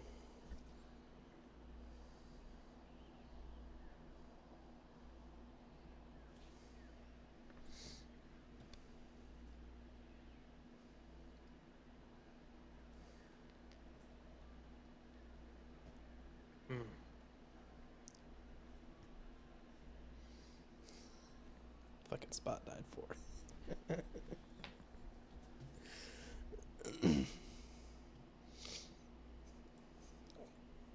Gotta use a cooldown for that.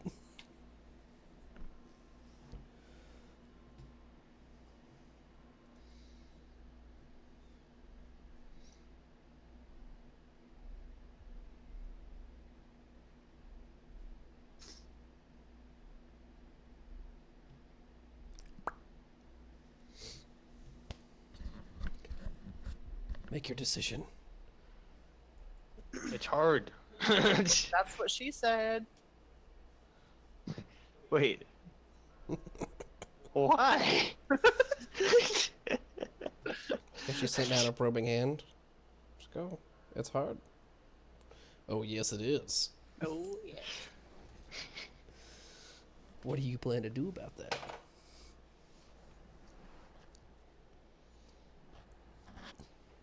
Nothing. Just point it out. I was concerned.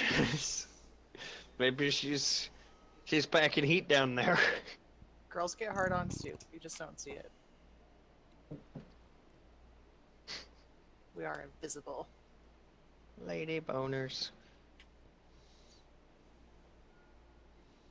Did you... God mode activated? Excuse me? Excuse me? I said lady boners. No, my Titan just said God mode activated. Ready when you are. I was like, what? Excuse me? I mean, those things are kind of like demigods.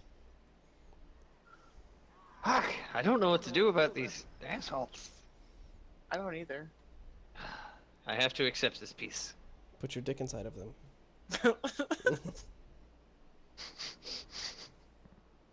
Damn it.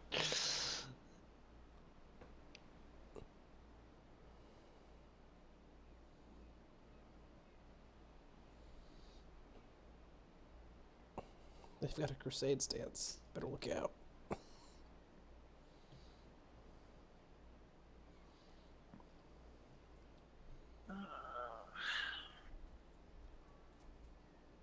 No, no, fuck off.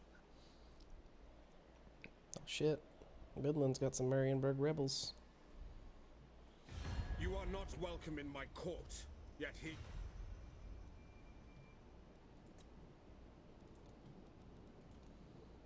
You got to pay me. They said nope. We want peace. I want gold. Maybe we can come to a mutual agreement here.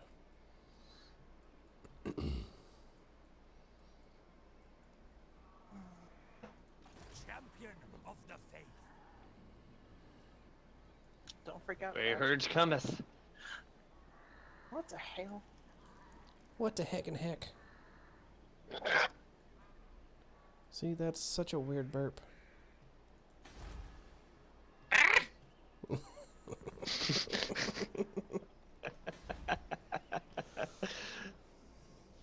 Don't you walk away from me, excuse me? I am slashing at you, sir. You don't give no damn. Obviously. Wait, what the fuck happened? It's your turn. Do the things. My,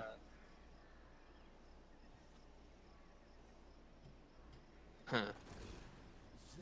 I put There you on. was... Oh.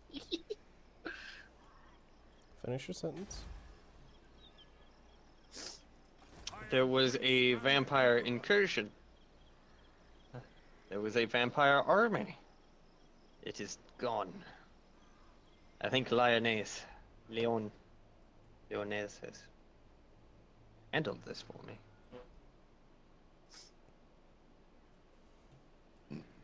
That's Lioness. Queen Lion. That's me.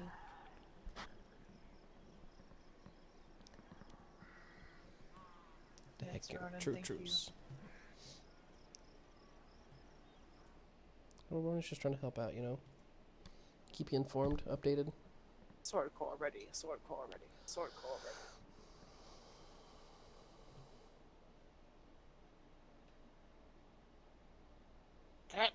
That. Why do old white men be so extra when they see each other? Holy shit, is that you, Steve? Well, shove a stick on my ass and call me a taffy apple. How the fuck are you, you cocksucker? I just killed 6 titans.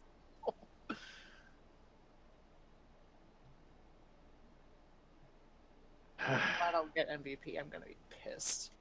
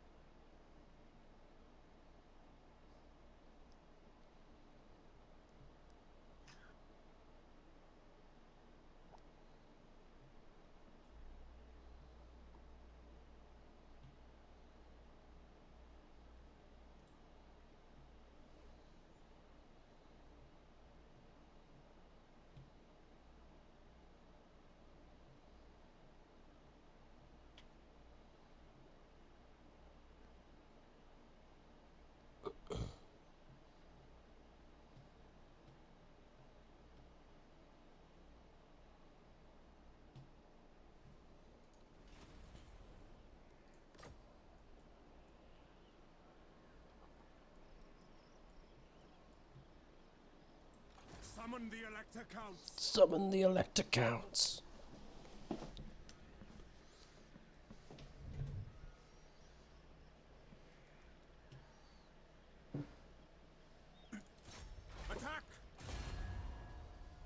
Fuck the Grey Herd. Show up in my territory. Ain't having that shit. Told ya, Grey Herds are cometh. Grey Herd's about to go with. Well, that's surprisingly not as in my favor as I would like.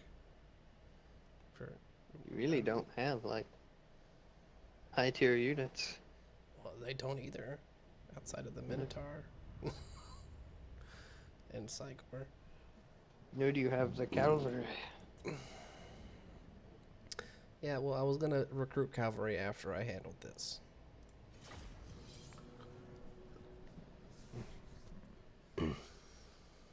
They've got a Cygor, Minotaurs, Centaurs, and Gore Herds.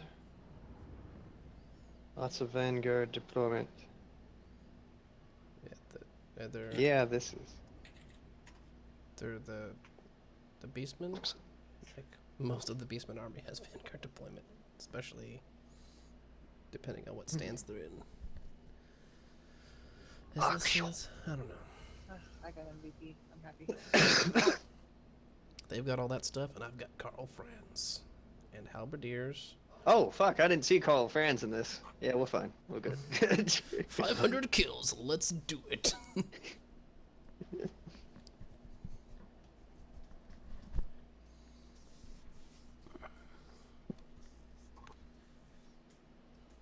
I also have superior missiles. They've got bad shields and...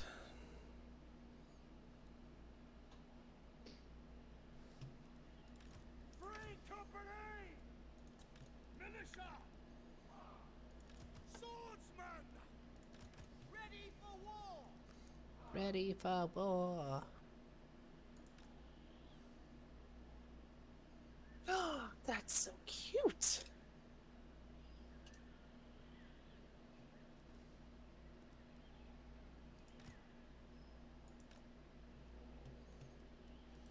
Halberdiers!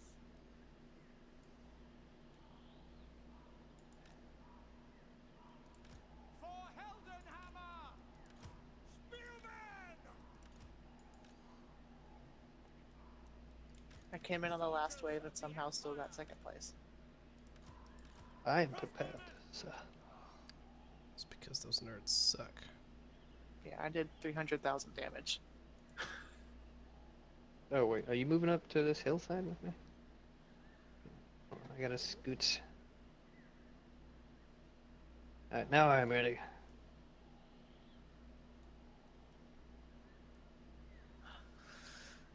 Oh, yeah.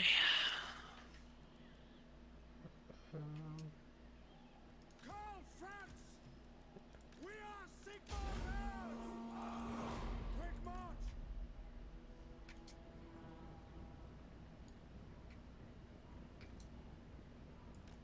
Moving! Take position!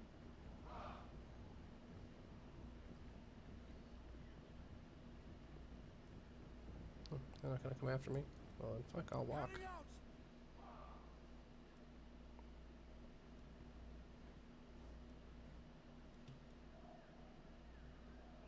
Slow march. Take it easy.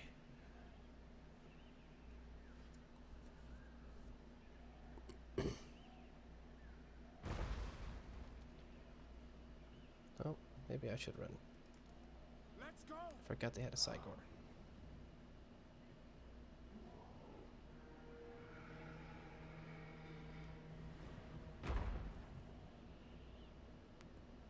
Wrecked.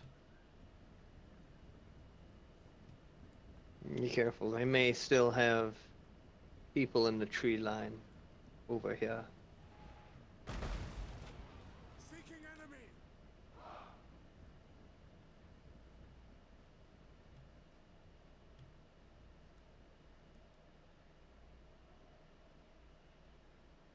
Did they just...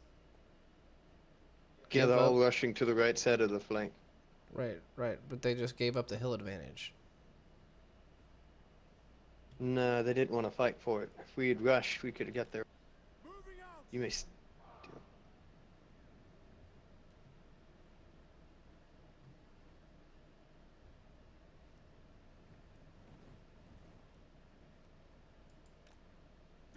Advance, move!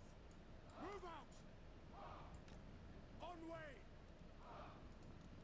Formation, march!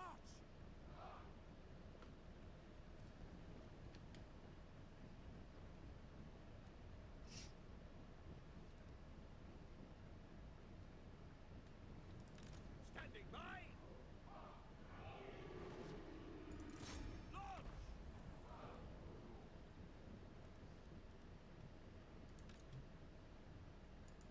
Weapons at the ready! Understood! Find your targets!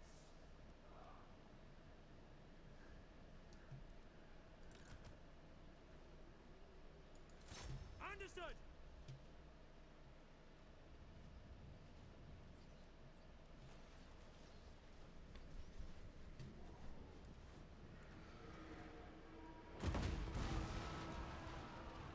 By Ulrich's wrath! On our way! For the Warhammer! Sigma command! No, yeah, capture the flag. War! Yes, sir! Halberdiers! War! Get them! War! They are mine to lead for the twin-tailed comet! Charge! Seeking enemy! The Empire endures for the twin-tailed comet! Crossbows ready, General! Missile infantry! Understood! Pick them off! Fire! Seeking enemy! Yes, my lord! Roar!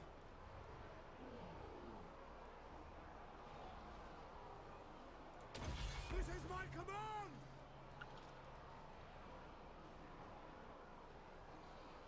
The Empire endures! Now! Formation! March! Cross...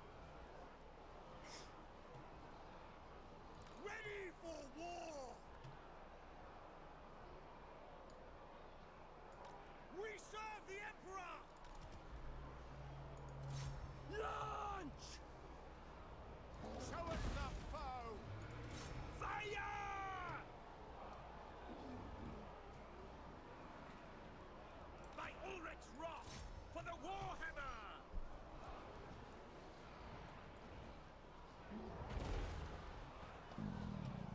The Empire endures! We are Sigmar's heirs! Sigmar! Now! Attack! Swordsmen! For the twin-tailed comet! Prepare for combat! Fuck that Cygor. Yeah. He came in It was- range, and I'm like, all missile units, kill that big fucking asshole. Yeah.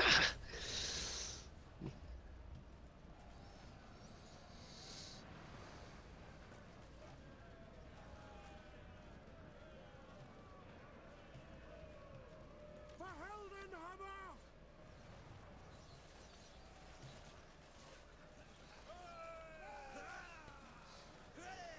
Call friends made fucking light work of those fucking Minotaurs. Very well!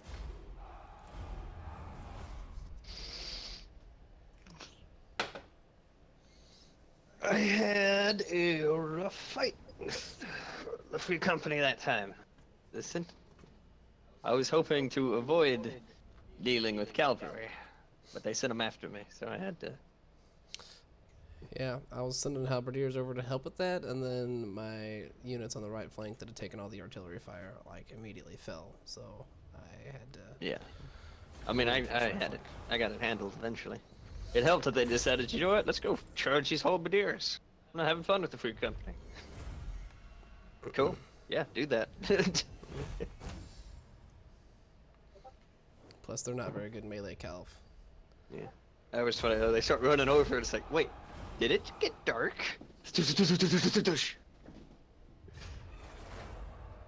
Oh fuck! I don't like these assholes in PvP. It's a hell of a run. All I get is grenades, grenades, grenades. Somebody take their grenades away.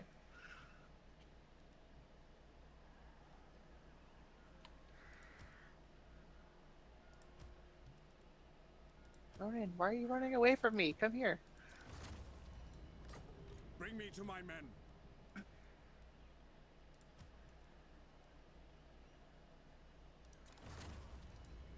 I am Prince and Emperor.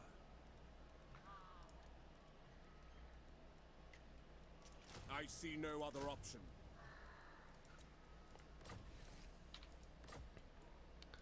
Guess who's finally getting some Reichsguard? Goo. And I'm getting to build or upgrade my main fucking settlement so that next turn I can start building well, not next turn, but when it's done, I can start building the College of Mages or whatever, and then fucking fireballs. Fuck yes, I love fireballs. The plan, the plan.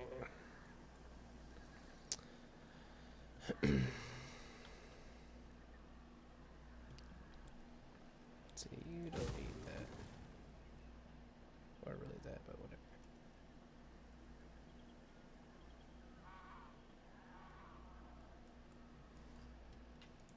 Champion of the faith.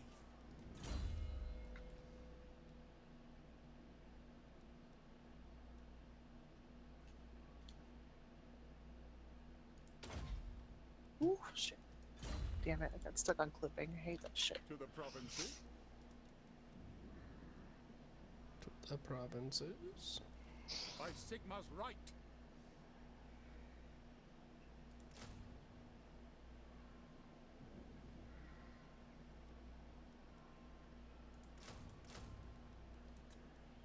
Sigmarite Arch-Lector.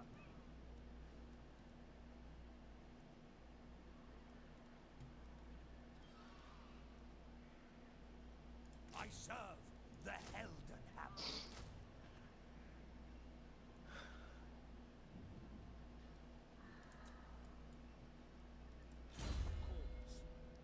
Recall friends has leveled up. Let's give him some more armor. Who doesn't like armor? People that are wrong. That's who. Blessings of Sigmar upon you.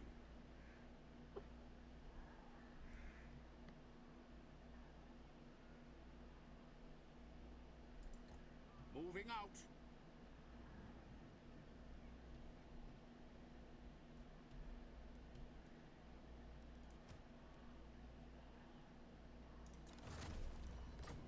By the Heldenhammer. Weapon practice.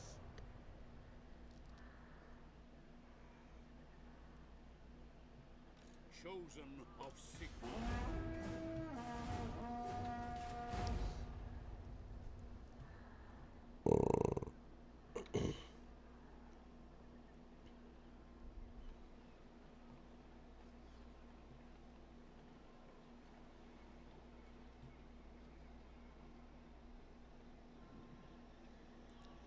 Broccoli tots.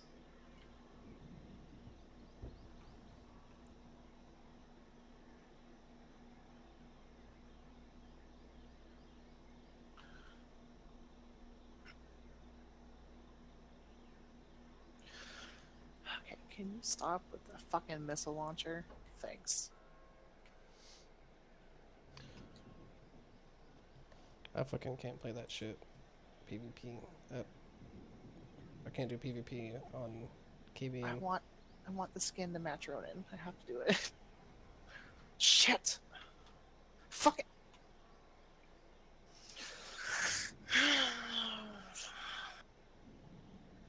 Children.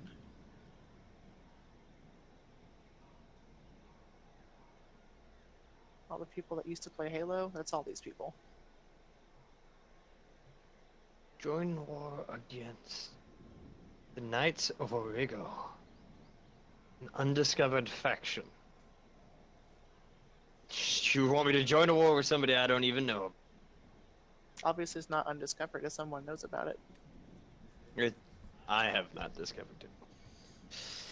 Well, this is how I'll find them, I guess. I hope these aren't good people. Because if I see them, I gotta shoot them. So I'm gonna switch to my anti-Titan rounds to shoot y'all asses.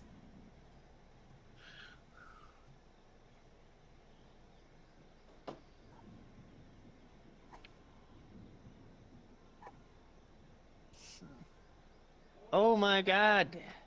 Why? Fuck. What? What are you fucking about? The Knights of Origo were Bretonians that I just agreed to declare war on. I'm now at neg 278. Fucking chivalry. Why? Why do you do this? I didn't know. It looked like an imperial faction.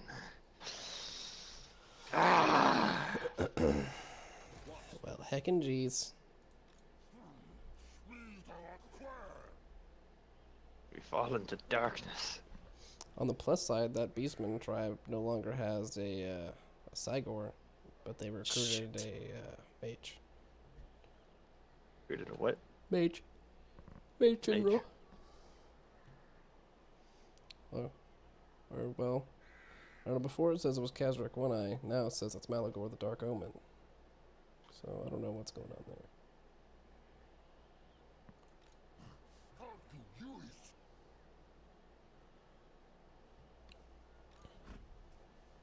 Does your pistol have fucking auto aim? Is that what just killed me? Was it a smart pistol? Because yes. I'm not sure. It's one of those, like, That fucking ridiculous. If you charge up your meter like you would to unlock your Titan, you get, like, an item. Have some ticks, asshole. Yeah, exactly.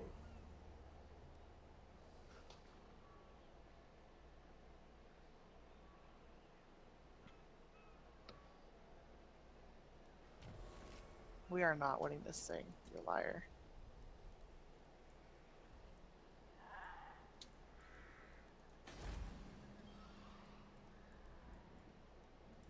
Knowledge is power.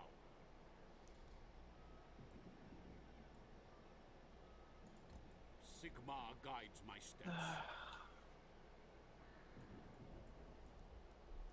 By Sigma. Praise Sigma. Praise Sigma. Seriously. Yes, seriously. Fucking praise Sigmar. Praise Telos. I don't think I could do that just because, like, I'm playing as the Empire, and, like, you know how the Empire are very un-Talos friendly. So, then I'm gonna have to refuse your Talos praising.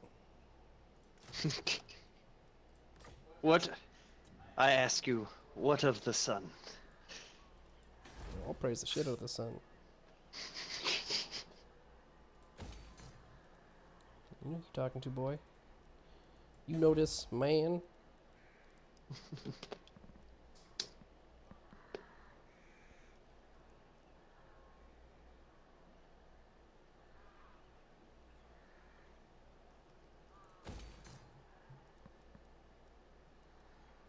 Well, that's cool. Serious. The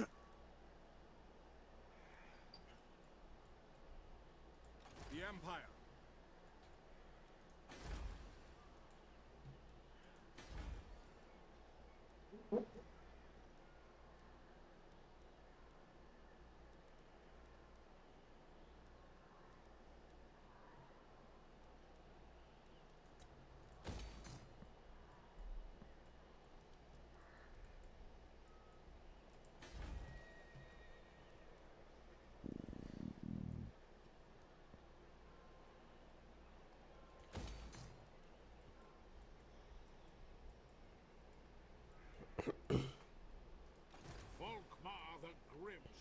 Volkmar the Grim. Wonder if he can take Manfred von Karstein. Achoo. Oh. Well, heckins. I got to saves it.